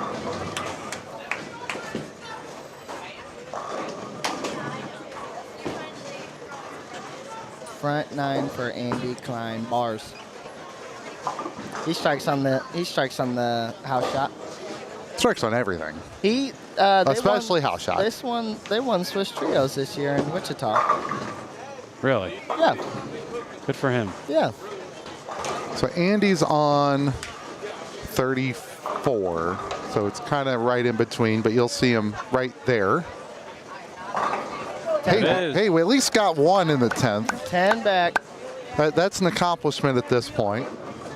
Just takes a local legend to bowling with Steven Keeler. Brad, when you're bowling 300, Okay. at what point of the game do you get nervous about the 300? What frame? Or frames if it's multiple. Nothing before 9. Yeah.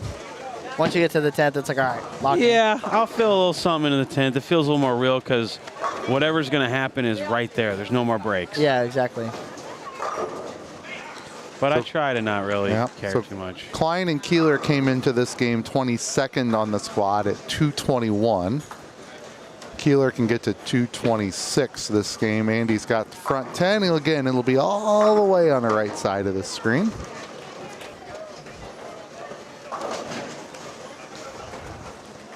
Here it comes.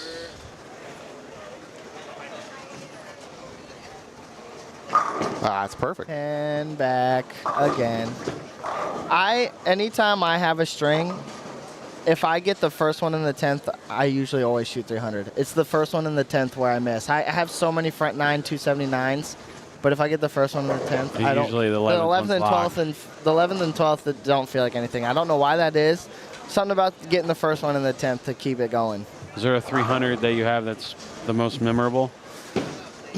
I bowled 300 at the Masters, the first round of match play to game 3 to win my match by 2.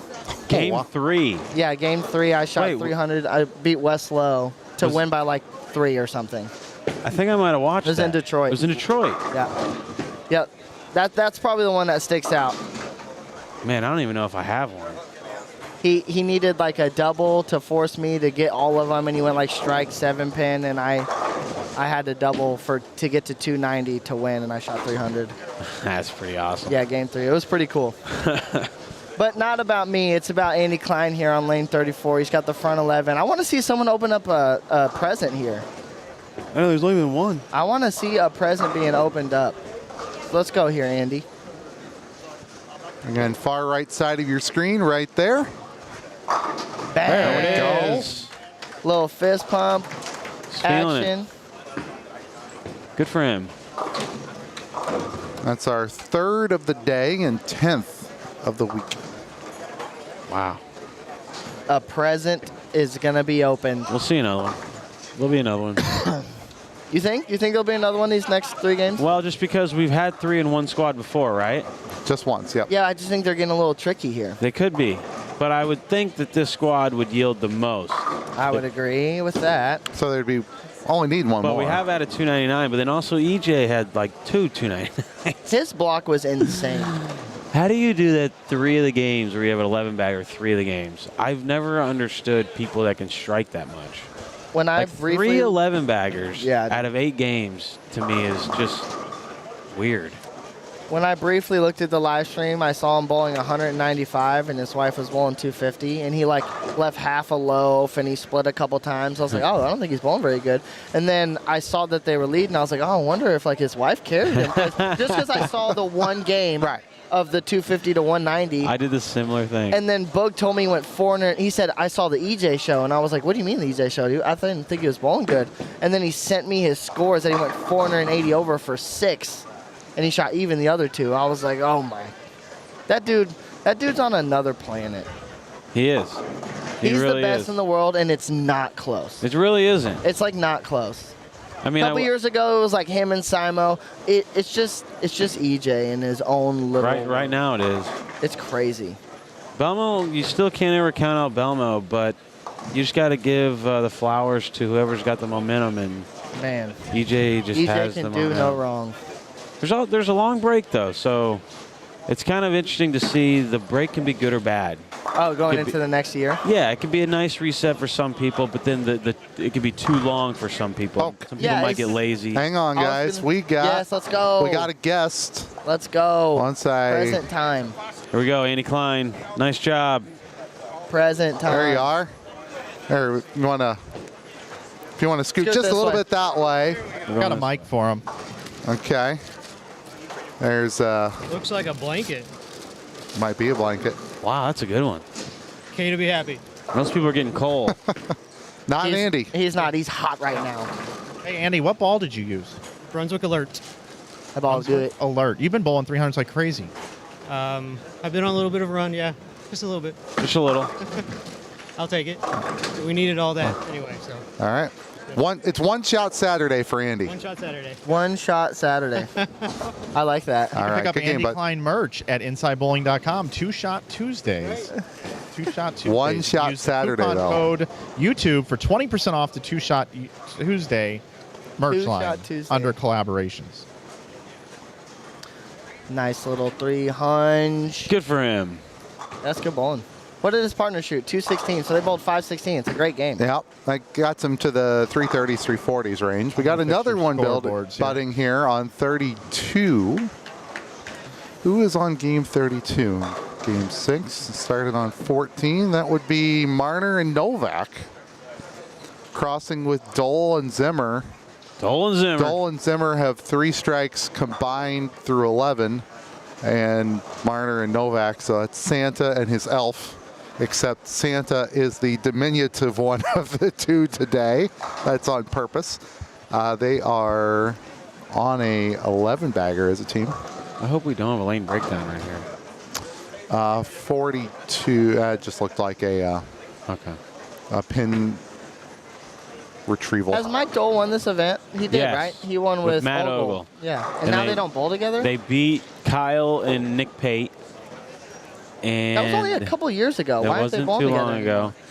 They don't bowl the next- together because Dole really wanted to bowl with Jeff Butler. No. Or I'm sorry, Ogle wanted to bowl with Jeff Butler. Correct. They've been buddies. They've been wanting to do it for a long time. And that Yeah, one Jeff year Butler that he used to bowl with what lefty? Aaron Hayes. Aaron Hayes. Yeah.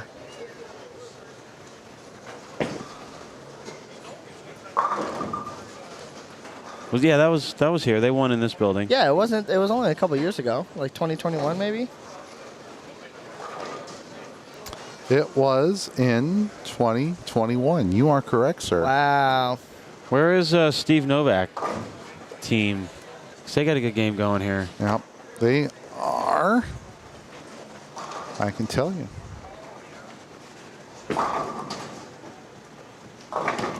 Yeah, Jeff Butler is one. 23rd at 2:15. 3 to go. So they're at least 30 behind pace to get to like that 226 Big number to game. get you in the 420s. This would fix that, although Klein and Keeler did the same. They were right next to each other after 5 and 22nd and 23rd. With scores being as high as they are, obviously the quick is the talent of this field is just way better than the most. But what other factors come in that keep scores this high? Because there's been a lot of really good teams that have already bowled that haven't bowled nowhere near the scores that are being bowled now. So why is it that collectively this squad is bowling so much higher than like Alec Keplinger and Graham Faw, who's a great team, and they didn't bowl anything too crazy, I don't think. I also think part of it is the squad bowls first. You're starting with cold lanes. I think a few years If in this a row squad now. bowled last night, you'd have 3 or 4 fewer teams off it. Well, you have a couple If not re-oils more. throughout the day. Right. This one, they've been sitting all night. My Dole. Did they oil? Well, that's. They did oil night the before? same procedure. They oiled this morning. Okay, I was going to say. But the well, you lanes said they just sat all night. Yeah. I thought you were saying they oiled. No, last it's night. the same. They oil right before every squat. And they'll do that Sunday morning, too. They won't let them sit. I don't know. I wonder how much just there to is be consistent. I think that's, I don't know if it's all of it, but it's at least part of it.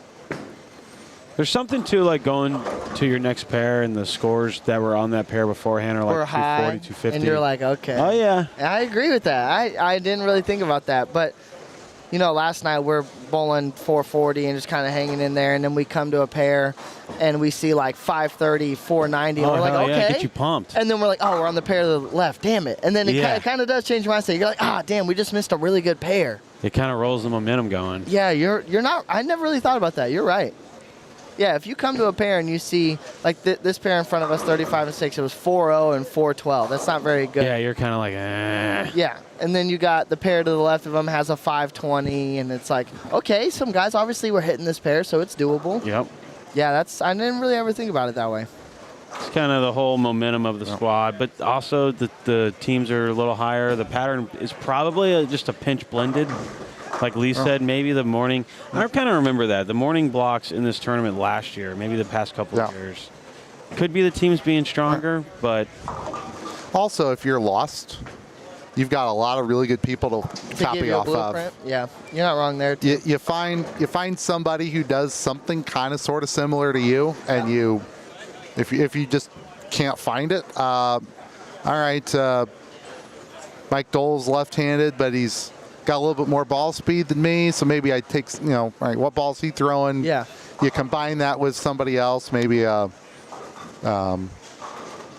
Sidney's right here in front of us now, all right, what's he doing? And you get a picture without having to throw it. Yeah, I would agree. Whereas if last night, when, especially at the end, everybody's lost, except for the people on the first two pairs.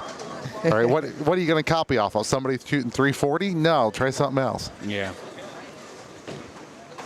But Dole doesn't seem to have, like, if you're getting that hit, you're fine, but if you're not liking life here. Yeah, he's trying out a little bit. He's a little fried. He had a little spin biscuit on the approach to the frame before. Yeah. Yeah, been there, done that. Oh, that wasn't very nice. Well, at least you got a laugh out of it. Yeah, you got to appreciate the reaction. Just like, what do you do? What do you do? It's I funny, can't too. believe That was off of his, you look at his score. His first strike came in the 7th frame. He's grinding. Spare, open. Finally gets a strike. He's like, okay, I can bail this out. Aces it, stuff it. It's like, That's yeah, how that's about cruel right. a game That's is. about right.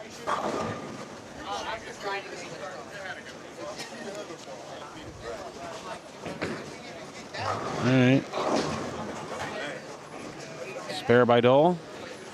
Steve Novak with the front 7-9 spare. He's got 270 left. His partner can bowl 235? Yeah. 230 something? I can't really see Yeah, if it's a 230. 5 or not. Yeah, 235 there. So they still got 5:14 left. Again, they came into this game a little bit big game. Down, 23rd. 215 over. 23rd on this squad, but that would have been like 5th on some of the other squads. I don't want to pray for anyone's downfall, but I would not be upset if scores dropped. No, we want scores to be as low as possible from here on out. I don't want to be that far out of when you're. play. I know. I was telling Sachs, like, man, we're only going to be 60 out of the number. That's crazy. And then now I'm thinking, no, we're going to be. You might only be 80, but you might be 25 spots out. Correct. Is the thing. Yeah, you can't look at you just got to look at the ballgame. number. You can't look at where you're at. So we can see plenty of screens on this side. Of course, just this half of the house. Everything is either 470 to 510, or it's 410 or lower. That's what we like to see. You either have it or you don't. Kenny. There we go. Strike for Kenny.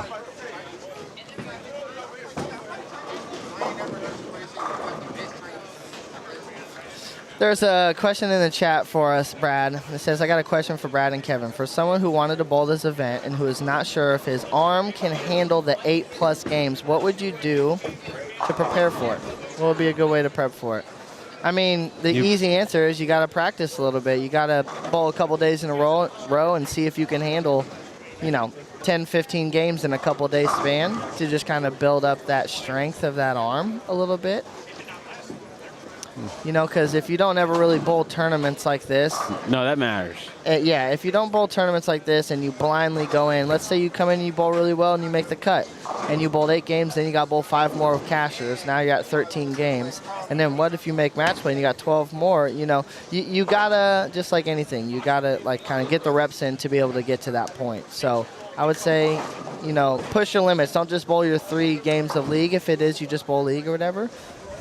Get some practice, then bowl a little bit more. Obviously, over time, you'll be able to build up that strength and stamina for your arm to hold up for. Oh, Mike. Goal. 7-9. That deserves a full name right there. That deserves a clip.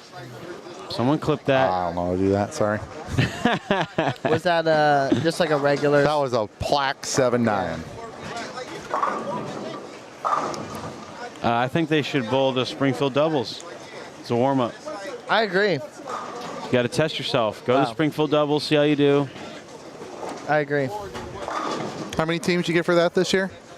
Well, I don't know yet. We're just now opening. No, this past year. Oh, we were at like right around 85, 90.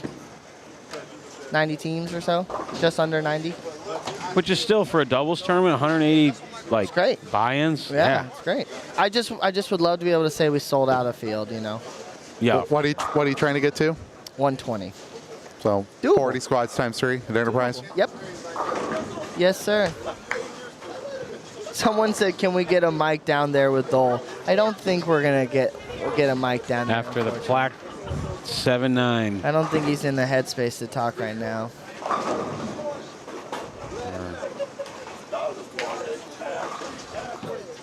Someone said they want to know how much the entry fee is, rules, etc. for holiday doubles. It's $400 team entry. The rules is no 2 titleists. Pretty standard. There's not many really kind of unique ones. We kind of covered eligibility. 8 games, top 46. We'll bowl 5 tonight. The next 34 also cash, but don't bowl anymore. 12 round robins tomorrow. No step ladder. Yep. Don't throw bowling equipment around Mike's video equipment. That's a big one. Yeah. That's if you want to bowl next year, put your deposit in today. Yeah, it's that's one they're going over with all the squad meetings, and that's really about it. Yeah, pretty standard. Pretty standard. Someone said, Brad, what was the ball of choice yesterday? Oh, man. A couple of them. RST Pearl, Phase 2 Pearl. That was really about it. I tried the Next Factor. It was a little angular. Yeah, we had a note in the chat that Rice and Hallman shot 514. They're right in front of us right now. Game 6. They came into that game at 414, so it puts them about 528, and they are now in front of us on camera here. Michael's throwing the new 2.0. I'm seeing that ball go down the line a lot this weekend. Dang, should I have thrown mine? Probably. I feel like I bowled well, though, so. I don't think it would have worked well for you. It doesn't have any holes in it. I got holes in my 2.0. Ooh, AJ gets away with one there. I thought you said you hadn't drilled it yet. That's why. No, the oh, it's the alert. My 78 bad. My bad. U. My apologies. Yep. The Crown U.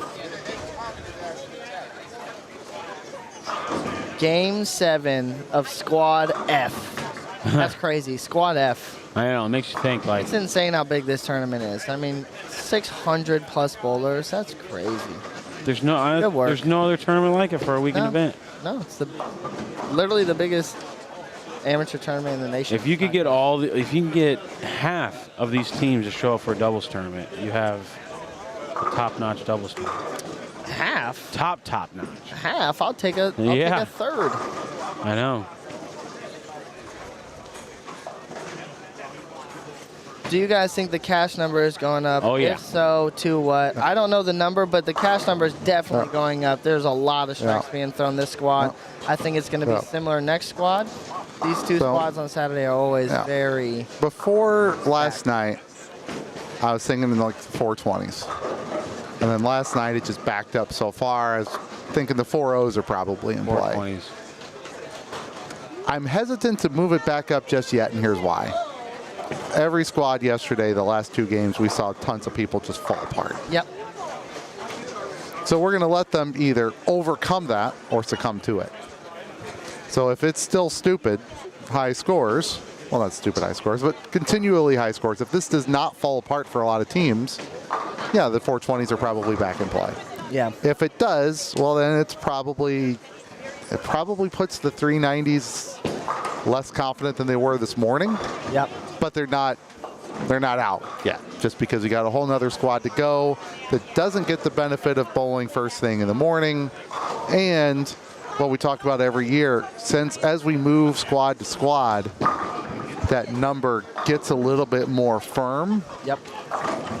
You see all these good bowlers on this squad. They usually put a little bit of upward pressure on that number, if not a lot of it. And you get a little more nerves at the end because you know what you're dealing with. Or at least you think you know. Someone said a Calcutta for holiday doubles would be insane. There's so many people here, you wouldn't even be able to run one. It would take like 5 hours. You could, in theory, you could run one before tonight. You could, with you 46. could do one after the cut. Yeah, that's. Which would be interesting because I don't like Calcuttas like that though. Because most of them start at the beginning of the tournament where everyone has a score of 0. Yeah. And that's such a. I'm sure Jerry's thought about it or somebody's thought about it. I don't know. But Yeah, you're not starting at an even playing field, so you're we'll assume Bone and Bone or Rice like and Holloman or the tack. They're going to be 100 and some odd. Which I mean, it's. Can you do it online? It just would take so long because there's so many teams. Yeah. And so many people wouldn't know about it. Like you would have a pool of like 100 teams. Yeah. Well, if if you're down to the 46, you could. Yeah, but you're not going to get any money in it because I don't know. Because it's total pins. It's not like it's a match play bracket. So you're just gonna everyone's gonna bid on the top 10 teams, and then no one's gonna bid on the bottom 10 teams because they have no chance of getting to match play at all. But you'd get them cheap. Yeah, but you get them cheap for nothing. I'll put $10 on a team I like that's in 40th. Well, yeah, but you couldn't put, for one, the minimum bid would not be $10. I know, I'm just being sarcastic. Yeah, and it wouldn't work out if you did it that way. There's a couple of tournaments I've seen where they do the Calcutta after the match play bracket has been made, and I just think that just does away with what the Calcutta is supposed to be. But obviously, the Calcutta would be insane if they could run one. The logistics of it would be impossible. It's too many teams. Yeah, because let's say you're someone who wants to play in that Calcutta. If your team that you want to buy is being auctioned off, let's say you start the Calcutta at like 5 p.m. You have to start it before the whole tournament. Yeah, that's what I'm saying. Which means it must be online. Yeah, it could be its own whole day from like 9 a.m. to 4 p.m. or 5 p.m. is the Calcutta. Everyone kind of knows it. Yep. They could get together online and could do a lot of the transaction online. Yep. But if that's the case, you're going to be sitting there all day. Oh, baby. And that's the thing. Online Calcutta would probably take even longer because you're not just looking and seeing someone raise their hand. Right. You got to give them time. It would essentially turn it into an eBay auction. Everybody waits till the end.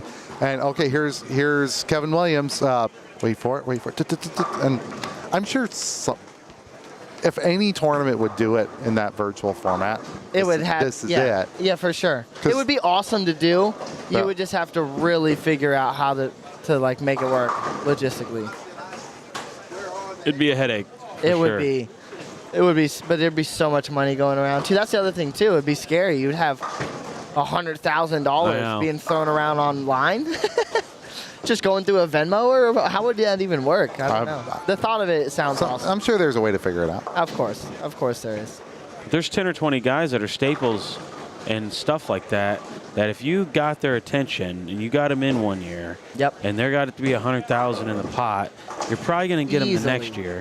Easily 100,000. So then you just got to make sure those guys come first and foremost, and then you got to somehow get access to a lot of the other teams where them and their family members can buy themselves for some of the cheaper ones. You do have a point in the chat. You could just run 7 Calcuttas by squad. Yeah, and then hey, it's just that squad, and that's far more feasible. You could run that pretty efficiently, and it does the whole tournament doesn't matter.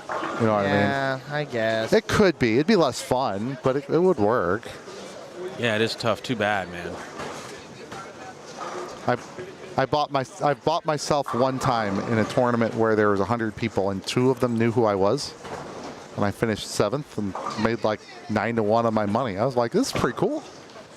Yeah, I would say that's back when I was good, but you know. I would say most of the doubles tournaments I've ever bowled, I haven't been on the super higher end of money. I've been able, like the Lucy, never really went for a ton of money in that. Did they do a Calcutta for the Lucy? They do a butterfly exhibit. Yeah, sorry, but they. It's nice to be on the lower end of some things sometimes. Yeah, if you go under the radar and you don't go for like 1,500, you go for like 300. And then you don't have to win the tournament to make money. Correct. Yeah, could also do it in the chat as just a blind auction, high bid wins. Huh. Yeah, which again would be less fun, but more administratively feasible. You would do some blind auctions because you would have to, so many teams. You would have to do the first or first 5 or pick of the litter, or first 10 or pick of the litter. Yeah. And then you just go down the list. But it would be sick. But man, that would be a headache to do. And this tournament's already hard enough to run with 15 squads. And somebody would have to. Plus, you know, you do have roster changes, right? Yep. We thought, you know, Ryan Barnes was on the roster. If you went in thinking, hey, Ryan Barnes, I'll put some money in Ryan Barnes. He's pretty good. And it turns out, you know that he's halfway across the world or in California or wherever he was. Yeah, he's in Korea. You know what I mean? That kind of throws it off. You pretty much have, which you shouldn't say, hey, no changes at the last minute because we already ran a Calcutta. You would have to just have that as a refund. Well, yeah. Yeah. You would have to tell them your change before it happened. Right.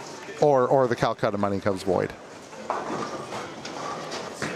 Our score's coming down. I don't really know. I look up in front of us and I see a couple 4-baggers, 5-baggers, but then you see like double 9-spare double that could turn into 220 very quickly. Yeah.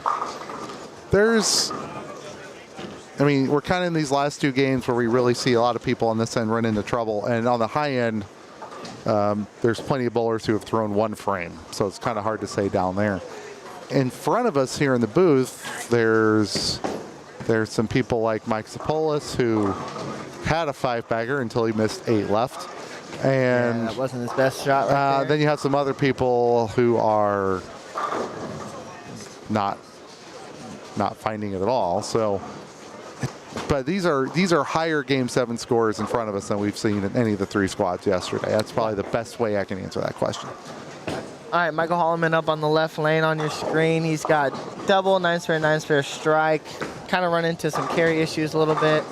That one, not the case. 10 back throwing the new 2.0. Also, it seems like a lot of, like typically when you bowl house shots and you get to Game 7 and 8 of a block, a lot of guys are throwing like the cleanest balls that they have because there's just no oil in the front part of the lane and they want to cover boards. It seems like the guys that are striking are doing the opposite. They're throwing like the smoother, earlier balls, or maybe not earlier, but balls that just aren't going to change direction down lane at all. I kind of found that to be a lot easier when the ball didn't change directions a lot. Yeah. Yeah, I saw the same thing too. I bowled good the last couple, and I threw the slowest ball I got. 2-incher. Yeah. Which again, going back to like why this squad's always so good, they've had 5 squads to figure that out. That's true. I mean, yeah. They've seen people who are really good try to tilt-a-whirl it and have no luck. And they have results like that. We saw so many 4-6 combinations yesterday, just like that. They hook. They do. This place hooks, and you just get 8 games on a house shot, and all this rev rate, all these good bowlers. Yeah. Speaking of good bowlers and rev rate, we're gonna click the button right here. Sorry, I just missed it for a second. Andrew Anderson is not in front of the ball return, but he is darn close. Who is this? Andre Anderson. The lefty, right? No, Andre Gonzalez. No, Andrew Anderson, but we call him Andre when he bowls with Andre Gonzalez. Oh, okay. I missed that. When they won, it was the Andre and Andre show because they put on a show. But Andre Gonzalez is left-handed, so we'll see where he's playing here.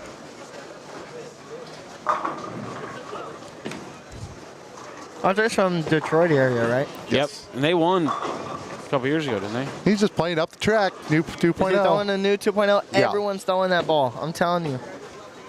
Everybody's throwing the smooth bowling balls. Yeah, they won in 2022. Andrew and Andre. Find Aaron McCarthy there too. And he's on the same pair with his Lucy doubles partner. This is rigged.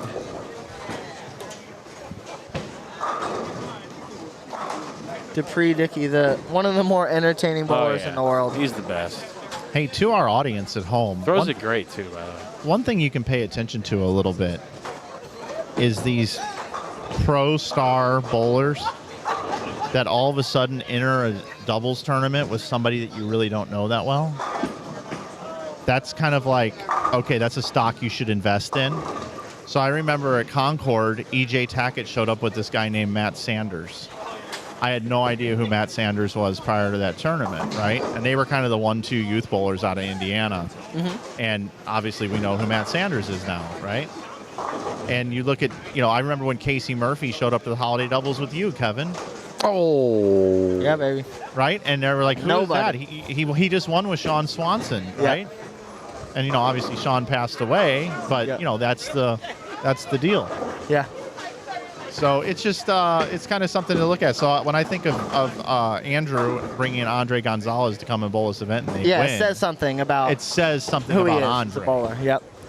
And that year, Dennis Hacker, for whatever reason, on our sheet, the way it was presented to us, it said Andre And Anderson or something, or Andre Gonzalez. It was backwards, so we just called him Andre and Andre. Andre and Andre.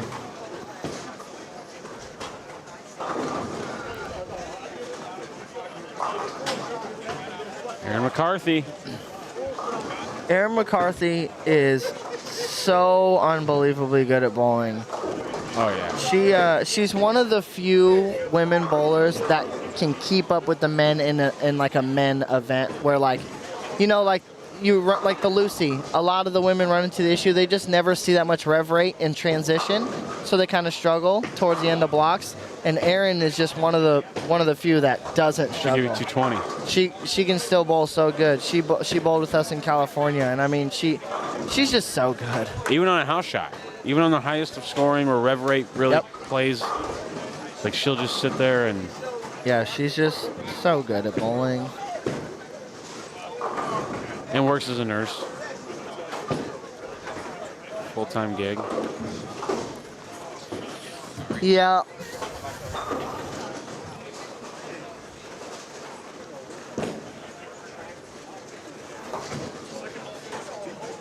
So look at Andre right here. Someone asked how many 300s has there been. I think it's 10. I think the number is 10 300s. Yeah. There are 10 we know of. There could have been something on this squad we haven't seen. We'll check it later. But Tyler Vokes here. So 1.5 a squad so far. How many squads has there been? This is 5? 6. This is 6. Yeah. Six squads. So, also, I have Selena's going to be bringing you guys individual scores through 6 games. Okay. Like the printout with all the scores, and you guys can take a look and see who's averaging a bunch here today. Everybody. It's Parker Bone.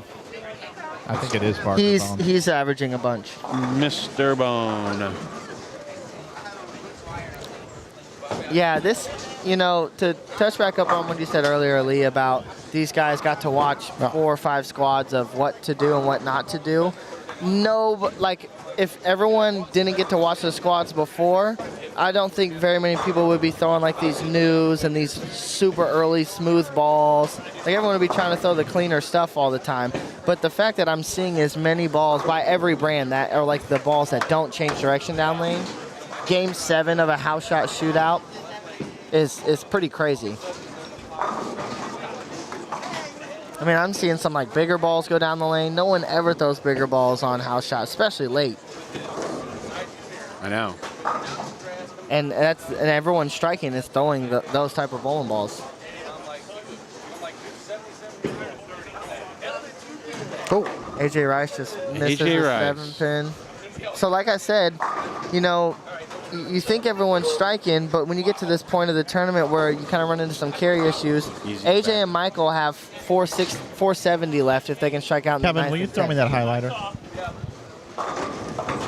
Pass is complete. Yeah, if you guys didn't see it, but I threw an absolute dot. There's no way he was dropping it. Just Just a top tier athlete. Just Not even a ran big just threw deal. it right to where he was going in stride. I mean, it was right in the numbers. But yeah, Andrew Anderson is hooking way in there. Well, yeah, I don't know if we've seen anybody that far. He's got 224 left. left. His partner misses a single pin. He's got 267 left. If they can go sheet, that's still a great score, 490. But All right, hey guys. So how many players, and I'm going to hand this over to you guys to do a deeper dive, but how many players do you think are averaging over 250 in this squad through 6 games? 4. I was going to say 4. Man. 4. Brad, you want to be the same or different? Oh, I want to be different, but I don't know if I should go 3 or 5. Pick one. 3. 5 people are averaging 250 or more. Dummy. Okay. EJ Tackett averaged 260.1, I believe it was, the other night. There was one player in the field out-averaging EJ Tackett through 6 games, and you are right, Kevin Parker Williams. Bone? It is Parker Bone, the third, averaging Guy's a legend. 266.8. He bowled 79, 79, 54, 67, 289, and 33 his last 6 games. So it's what, 1,600 on the button? 1601. 1601. So he's averaging an 800. Joe Davis is second high on the squad at averaging 255.2. I don't think I know who that is. Joe Davis? He's on 33. Ball and carry. So he's not going to shoot 250 this game. He can get to 223. Simon Mott, 252.5. Brett Shepard, 251.8. Boy, Mike Walsh shouldn't have dumped him.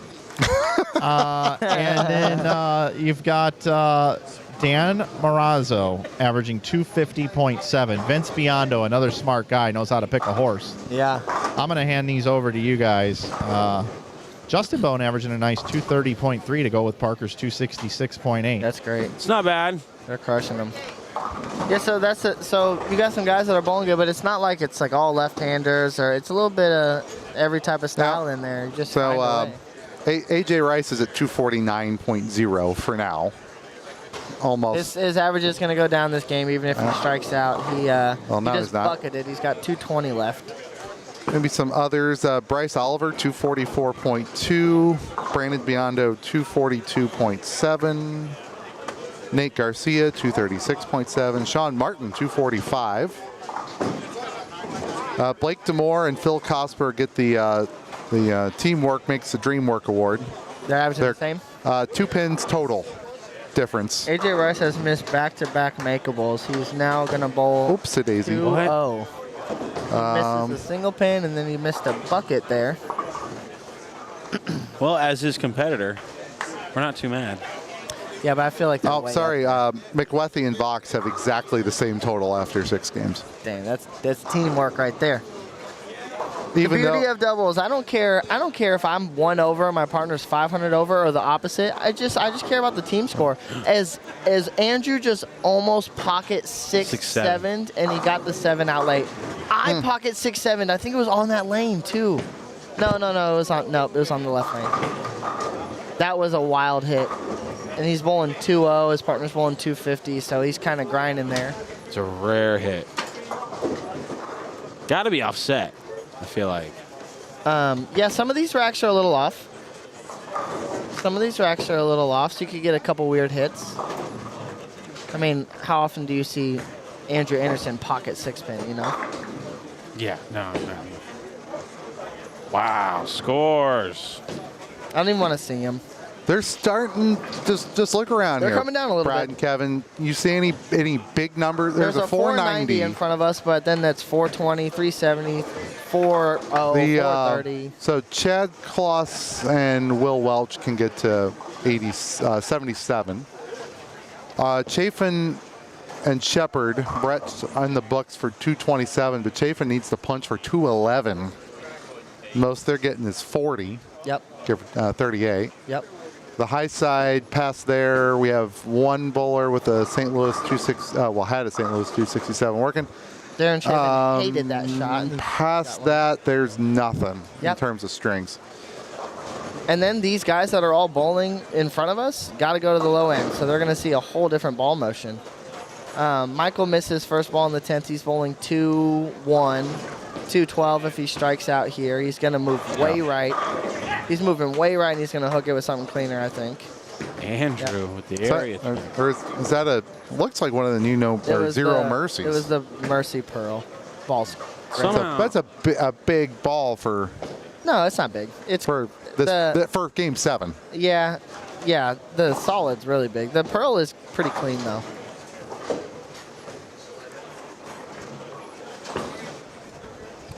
Andrew and Andre hit the slippery pole pretty quick in this game. So did Michael and AJ. Michael and AJ can bowl 420 here with a double from AJ. So, maybe just some of those teams up top. Shepard and Chafin, they're going to get to 38 with a fill shot. Yep. They came in at 568, so they're at 600 over. They're now leading the tournament. Yep. With a game left. The fact that we haven't got except for Bone right? Until now. Holloman and Rice came in at 528. They're going to shoot slightly positive. Yeah, like 420. Marazzo and Biondo they just left us, so no. Oliver and Flora, they're not around here either. Davis and Davis were at 418, and they went plus 14. Biondo and Pollock are not close to us. Bate and Moat the same. Bone and Garcia the same. Schooler and Martin the same.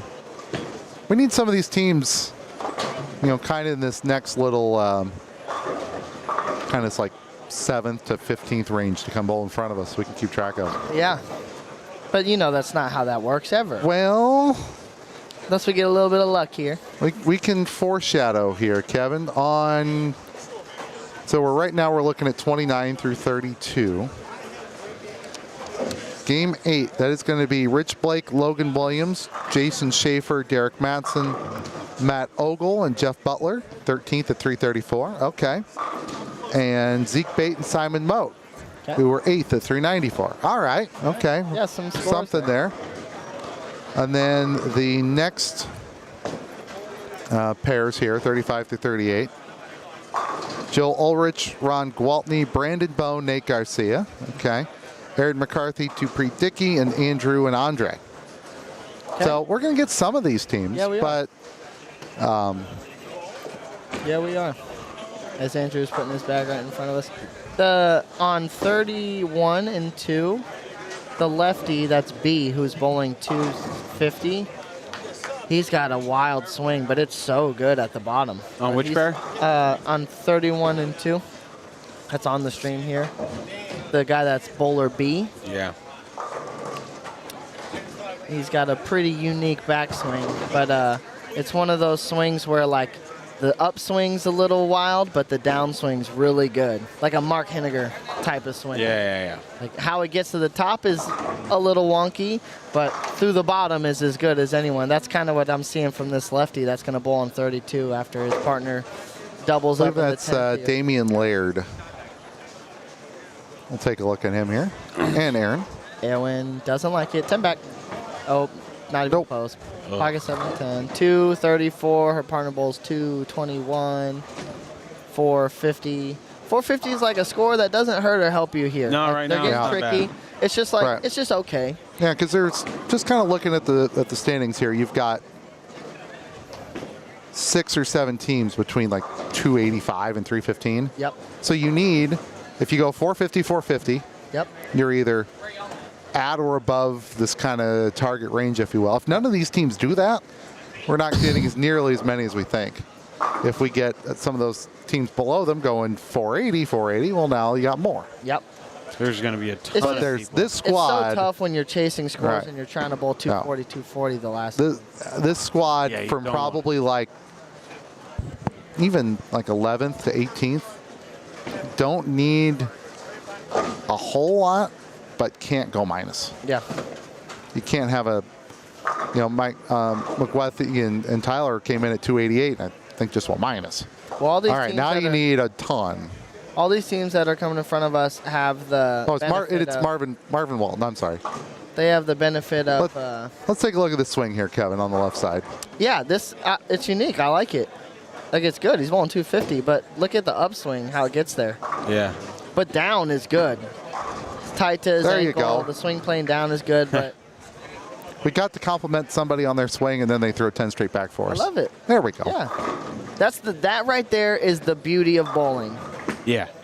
It's doesn't matter how it looks. It's just how you get there, and if you do it efficiently. And he's bowling 250, so he's clearly doing it efficiently. I know, and the more you bowl, if you like chase a competitive, somewhat career in bowling and you see all these styles, you eventually kind of lose sight of seeing the first part of it. You only see it off their hand. You only see the last 5 seconds. Yeah, like if they miss it off their hand, they know if they overhit it, what the angles were, but you only see the release. 100%. Yeah, you're right. You wouldn't even look at up to the top of his swing. No, you just look you wouldn't at care. the downswing right here where he gets that his looks hand good. to. Bam. Yeah. So if you watch the ball roll through the pins like that, that immediately makes me not care Yeah, that it looks about a little the beginning of it. unique at the start of it. Yeah, exactly. All you care about is that what he does at the bottom of the swing is obviously efficient. Apparently he's from Columbia, Missouri. Nice. Well, he's striking.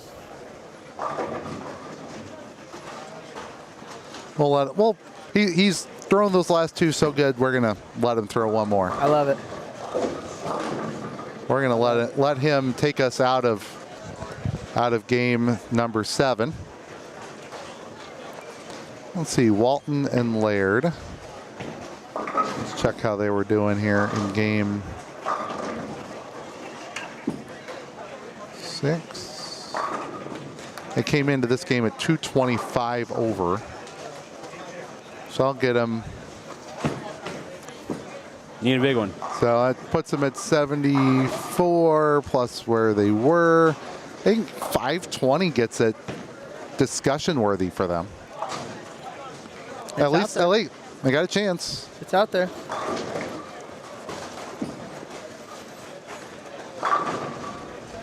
Where is, all right, here we go.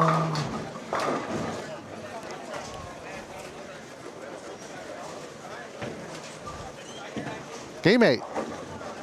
Ooh. Almost the chop from Nate. Someone in the chat asked if the number is 431 and there's a 3-way tie. How does that work to make the cashers? How does that work? They Do got to do a bowl 1-game roll-off? 3-game. What? 18. No, I'm just kidding. 3-game set. We're just here till midnight. We're here till midnight regardless. Yeah, We'll be now here till 2 3 a.m. Yeah. We had one a few years ago. I think it's 1 game. And I believe you're right. 1-game roll-off.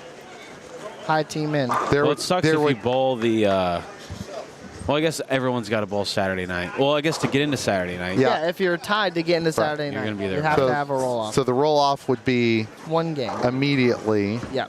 Following the before the real oil. So if you have a score in that 395 to 420 range and you're posted, you should probably be in the building by 5:30, 6 o'clock. Yep.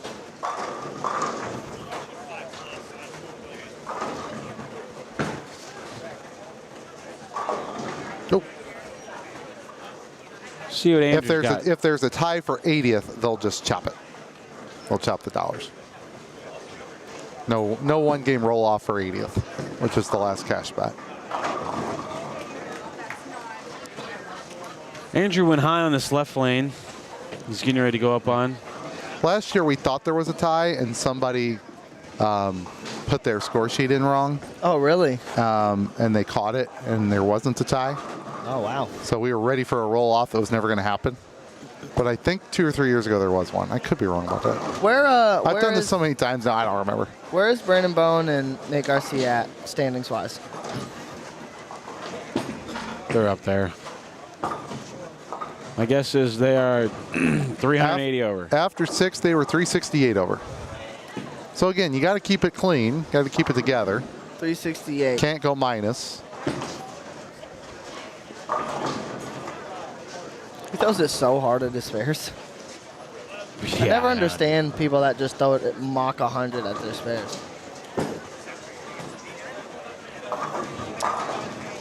Andrew having a little bit of ball motion issues. He bowled 180 the last game. He just went high there twice in a row. Missed the pocket a couple times. His partner went 3-pin in the first frame and then strike. So that tells me that lane 37 here for Andre is a little bit tighter. Yesterday, it hooked more. Parker just had across the 240. squads. Yeah, but he's a lefty, guys. It's the opposite for us. Usually, anytime I bowl with right-handers, if you and me bowl, Brad, and you're like, man, lane 37 hooks, I'm usually going to tell you that it's tight for me. Correct. Isn't that crazy how that works? Yeah, because it's kind of just the whole topography of the lane, right? Yeah. Yeah, 9 times out of 10, it's usually just flipped for lefties or righties. See if he makes the adjustment here. Gets it a little left a little quicker. Gets the 7 out late. Hang it. Andrew's trying to go with speed. It worked on 38, but 37 is just glue. So this will probably be dead flush. Yeah, he's pretty right for And game then 8. we'll probably see some loft on 37. 10 back. Gets his good lane. Man, Andrew's had quite the run. Eagle, one of his best years ever on tour. You just see it when it starts to click for a bowler. Yeah. It's like you can do no wrong. Yeah. You just ride the wave. He's riding the wave. He's just winning everything. Everything. They find ways to get to their little sweet spot. Yep. Brandon Bowen, lane 36, 10 back. I mean, when you see him strike, you think it's never going to not strike. I know. It just goes to the pin so fast. It's almost a miracle when it doesn't. Right.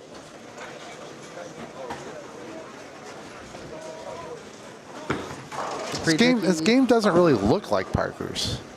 No, a little bit more oomph behind it. Just a little bit. Just a hair. But I mean, it's got different direction at the top of the swing. His body's more turned. There's actually a lot and then of moving recoils. parts. Yeah, it is. It Like he's doesn't- obviously a very good bowler. Yeah, it doesn't. but there's I'm some not moving saying parts. negative or anything. It doesn't look disorganized. It obviously works. It's just not his dad's. Trip four, back-to-back shots for Nate Garcia. But he was the smart one of the two and put the bowling ball in his left hand. No, I wouldn't. Unlike Justin. I wouldn't say that. I'm biased and you know it. I wouldn't say that at all. If I could choose, I would pick right-handed. Yeah, probably. Yeah. Lefties get it tough because when they do bowl good, it's only because they're walled. Yeah. My argument to the lefty-righty always is, hey, Brad, have you ever walked into an event and you're shut out as a right-hander? Never. Never. There's many a times we walk in and they say, hey, guys, just stay in it mentally because you have no chance. I know. Yep. Well, on the other hand, it's, hey, if you bowl good, it's... Oh, the left was walled. It's walled. If you bowl bad, you know. That I don't care about because if you want to just say I bowled good because the left was walled, I don't care. If I bowled good, I bowled good. But it's the fact that sometimes you walk in and you just don't really have a chance. That's what's frustrating. But we won't get into that because that's an endless debate. There was a time at the Players' Championship where at one point in time, the bottom 11 people were left-handed. No lefties cashed at the Players' Championship this year, and they cashed 50-something. Yeah. That's bad. Yeah, That's bad. Yes. Anyways, back to the bowling in front. And there's nothing you can do. You just got to take the loss. Yep. You just lose the money. And then Parker's like, remember that time when I made match play and there was 23 righties and me? Yeah. You get those every once in a while where, if you can find it, you won't lose it. The guy I was talking about, I forgot his name already, the lefty with the unique swing is bowling. I get to, in front of us, I get to see a little bit better view of it. It's good. His name is Martin. I keep seeing more and more people throw it like Kegel. I saw another guy What the in other the day. world is up with that? They're coming around, man. Oh, stuff 9 after the trip 4 for Nate Garcia. They don't look too happy. Are they not bowling that great? I don't know. I thought they were. They Our were at bowlers ever really happy. 368 after 6. I mean, we don't know what they had game 7, but they've already got a couple doubles up there. All right, Andre up on the left lane. He's working on a 3-bagger. Andrew found a double. He struck on the left lane there, so they've got a score they can put up here. Andre barely got the 7 out last time. Let's see if he gets. That's left the whole way. So? And it worked. Look at him. That's the ball to miss left with into the friction. That ball's not going to hook a whole lot, being the new 2.0 house shot killer. Here we go, Brandon Bone. Yep. Slapping it out, running it out. That's a team full of emotion for sure. Yeah. If you guys follow along in Nate Garcia, he's got a YouTube channel. He posts a lot of content. That dude's in it every shot. Oh, yeah. I mean, he gets loud, he gets rowdy. He wants it all the time. Yeah, that's what I was saying. He's a sneaky, great doubles partner. Yeah, he's going to bring the vibes. Well, he bowls a lot of the doubles tournaments. He bowls all of them. Travels around. He bowls all of them. He's going to bring you the vibes. He's going to stay in it. And he films it. There is like a fine line of that though, where sometimes the motion gets too high and it affects the bowling a little bit. Oh yeah, for sure. But he rides that wave. There's some strikes being thrown in front of us now. These teams that are elite, they're showing why they are that. What kind of pants are those? Are those joggers? Those are joggers at the knee.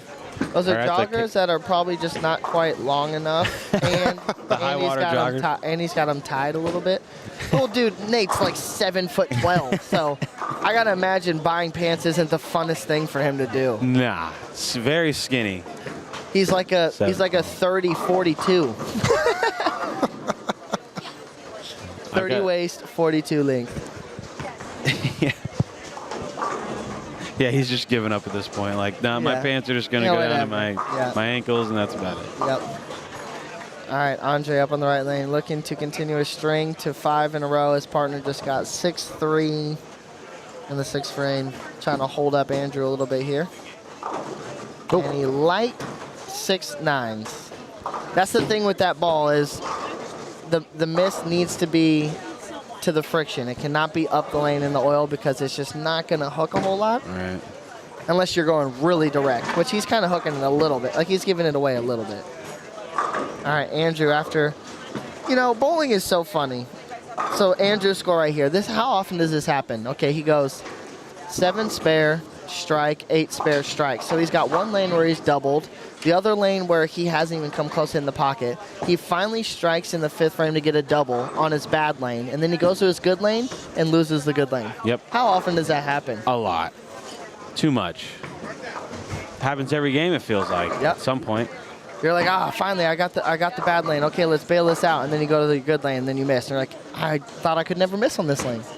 Yeah, that's the part about tour that it's easy to get trapped in and feel like you never get out of. Yeah. It's like if you're not on top of the transition, every game feels like that. Yeah, 100%. You're just losing shots in the 5th frame. Dupree. Shot by Dupree. 4-bagger's got 270 left, 279. His partner, Aaron, has 260 left. We're gonna keep it here for the rest of their game, and then we're gonna flip because they're about 4 frames off. Perfect. This group in front of us here is way ahead. They're in the 7th, almost 8th frame, and a couple of those pairs are in the 4th.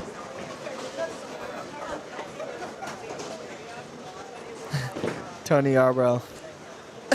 The ever so classic joke. Sean Swanson was a 42-12. That's kind of where I got that joke from, too. That's funny. The Godfather in the chat. Hi, Tony.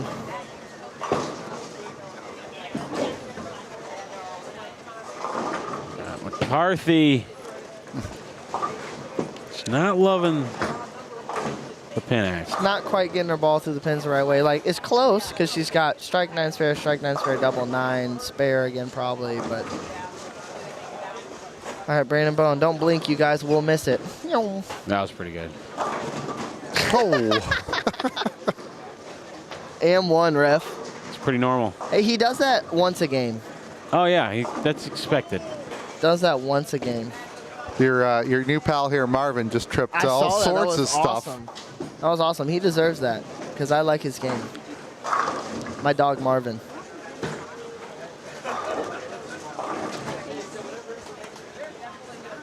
Dupree looking for 5 in a row. Yep. Hold his partner up. Aaron, who's grinding. She's trying to bowl 220-ish. Dupree's got double 9 spare 4-bagger. up the lane a little bit. Look at the happy feet. He ran that animated. out so quick, He's man. animated. I love that. He's one of the most. He's top 3 most animated bowlers. Him and Kyle Troop. As soon as that ball left his hand, he was in celebration mode. If you put those two and Gohagen on your animation team, who do you fill it with? Oh my goodness. Oh, Andrew with a little trip 2 pin. Most animated. Not Andrew. No, not Andrew. Oh, that's tough because there's different types of animation. There's like, okay, Dupree and Kyle are in it every shot. They're running it out. It's good animations. It's bad. It's like frustration. It's happiness. Then there's people that are just mad all the time and they're just stomping and they're grumpy. Like Pete Weber would be in the animation list. Oh, he's always very animated. So. Yesterday he was not so much. Yeah, but I think. But there's an animated side, and we all know what it is. 100%. It just like it makes bowling a little more tiring whenever every shot you're giving it all the energy you can on your reaction and stuff. But I also think bowling needs more of that. I actually hate the robot side of bowling where you don't see the emotion. You can't tell if a guy's bowling good or bad because he's just the same getting off the approach. I like guys. I think it's way more entertaining to see a Dupree Dickey when he's striking or when he's not striking, he's doing his little thing. Now it can't be distracting to the rest of the bowlers because there is that aspect where it's like, hey man, you got other people bowling. But I love watching people be passionate about the game and showing off that emotion and that whatever their little antics may be. There's also people out there that are just there's a break. Showmen at heart. They like to entertain. They're entertainers at heart. Bowling needs more of that. Well, the old school, like guys like Norm, they thought like that. Yeah. They thought about putting on a show. Yeah, exactly. And you even loved it. Hear Pete in his interviews toward the end, like, you love me or hate me, but you watched. Yep. They really took that to heart in, like, they wanted people to watch. And in order to do that, that's what I'm talking about, Dupree, right there. He does like this weird witch laugh. And he hops off the approach, and he's and everybody behind us, and everybody on the next pair is laughing with him. It's so funny. He's having fun with it, Yeah, but you can't even consider that kind of reaction distracting. No, because it wasn't like loud. It's a happy only reaction. Only if you caught it. Yeah, only if you caught it. Yeah, he's bowling 270. Like, even if you're in the biggest moment and the guy next to you does that exact reaction, it's like, it's such a... I mean, we can't. What do you do? There's nothing there. Yeah, no, it's like, dude, just happy. I'm always for the animation. I think there's always a time and a place, and sometimes people might overdo it. But I would rather see passion, animations, antics versus the opposite, versus none. So. Absolutely. But there's a fine line because you kind of want to be in this.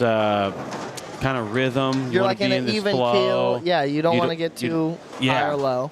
So a lot of people that you see on TV that might not show a lot of emotion, they're really just trying to shut that off so they could focus. Right, but and that's what they did all week. Yeah, for exactly. 60 games.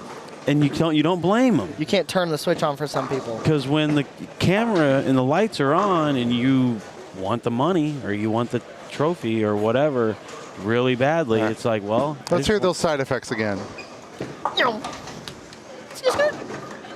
Oh. I mean, he throws a messenger every other frame.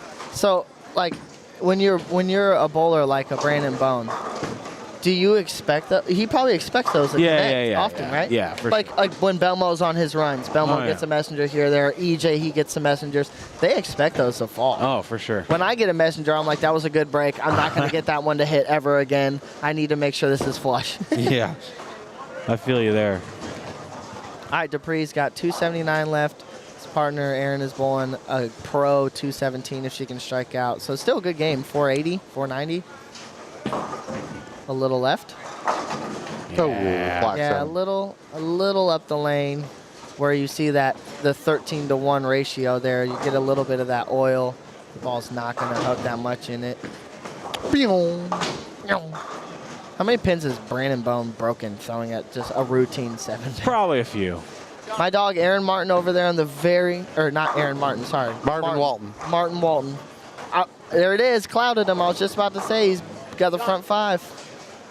Striking. Way to go. Andrew's going to bowl 201 with the strike in the fill here. His partner's got 237 left. They're going to bowl 440. Dupree with the big wheel at the 10 pin. The backup wheel.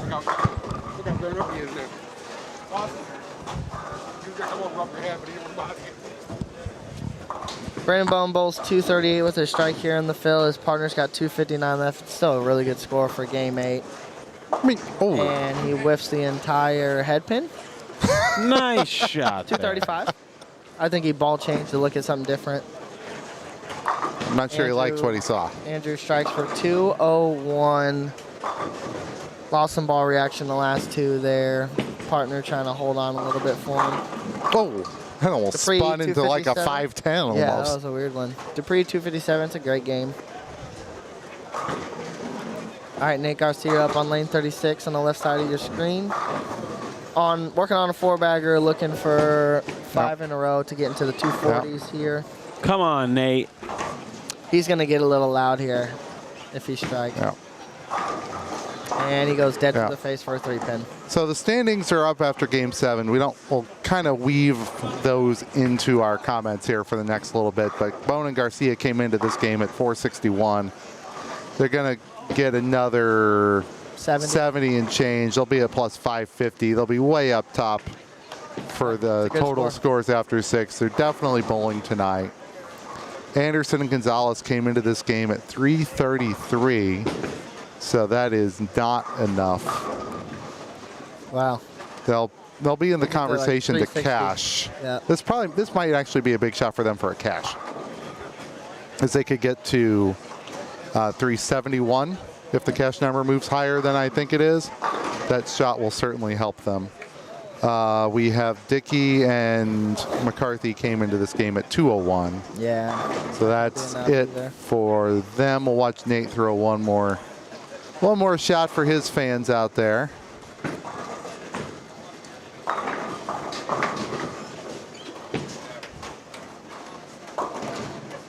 Well, shots not great for them that game, but we'll move back over here. 471.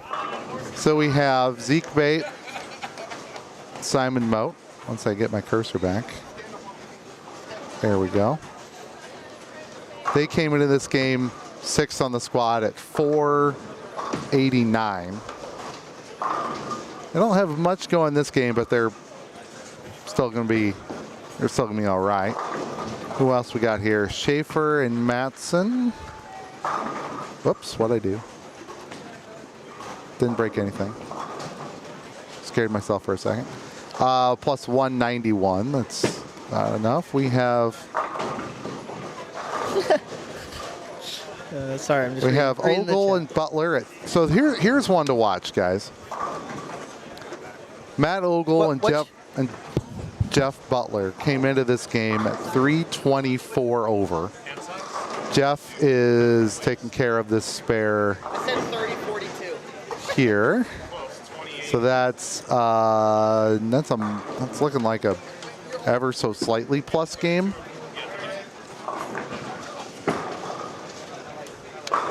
So that is not going to be good enough for the Ogle and Butler team.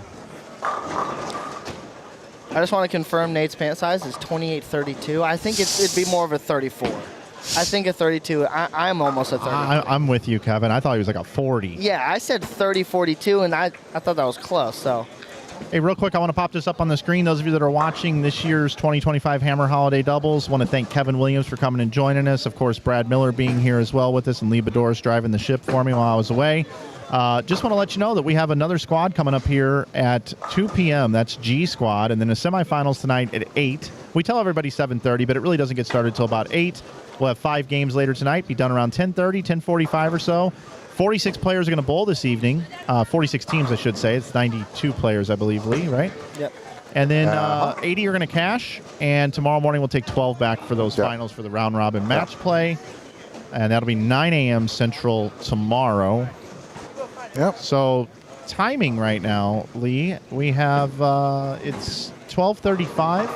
Yes. We come back at 2, so we're going to have about an hour and 10 minutes not online. And we'll have a new feed up here on the main channel and another one on the feed too as well. And knock on wood, all the internet's working well. Those of you that were with us last night and it just kind of went out, we've taken some precautions here today to hopefully make sure that doesn't happen this evening when we're cutting down to the final 12. But you guys have been doing great. I just wanted to hop in and let everybody know about our schedule.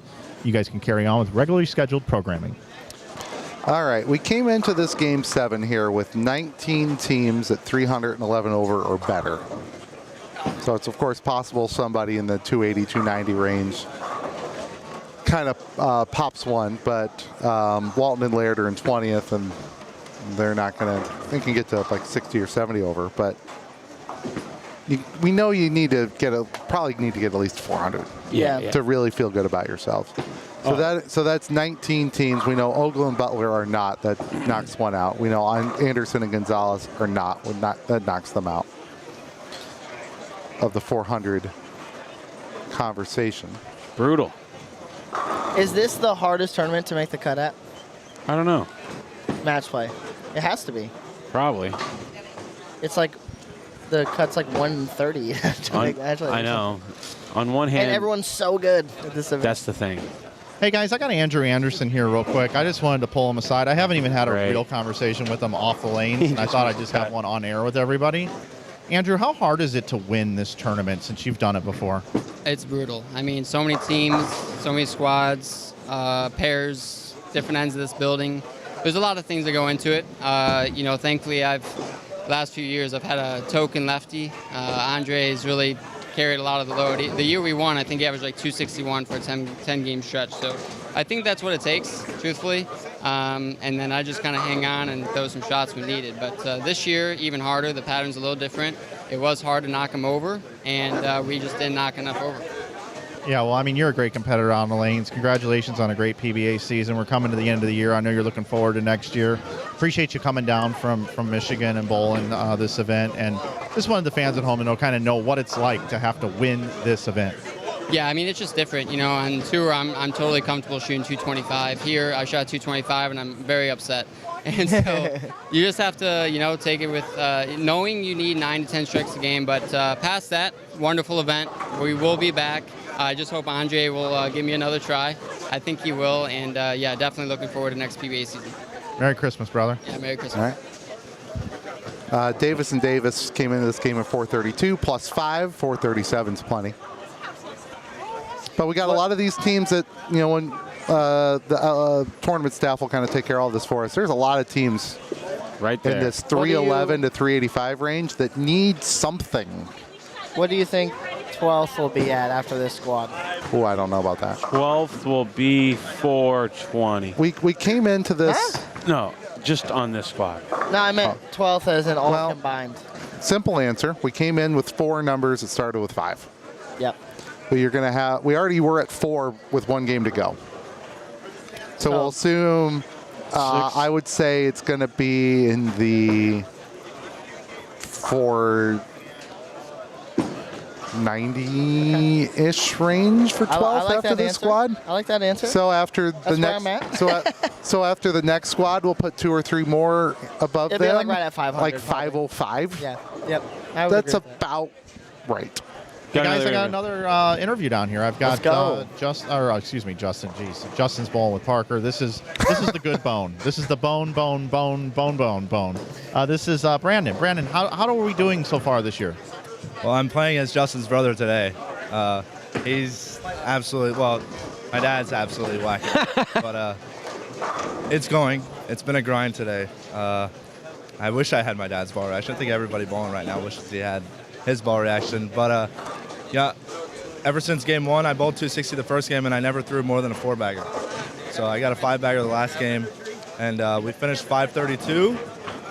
Nate carried me a little bit today, so I'll have to book him a chiropractor before we get going tonight. But buy him some pants. It's going. I'm looking forward to bowling 5 more tonight, and hopefully we get into it tomorrow. How did you and Nate get hooked up bowling together? Well, I bowled with Matt Russo last year, and he told me last year that he had to take this year off, and he's got a wedding. It's Lauren's brother's wedding down in Florida. So we switched he was literally 45 minutes from me, and now I'm 45 minutes from him. So me and Nate, we've bowled some tournaments down in Florida, and I know my brother's probably a little butthurt, but I think right now it's going okay for him. But yeah, we just kind of got together since I've been down at school, and I guess it's going okay. Yeah, I guess it's going okay. Yeah, I mean, obviously it's going good, but next year you're going to have a problem on your hands because you're going to have to figure out what you're going to do for a doubles partner. But before, we won't have you figure that out today. But also, last night I know you were with your dad when I texted him about Kenny Seymour passing away, and I know you've known Kenny for a while. You're a young guy, but you've seen Kenny. Any thoughts about Kenny Seymour passing away yesterday? Yeah, it's a very, very sad day for bowling. You know, he was PBA's biggest super fan, and you know, I only crossed paths with him 2 or 3 times. But as soon as we found out, we were in complete shock. And he wasn't that old. He was 29 or 30 years old, and like I said, he was PBA's biggest super fan, and not only Pete Weber's biggest fan, but he loved everybody. He loved all of the guys out on tour, and if you were fortunate enough to have his phone number, he'd even give you a call, and he'd just tell you that he loves you, and he always was looking for a shout out, and it always made you feel like you're doing something right when you have someone like that talking to you and making you feel good, and makes you know that what you're doing is the right thing. And it's a really, really unfortunate passing for not only the PBA but the whole bowling community, and anybody that knew Kenny knew that he came from a really good place. And unfortunately it was a tough time last night in the room, watching and telling my dad and breaking the news to him once I found out on the air, and I kind of was in shock myself. But he's in a better place now, and he's no longer suffering. But the bowling world will miss Kenny Seymour. Yeah, for sure. Thanks for the words. Appreciate it, and good luck tonight. You got it. Thanks again. Always tough to have words there. All right. You're a bone.